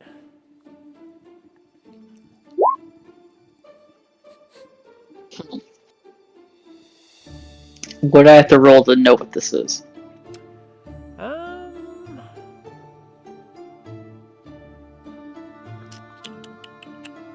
This would be kind of a history check. Shit. Okay. Wait, no, that's that. I don't get proficiency on it. Don't put +5 on that.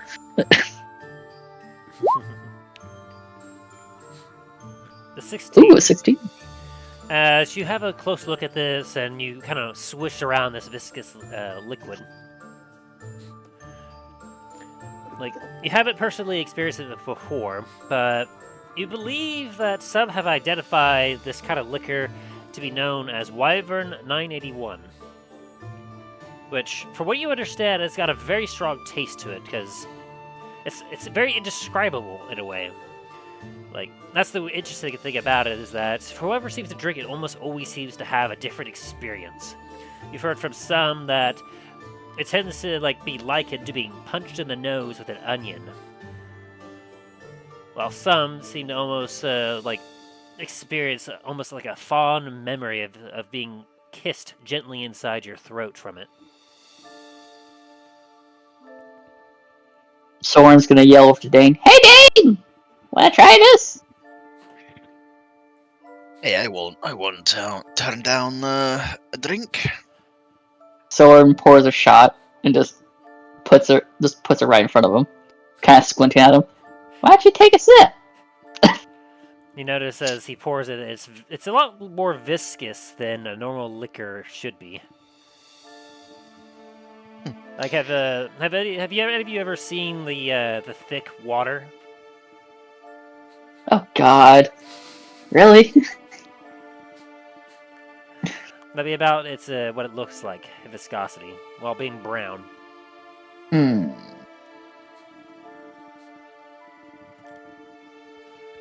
And as you kind of sniff it, Dane, it has a very indescribable smell to it.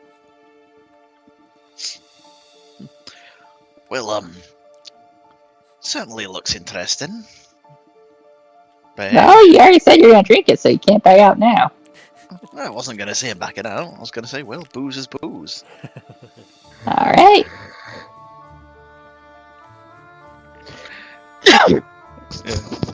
Dane's Sorry. gonna take the shot.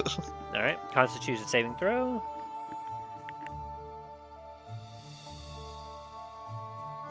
Would it be with advantage because Nope. just the amount that Dane drinks?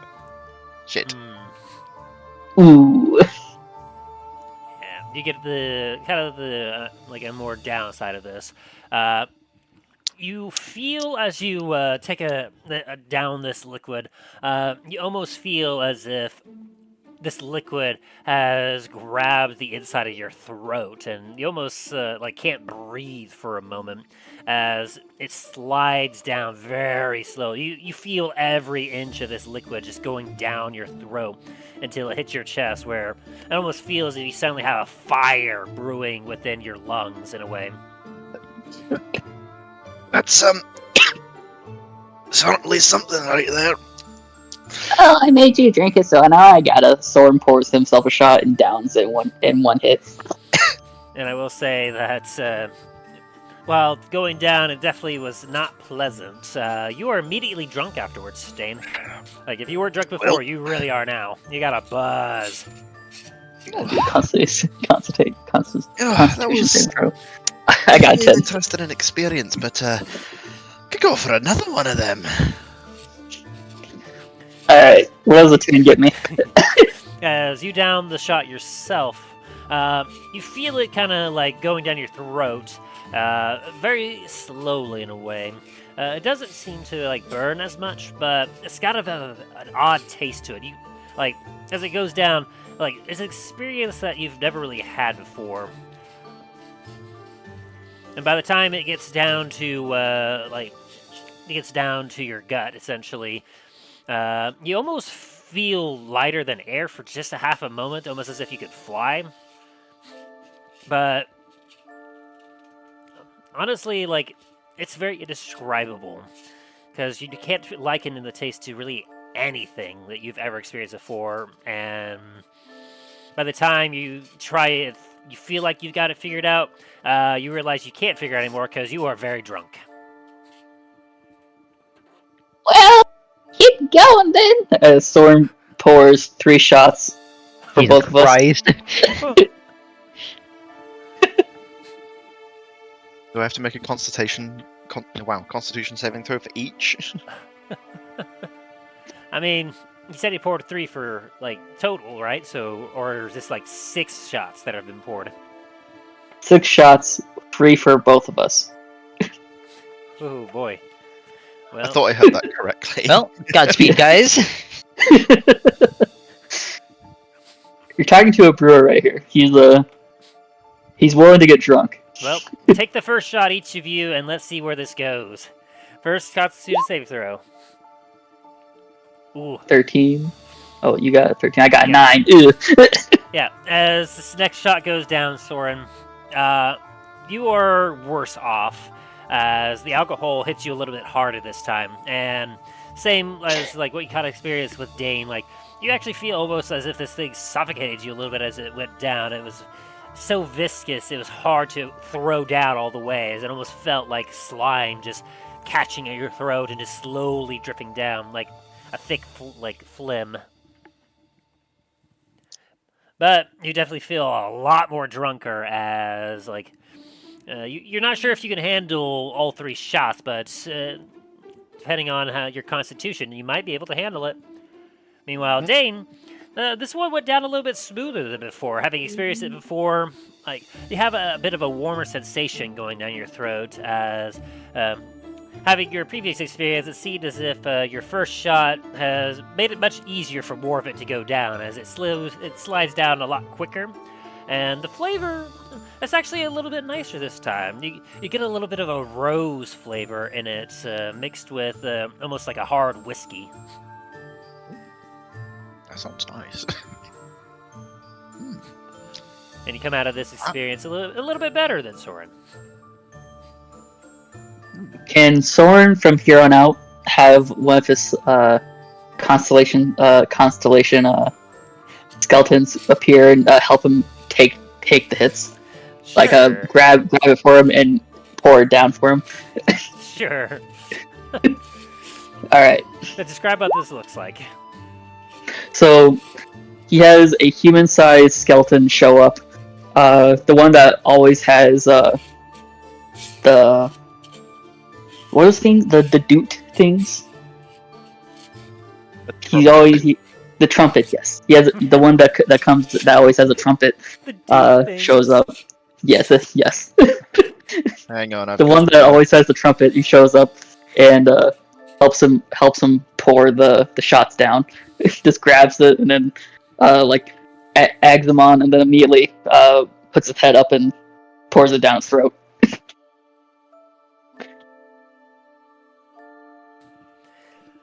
And you're And I got an definitely regretting it because as it goes down, like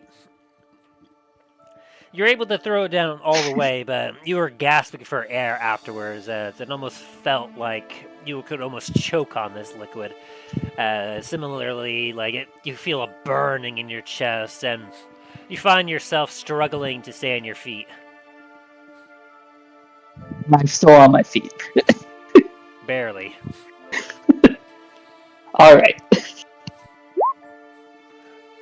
Dain, like, this is getting really good. As you put down another shot, it goes down real smooth, and, like, it almost seems to evolve in its taste as you get almost kind of like a sweeter notes of this liquid in particular. Like, you almost feel like something powerful behind it as, like, you almost have visions of flying through the sky before you, and as you look around at other people in the bar, you almost feel a superiority against them. Like, these fools have nothing on you. Like, they're drinking piddly alcohol, and, like, you feel as if you're drinking the draught of a king. Now, would Dane get a slight, I don't know, because he's apparently flying through the air in his mind for a second? Would he be slightly terrified for a second before coming back to the drink? Probably. Just like amidst like that feeling, like you look down as you're flying in your head and just like hi. You're like woo. As you come down from it, you shake yourself a little bit as you're like whoa. As he comes back down from it, kind of similar to Soren's like skeleton. The ghostly image of his father would have sort of appear with a tankard next to him. No one else could see it except for, of course, you, as you are so drunk at this point that this is what you see. Oh yeah. Meanwhile, anyone that's nearby could definitely see Soren's helper because Soren has summoned it. There's a few eyes going like, what the heck is that? Soren's in it for the long haul. Let's go. Alright. Is this the last one or is this second to last? This is the last one. Ooh, a 16. And are you doing last shot, Dane? Is that another 16? Yes. We have Good 3 16s in a row. Hell yeah. Wow. He can hold his liquor. As essentially you both look at each other dead in the eyes, and your helper downs the drink for you, Soren, and Dane, you down the last shot yourself. You both almost experience like a combined euphoric state where you almost both feel as if you're in this like in the astral like realm. If one could even like if you had ever been there, you feel as if this is what it would feel like as you both look around, as you both almost feel as if you're amongst the stars themselves, as you feel a very warm feeling in your chest. Your finger, like every part of your body feels a little bit numb as you almost feel a buzzing all over, but your head feels so good. And you know, this one sharing the experience with you, they are your best friend. Like, this is one of the most fantastic experiences you've ever had. So, how much more of this do we have? It has that is left. So I've only done I've only done eight shots, and they're small cups. Let me see here. It wouldn't have been too much since you did only have a pretty low brewers check there at 11. I've got some more flavor to add after this. Yeah, it looks like only 8 is what I got here. Ah, dang it. So that was like the max we could do. Okay. I could just imagine Soren looking over to Dane and be like, was that just as good for you as it was for me? Are you as happy as I am? No need to thank me. I will say that because of this experience, you do not remember exactly how to make this again, so it would be No! luck of the draw it'd be luck of the draw to try and get it again.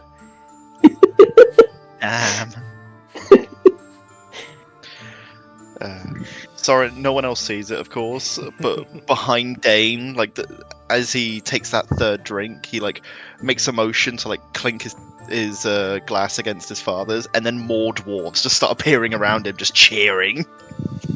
So, can I make a roll for Soren to actually see this? Go for it. Go for it. What do I need to roll? What would be a good roll for this? Let me see here. Give me religion or arcana. Insight? Or nature? I wouldn't say nature. Well,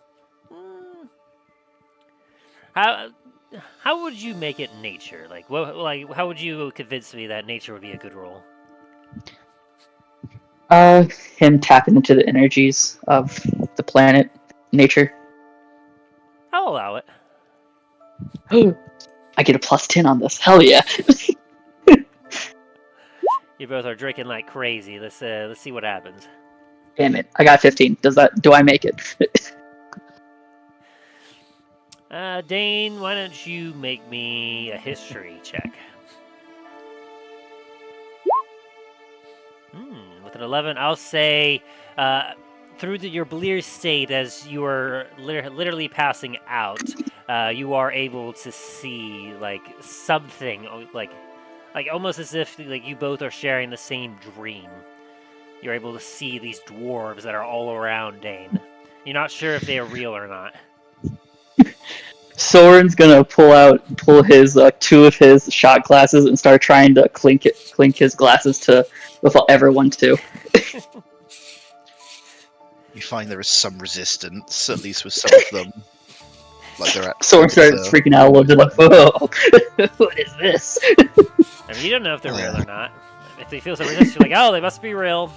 Meanwhile, Talos and Milo, if you were paying any attention at all, you just see in the corner your 2 companions just drunk off their butts, holding some glasses, and one of them is clinking their glass to the heavens, and you see Dain down there clinking his glass on the ground.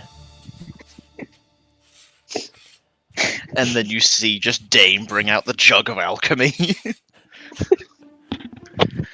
I think know we what? can go for a little bit longer. Soren's like, I like the way you think. Let's keep drinking.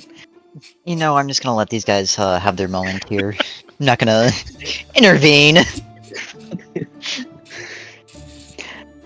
Soren's little skeleton dude is starting to fade away, and you see him panicking from seeing his body just starting to fade away. It's alright. A little dude for himself. Michael, don't leave me!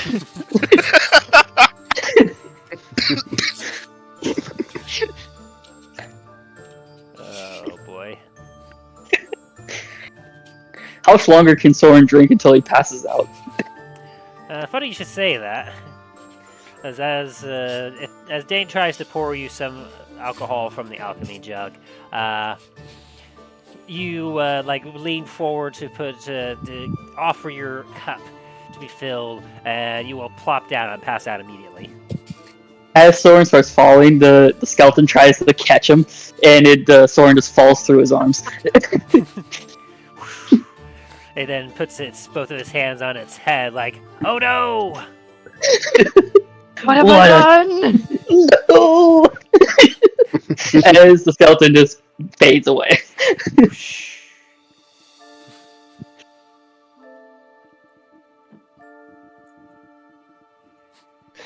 Yeah. Talos is kind of just standing back, kind of at another table, just kind of sitting there watching this play out. It is quite the show for you.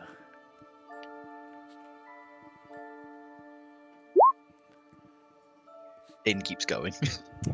Yeah. Being a nice hearty dwarf, this is nothing for you. You got a great buzz going, and you're gonna be partying all night. And with a 24, you definitely do. You party until you are ready to go. Until I've emptied the alchemy jug of beer. Soren's just on the floor, just hoping no one steps on him while he's passed out.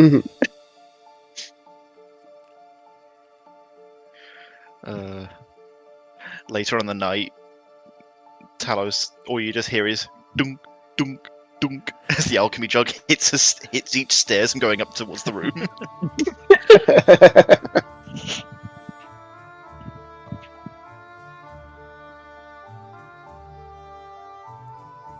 Definitely would be fun to do it with Dain. Was there anything you were doing before bed, Milo? Miles is gonna keep watching this and try to have some relaxation with everything that's going on. Fair. Every once in a while, you'll look at the door towards the bag, and you'll see your son just kind of sipping something there for a little bit. Could be tea, could be alcohol, who knows? And kind of like when he notices that you see him kind of nod his head and hold his cup up. And I'll return in kind.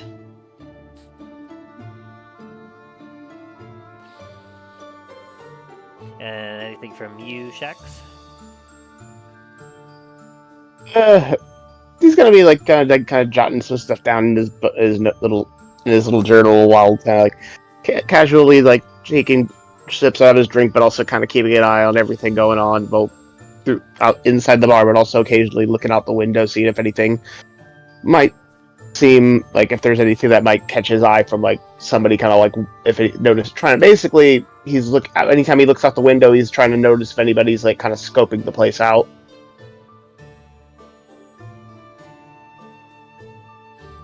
Sounds good. You know, that being attacked by assassins kind of has him both. He not what we call like hot on edge, but on alert. Yeah. And just keep your eye out, like for best that you can see. Like, there's no shady characters coming in.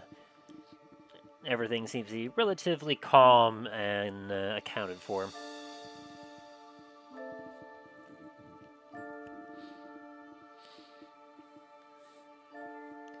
And so, eventually, as you all drag yourselves to bed, and one of you, like, what does someone do with Soren? I'll have Lure have Greenie Max carry him to his room. When Greymax carries Soren just clings onto him like he's a little child. Being carried by like a parent.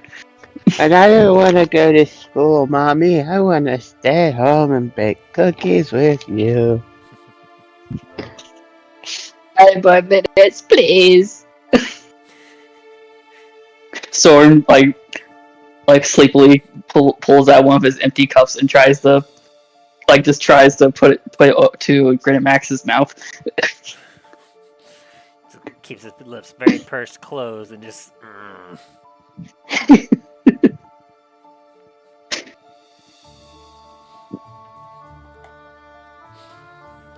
so you all get to bed, and you all do enjoy the benefits of a long rest. Woo! But I will need a Constitution saving throw from Dain and Soren, both. Shit. Damn. It was just going up, and now it just went nah. You had too good of a time. Got 14.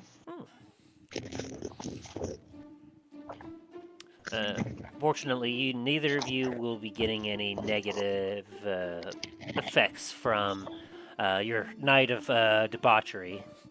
But I will say, from you, Dame, you had a little too much, and you were a little hungover this morning. As you all wake up, and the sun is just a little too bright for you, Dane. As you all wake up on the 20th of Alliant. I guess it does make sense. Dain kept on going while Soren just stopped after the shots. Yeah, because he passed out. Yeah, Soren passed out. I mean, he does have a smaller stomach, a smaller body. There's that too. Morning. Who turned up the sun? Probably Soren- you from drinking so much last night. Soren comes in, Yeah. Soren comes in with his little brew he makes to help with hangovers, and it's like, "How you feeling, Dain?" The sun is too bright. Why don't you take a sip of this? Do I need to make a medicine check Sure. or something to see how strong this is? Yeah, medicine check. 20. Bloody. Hey. You produce, essentially, and you help administer, is it a drink or what would you describe this as?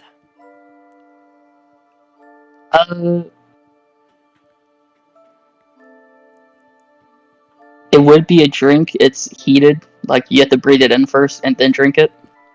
Alright.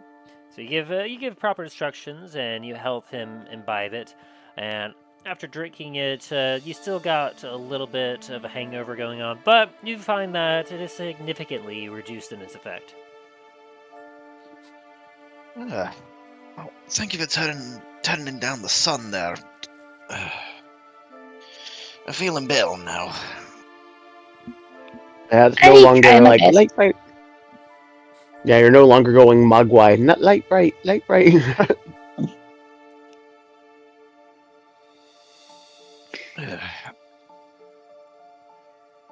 How was your guys' night? I don't remember how to make that whatever I made. I need to All figure right. that out. Definitely not as good as your guys' night, that's for sure. Soren, that was a damn good drink you made last night. It's a shame you can't remember how to make it.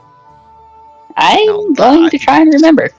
Now that, I think, would sell incredibly well.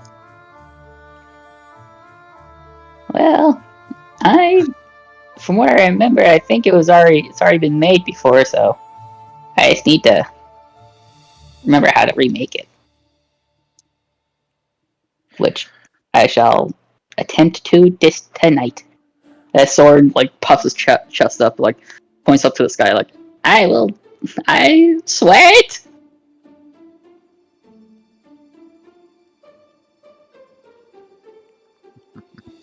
Well, here's hoping.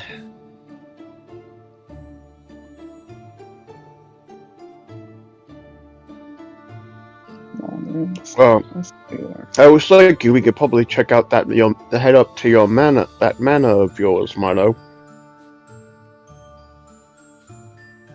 For what exactly? Well, personally, I'm personally curious about my estranged family member's abode. Very well. Okay.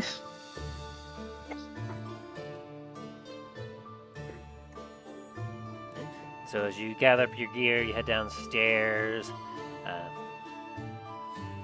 Lure is present there, helping individuals enjoy some breakfast. Gives you all a wave as you all come down and shows you essentially where you can go to get some drinks or some food yourself.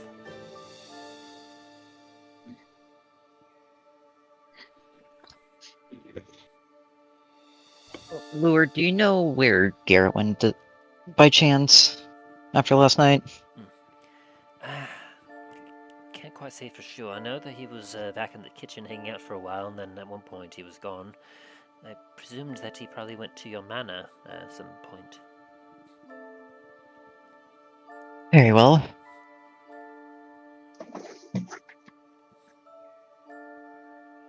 Looks like fates align, as it were.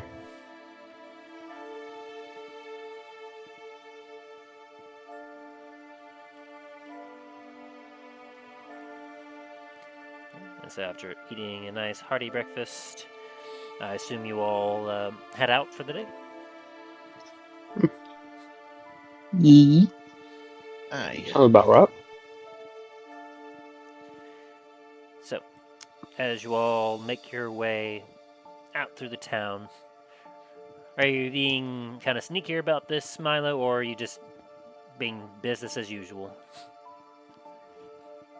Well, Milo's not going to be going towards the manor. Milo's going to sneak and try to make his way towards the Baron's men. Very good. And so you're sneaking away from everyone else? Yes. Alrighty, go ahead and make your stealth check. And anyone that wants to do roll perception.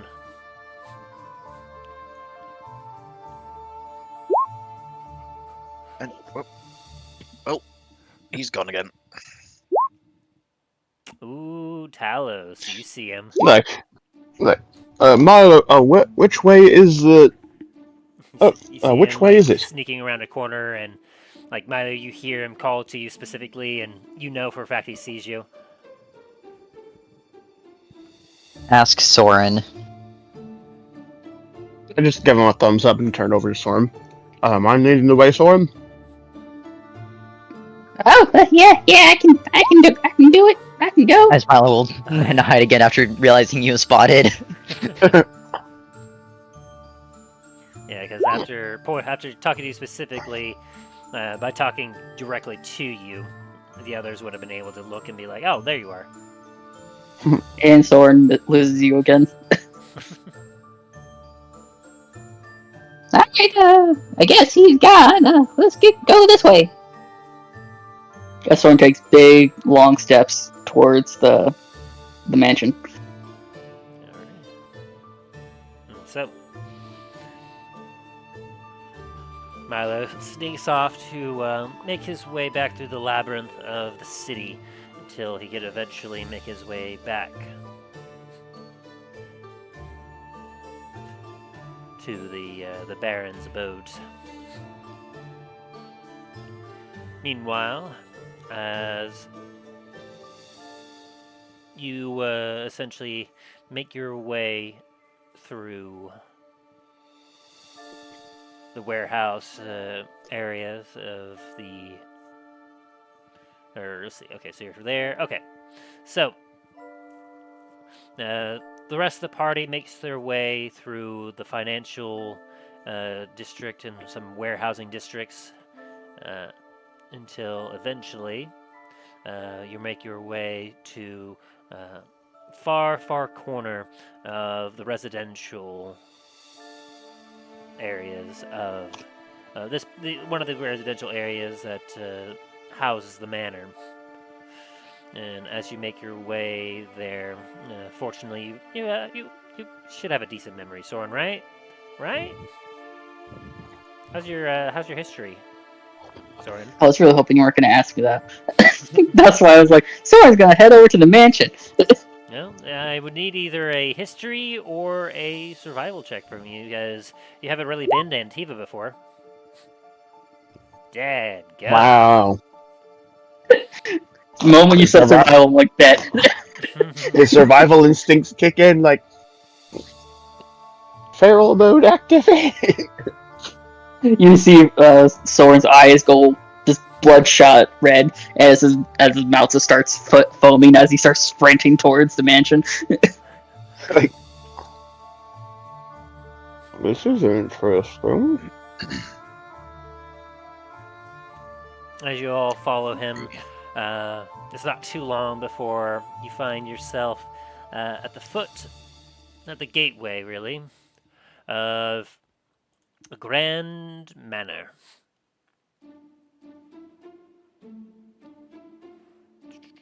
Here we are.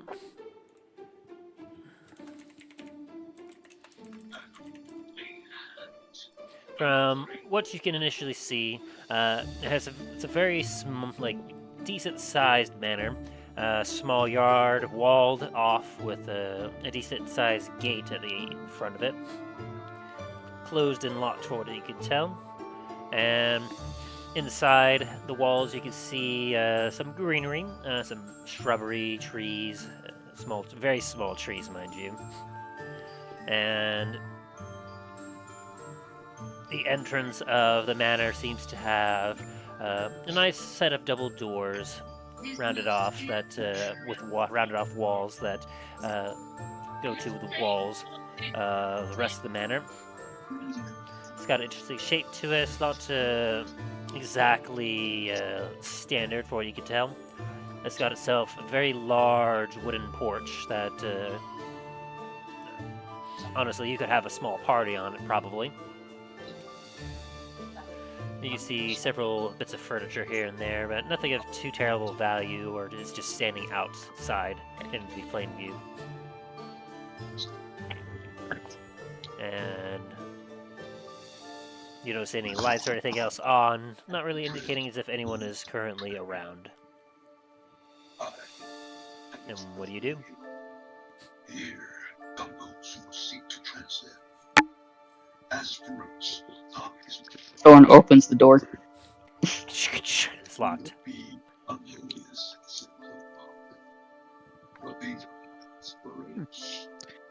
Hold on. Give me a second.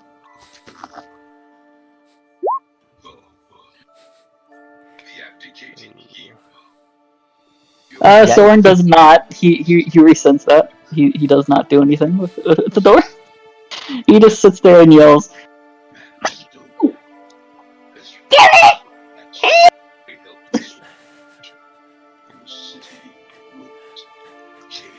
This very shrill Garret flies through the air, kind of making your guys' ears hurt a little bit. He's like, ooh, ooh. Hey, Soren.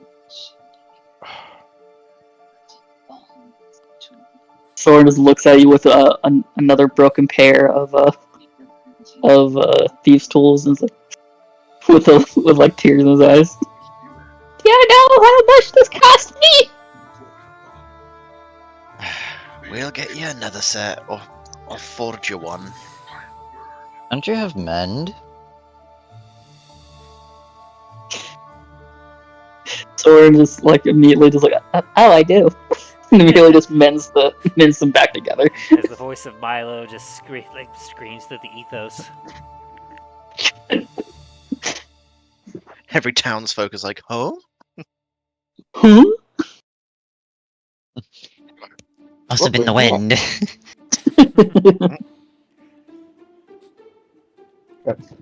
I was just kind of just looking at this with what is happening here?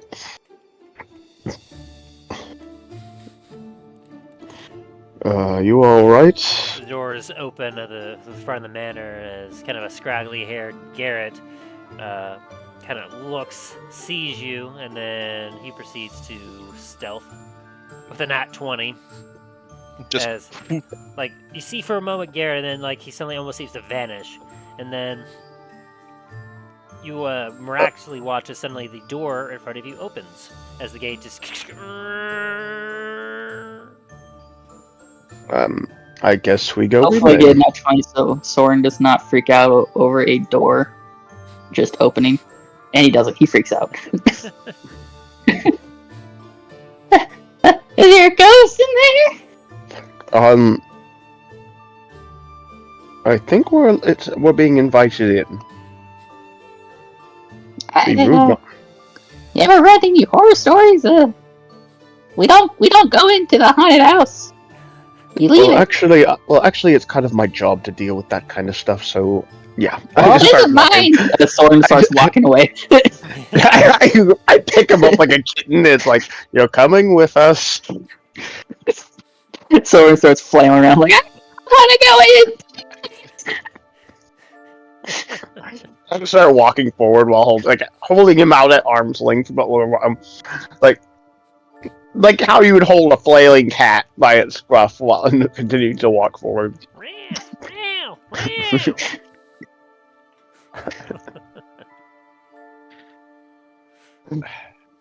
Would you do it for a Scooby snack? The moment you set Soren down, he's gonna kick you in the shins. As you make your way into the manor, the door is closed behind you, and revealing himself, you see Garrett going, So Milo screams, "It's the ghost! Get him!" this guy goes, shh, good Lord, Soren, like, come on. You know you can't be yelling my name just in the middle of broad daylight. Like, do you not realize what is happening here? Like, I thought I The door explained was it locked. to you. Yeah? You think I wanted to just let anyone in here? Soren just kind of sits down in a corner, just pouting. Welcome, guys, to Daz Manor. What's going on? Are you all here to help begin the investigation?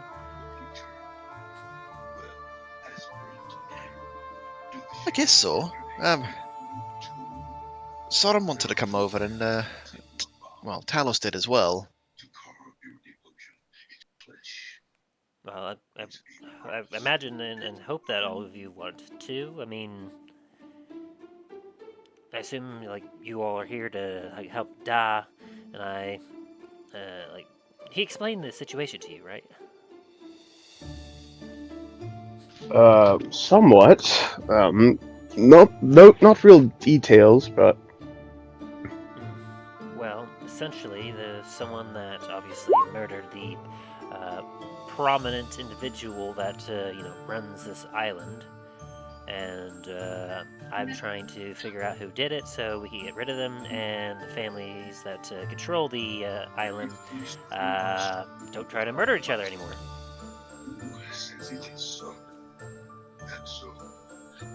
Did that make sense? Yeah, nothing I really explained to you, Dane. Hey, well, this is new info for me. Okay. Well, let me put it this way. So, essentially, this island used to be ran by. He kind of looks over at you, Talos, at you, Dane, and he goes, let's just say that this place, the island itself, had families that that served as the governing body of the island. Right? Are you with me? Talos just nods along. Aye, so it's like the lord of the island and the clans that live here. Kind of like the noble families up back at my homeland. Talos kind of rolls his eyes. It's like, Yeah. let me guess. So one group controls certain types of trade, another controls another, blah blah blah blah blah, and then of course you got the main one that makes sure they all play nice. Yes, pretty much. And as such, it seemed to be working out well for them, general. But very recently, the one that kind of kept everything under control was assassinated. The Baron, as you may have heard. Oh. That will be a problem. Yes, it's very much a problem, and as such, control over everything has gone down the sewers, and so, as a result, everyone wants to gain position of the, of the Baron's spot, so that they have the most authority and power. But the problem is that, well, generally in the past, essentially whoever has the most authority, the most power, tends to be the one that gets into that position. All of them are fairly equal in terms of power, and so each family is trying to undermine the others and make sure that they have less power than they do, while at the same time, none of them trust the others, as clearly someone wanted it out for the Baron, and as a result, if it was any of the families in particular, if they gain control, then who's to say they won't backstab and eliminate everyone else and seize control of everything? So, none of the families are allying with any of the others, causing a total rift amongst everyone. I see. So it's one of those situations. But I'm hoping that if I can help find the murderer and deal with them, then perhaps the families will be able to finally have some peace and work together to ensure that the whole of Antiva doesn't fall completely into chaos. And that perhaps I can maybe pick up some sort of work or job or something and, maybe settle down here, who knows. I'm still trying to figure out what I want to do exactly, but I think I'm getting there. Well, this certainly makes things more complicated than they need to be. You're telling me.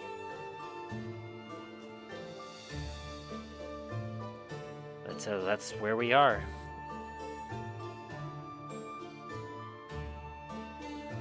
He's definitely a bit of a tricky situation. The look on Talos' face is like great.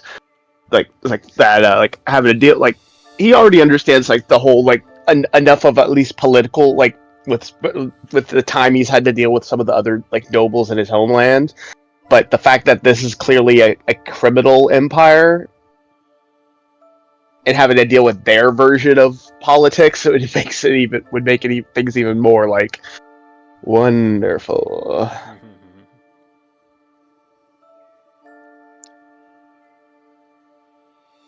Dane's just kind of like internally sighing, but it's just like, okay, let's get through this. Basically, just look out for daggers on every corner, basically. Well, I mean, I'll be keeping mostly to the shadows, so, obviously, once we start really sticking our nose into places and things, well, that's when things will really start to get messy, is obviously us actively interfering and things are going to cause rifts around. So, but until you really start to dig into something, you should be relatively fine. Obviously, my recent involvement has definitely turned some heads, so me and Da, since we both look alike, we're kind of keeping on the down low a little bit. So you've basically kicked the bullet's nest. Yes, you could say that. In any case, this place should be relatively fine. As far as anyone knows, this manor has been well abandoned, but it still has enough security in place that no thieves try to break their way in. So it could change any time, but for right now, haven't indicated any otherwise. So you can be safe and comfortable here. So welcome to Lodi Comet Manor. I kind of look up and look at this. Do I notice this? Would I have noticed my family's sigil anywhere? Yes, actually. As you kind of take a look around, you see that while it's missing in a lot of spots, you do see some semblance of a slightly older emblem of your family is here and there. Yeah. I kind of definitely pull out my own sigil and kind of show, kind of casually showing it. It's like. A previous owner must have been a distant relative. And he kind of cocks his head, look at it, and he goes, yeah, that does look a lot like some of the iconography I've been seeing around here. Yeah, however, it's clear this symbol is clearly much older, and well, Talos actually got to walk over to the closest one and take a closer look at it. Yeah, as you take a look, you can see that it definitely appears to be a little bit older. Like some of the design of it seems more of an older carving style and everything else. But you also do notice that there's some slight differences to it that are a little kind of hard to make out. Like potentially modifications, if you will. If I wanted to try to decipher, would that be probably a history. Inside a history? Okay, let's see. Oh. Ooh, nat 20. Well, it is not my family, so it's like, Yeah, as you take a look at it, like, you know that essentially when it comes to your family, each generation tends to like use the same overall like a blanket symbol of the household, but each particular generation tends to make alterations or additions that are kind of traditional in a way, similar to how. Did you ever watch Star Wars Rebels? yeah. The Twi'lek artifact. Do you remember that part? Yeah, Think of it kind of like that, where essentially, as the family continues to go on, while they have the main symbol there, individual members of the family will add to it to kind of continue evolving the crest in their own unique way to make it their own, but still recognizable as being part of a greater whole. And as such, you can see like some like obviously this particular symbol, the stuff that is definitely related to some of yours, but you can see that when it came to your generation, a few additional like marks and runes were kind of placed here and there on your house's symbol, differentiating it from what you see before you. Likewise, this one here, like, it doesn't have as much. It seems that perhaps his lineage has ended here, and so he doesn't have nearly as much added to it, but what he has added is a little bit more odd, a little bit, like, more violent iconography than what your family would normally have expected. Like symbols and carvings that indicate more aggression rather than, like, peace. This is definitely the older part of my family, more violent.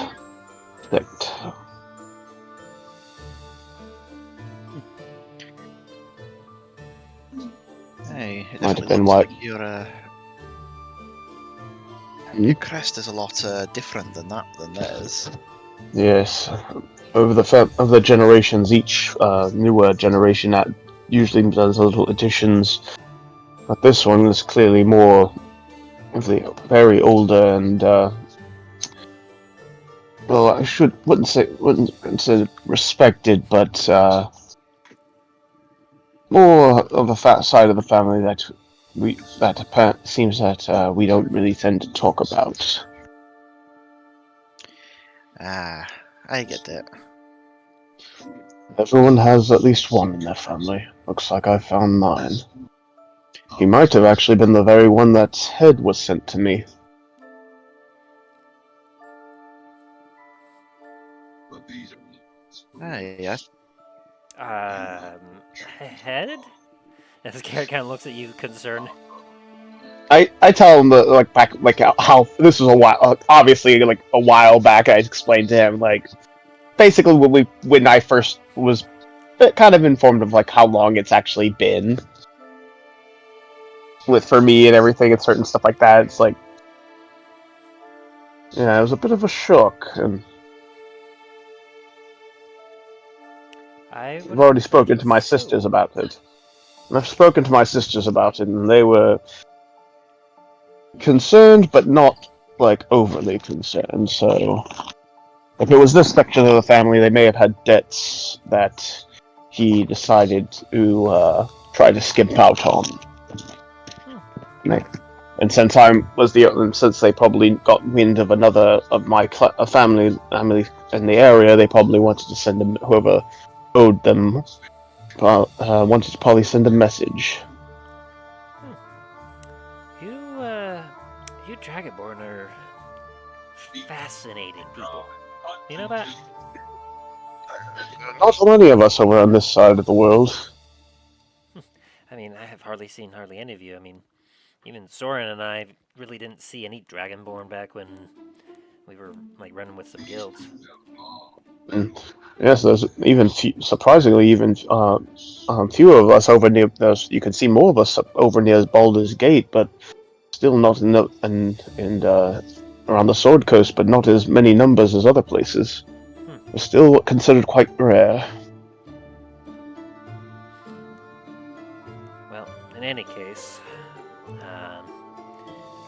well, I mean, I guess this officially is owned by Da. Still not quite sure how that happened, but I mean, being your family, so I imagine if you wanted to, if you wanted, I guess you could try talking to Da and see if he'd be willing I to. just chuckle. I just chuckle at that. Like it's like a snorting chuckle at that. I'm sorry. No, I doubt your father would be, unless I have a ridiculous amount of gold. I like that. Besides, it's probably better use for your hands. At least it'll be a good place of operation for whatever, so long as things don't get too out of hand. Suppose that's fair. In any case, suppose it's once belonged to your family in a way, still kinda can be. So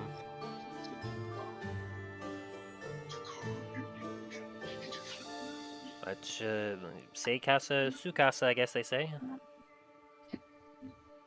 Kind of like, what? Oh, my place, your place. Sorry, I think there's a bit of elvish slang there.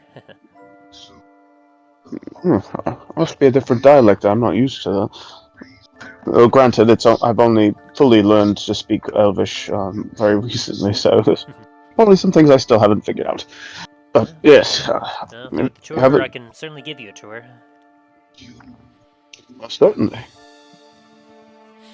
Hey, wouldn't mind tagging along if you're permit us to wander along as well. That's for sure. I mean, better Well, than see to just that. hanging around here. Hey, I think left to our own devices, I think me and Soren would end up raiding your father's alcohol collection.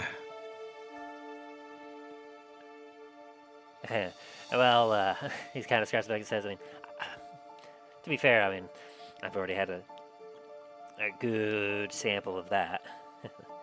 Don't you fucking dare touch it, Dane. Might have to. I'm sure your father wouldn't mind a little bit going missing. I will hunt you down. He gives you a wing and goes, well, let's see what we can manage here.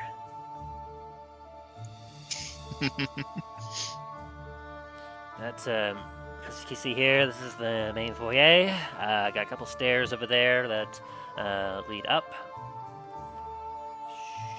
Whoop.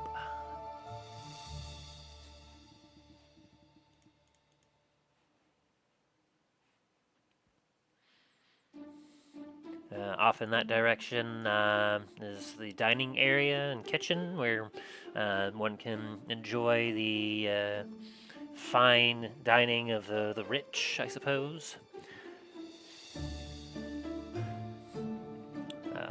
Very nice. We got ourselves kind of a, well, a bit of a bathing area slash pool, as you could say, over there.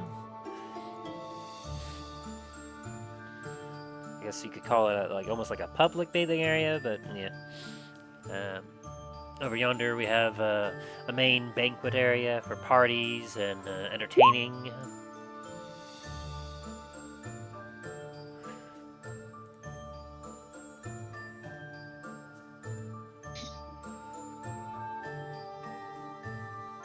Plenty of servants' quarters, everything else, though it's obviously just me right now.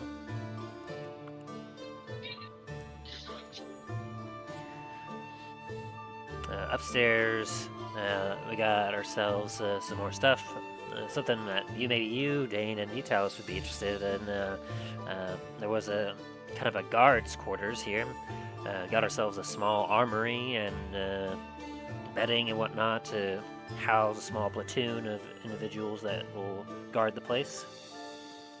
Do you actually have gods here, or is it just you? Just me. Da hasn't really employed anyone else here or anything, and I mean, to be fair, I guess hasn't really needed it yet, but I'd have to look into that. I mean, aside from his tavern, I guess, I mean, this is pretty much his home away from home. I mean, he hasn't been Hey. back to Antiva for a while, so I mean, hasn't really had much need for use for this manor. It's a I'm lovely surprised it place. hasn't been picked. I'm guessing due to the whatever defenses are here, that's why it hasn't been picked clean. Yeah, I imagine that it's more reputation-based than anything. Because as I was looking around, like even when I got here, it looked like there were some things missing about, like these weird statues over here. They're kind of an odd number. Like I feel like there's some spots here where there should be more of these weird statues, but there just aren't. Statues. I'll look over to where he's pointing. Give me a history check. A 13. 24. So, as you take a look at this, Talos, these statues, like, they look strangely familiar. Dain, this looks a lot like a very particular gargoyle that you dealt with a long time ago. Dane's eyes go a little bit wider, and I just like put my hand on Talos's forearm, and I'm like, I think we shouldn't make any threatening gestures anywhere near these statues. In fact, let's leave them alone. Is this like the situation down in that den with the Exactly changeling? so. I Ah. believe. He kind of looks at you confused as Garrett goes like, I mean, I was assuming that there was a thief that was in here, like may have pillaged this place a few times. That I guess they took some of the statues, but nothing much else has been showing as missing around here. So I'm guessing more or less the reputation of your relative must have kept people out. If what Dane is saying, I don't think you saw what we were like back down when we were assisting you and your father with the changeling. One of the defenses inside there that they had. I mean, it looked like they had some magical sigils and traps here and there, so I'm assuming Well- it's anything good.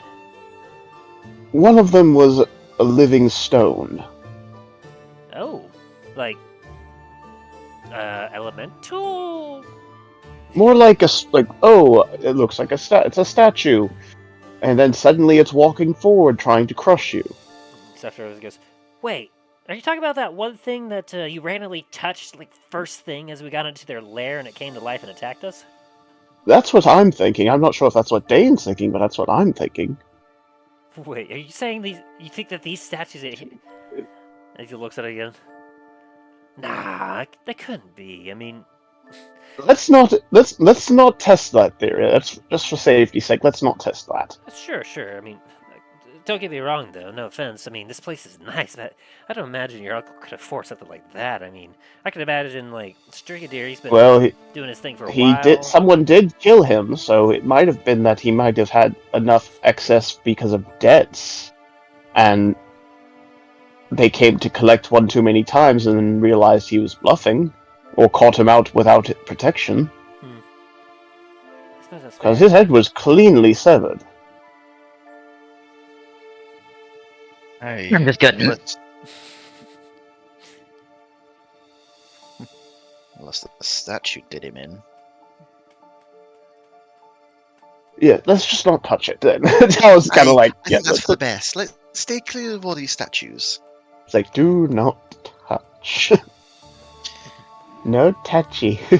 If I had a note that was, if I had a note, I could put it near the statues. But yeah, I ain't going anywhere near them.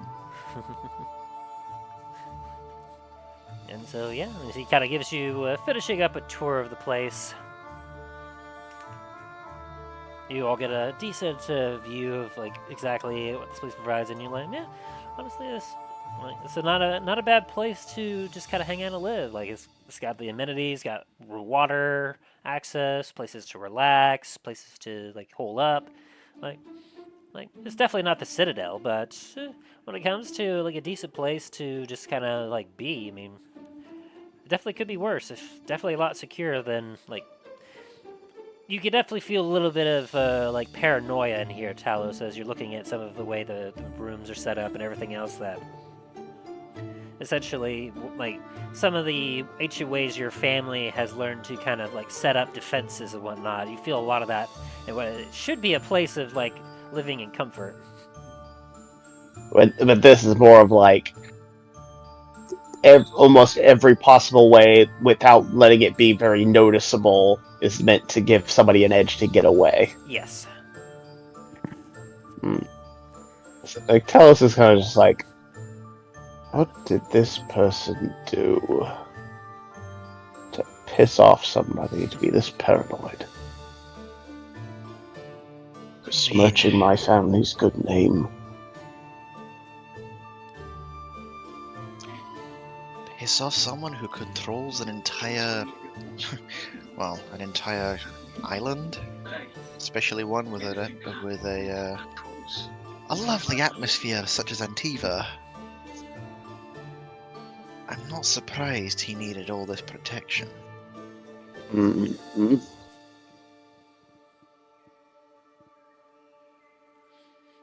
And so as you all are there, finishing up the tour, we head back to Milo, who, after traversing through the labyrinth, you make your way to the location that you had been guided to previously.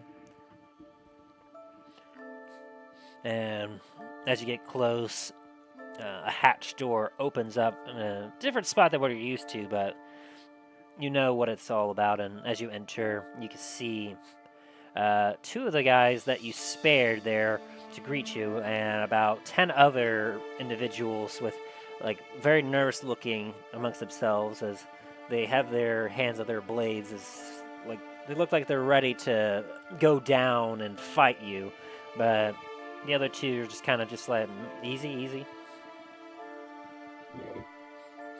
Welcome, Is this Milo. everyone? No, this is just the welcoming party. Come on. Very well.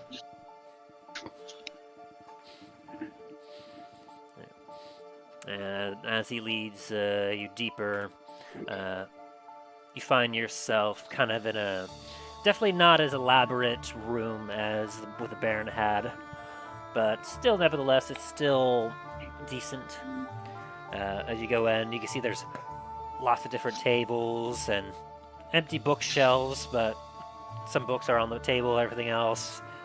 You see, in total, with the ones that you spared here, you see approximately about 50 people in this room, with you making 51. And as you enter, all of them just kind of look to you, and the small murmuring you heard his sigh kind of goes to a silence as your entourage leads you inside.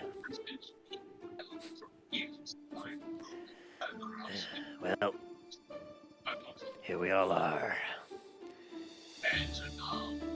As he kind of looks over across the group here, got your assassins, your vagabonds, your smugglers, you got your cutthroats, you got your fences. All the remains of those that were loyal to the Baron in this room. And sorry, you said this is the captain that was here with me, or that I let go? Yes. Now, mind you, not any one of us in particular are in any position of authority. I happen to have a little higher authority amongst the assassin's side, as I seem to tend to lead more missions, but not a single one of us are willing to step up to be the leader. We've been kind of going off of old orders and trying to do what we believe the Baron wanted, but as you can see, many have left. We used to score at least over 100, but well, when the paycheck goes, the people go.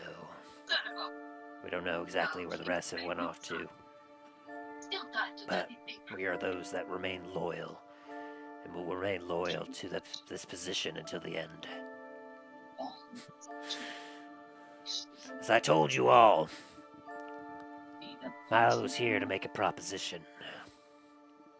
Business proposition, if you will. Heretics to the court of law.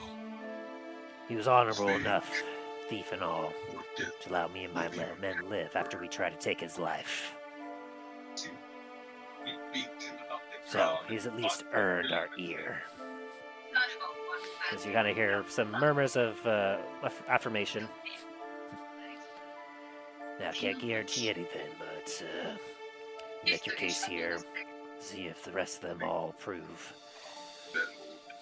We'll say that if it don't prove, we're honorable enough to allow you to leave, but, well, obviously, you were to try to interfere and are trying to survive and everything else afterwards. If this don't go well for you, well, all bets are off. We'll probably have to try and kill each other again. I'm sure All I you need is understand this that. one chance. I absolutely do, and all I need is this one chance, so I thank you for that. As Milo extends his hand to shake.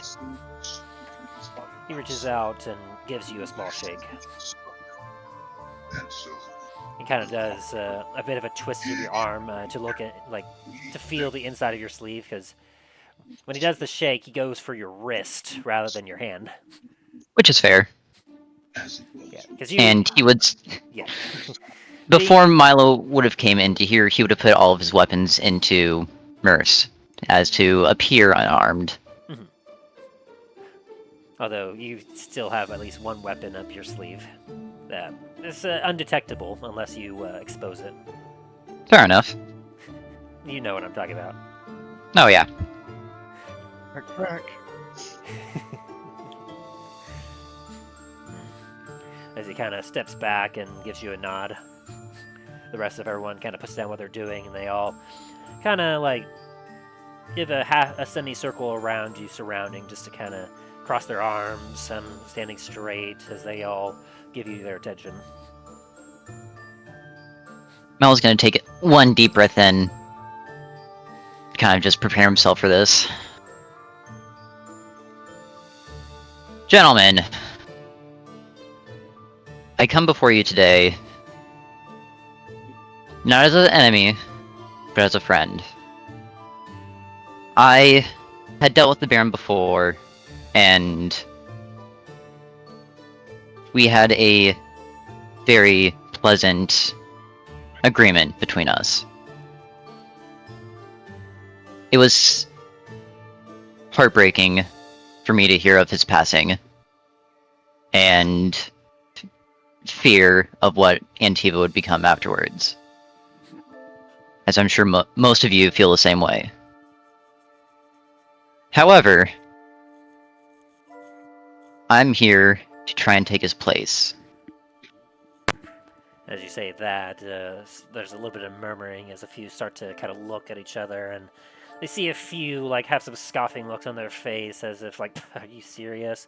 A few actually give you some nods and like just rub their chins a little bit, like,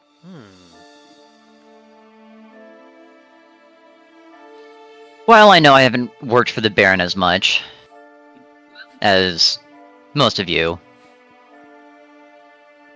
we definitely had an understanding for one another. He understood my talents, and I understood his.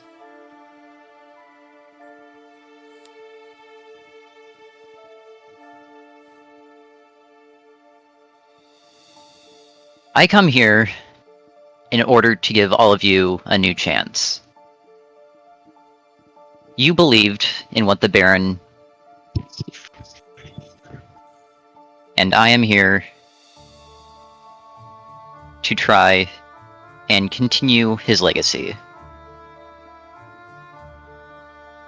While everything in here in Antiva is uncertain, I believe I could be the most likely to bring order back to this place. Hell, I convinced 5 of your assassins here to give me the chance to come talk to you, after almost all of them were wanting nothing more than death. Here's some more affirmation, like grunts and mumbles. A few of them just go, yeah.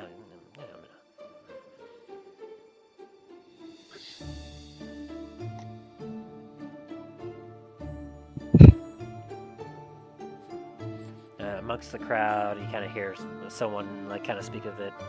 What sort of experience leading groups do you have? What makes you think that you can handle an organization such as this?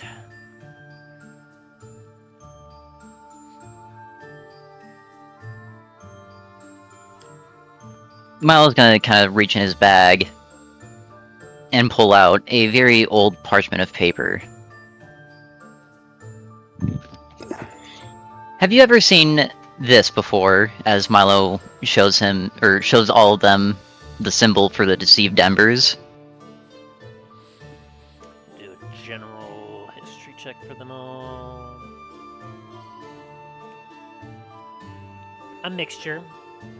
Some of them just kind of like scratch their heads like, no. But then you see some that go like, oh, yeah, kind of, yeah.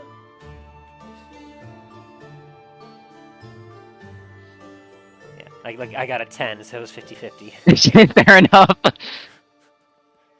Some do, some don't. It's kind of like...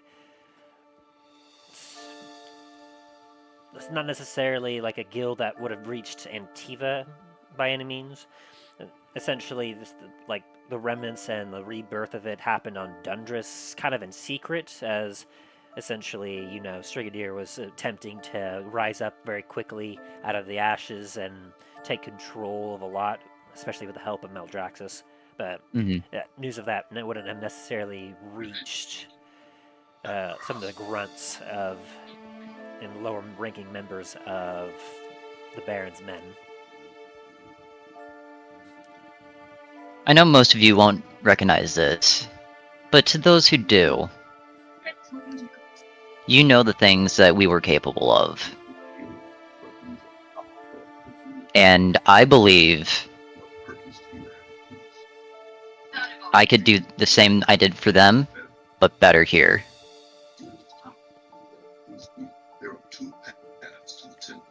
While yes, most of you don't think much of me, the Baron did hold me in high regards. Hell, I'm sure once all of you heard I was coming here, you knew who I was. You know what I'm capable of. A lot of nods and shakes of heads, like some positive affirmation with that.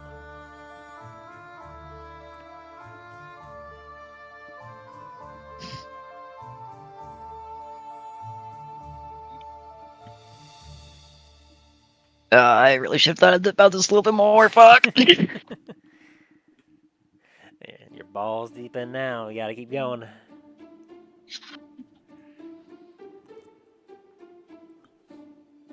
If you give me the chance to lead all of you, I will bring justice for the Baron and promote growth and prosperity for the lands of Antiva, which I'm sure all of you want.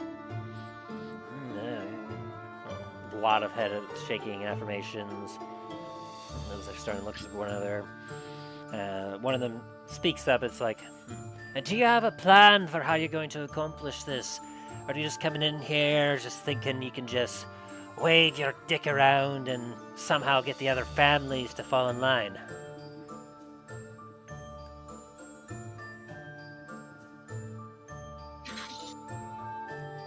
I was gonna kind of chuckle at that.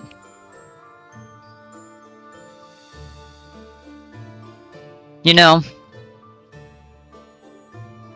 didn't have much of a plan coming into here. However, when I set my mind to something, I do achieve it. Once I heard of the Baron's death, I knew I had to take this chance and come here before all of you. Granted, I didn't know how I was going to do it, but I still found a way. And I will do the same for each of the heads of the houses. And with all of you backing me, I know we will be successful in this endeavor.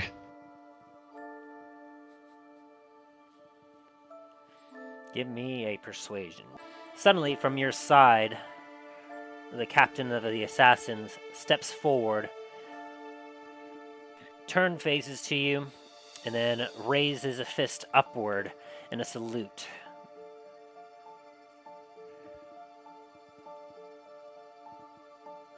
Then another walks forward from the group, stands at attention, and also gives the same exact salute.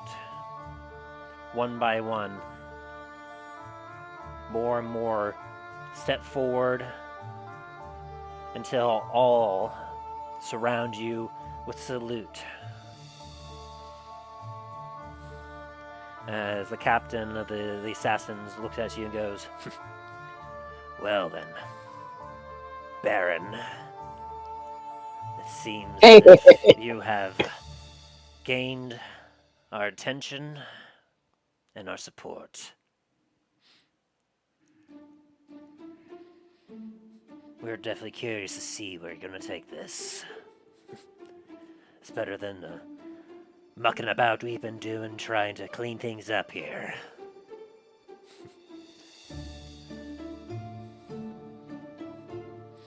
We'll follow you to whatever end this leads to. Or we'll kill you for failing. Whichever comes first, as it gives you a cheeky grin.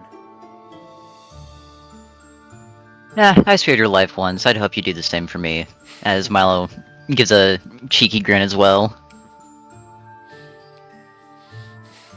A lot of people seem to relax and tension dies down immediately in the room as many start to go back to their reports and whatnot as the captain kind of looks at you real quick and goes, well, good job there, boss. I'd say one of the first things that we've got to do before we can even deal with the other families, we've got to find this assassin that killed the other boss. And we might have ourselves a lead. Sometime last night, there was another hit. We got reports of one of the lower-ranking mob bosses found dead in his lair again. Which one? It's not one of the major ones that are vying for control, but still, it is rather concerning that this one in particular has been targeted.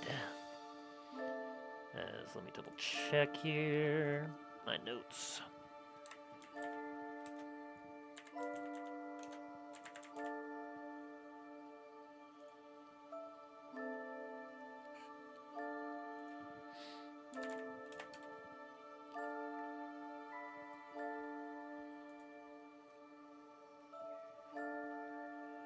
Alright, here we go.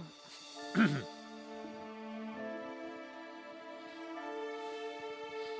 reports on this one are quite interesting. But we had eyes on you the whole time from when you were around the tavern. We never saw you leave once. So we know it can't be you, but that doppelganger that you mentioned, well, it seems very clear that perhaps they're still around. You see, reports of someone that looked a lot like you, this doppelganger, was seen by Keon Wonderboy Willet's place. And his boys found him dead. The rest of his gang scattered to the winds. Joined some of the others, you know how it goes. But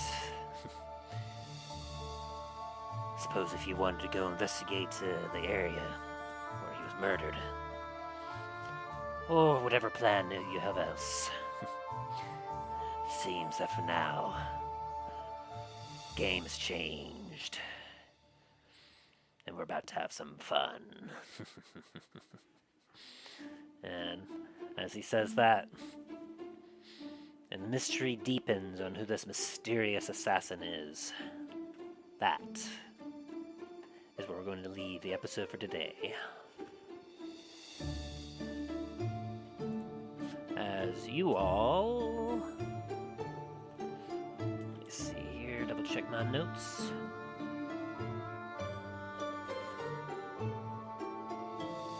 Half the party over the manor, and Milo having gained control of the Baron's men, what's left of one of the most powerful groups in all of Antiva. It'll be up to you all to decide how you progress forward and to see if you can solve the mystery. As you all will get... Come on, where is... Okay, decent challenge rating on those guys, so we'll probably get you some fair EXP. Let me calculate that real quick.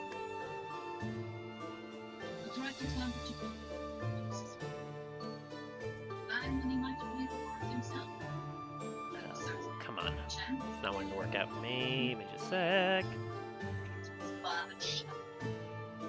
Here we go. Okay, okay.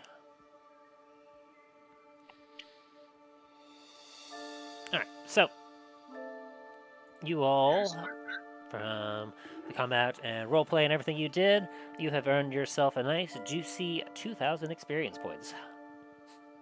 Ooh. Feel free to calculate that. I know you're all getting close to your next level, so...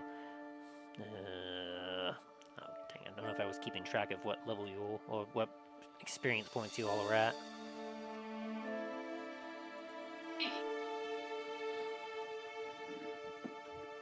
In any case, add that to what you got, and I don't believe you were close enough to level up just yet. Were you? Not. I think we're. Let's see. If I've calculated this up right, we need.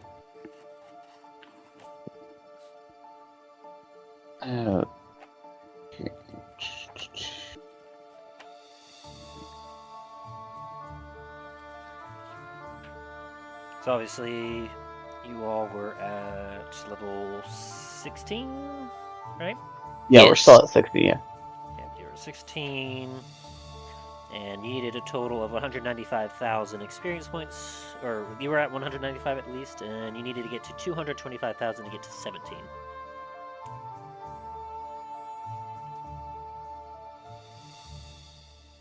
I think you were at least at 200,000. That's what I was gonna say. I don't remember what, though. I might have to take a look and calculate that again. Is it posted in Town Hall or something? I've been muted this whole time. Here we go. As of 9/18, you were all were at 214,000 experience points. Yeah, currently on D&D Beyond, I've got it with the extra 2,000 is 218,500. Okay, that sounds about right. We need 6,500 to get to level 17. So all you mark what Dain has because that sounds accurate. 218,500. 2018. What? 218,500. Ah, okay.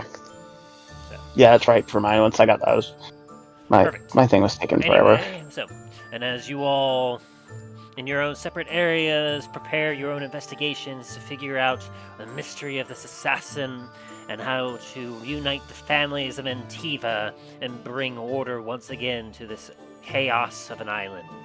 That is where we're leaving the session for today. I'll be right back.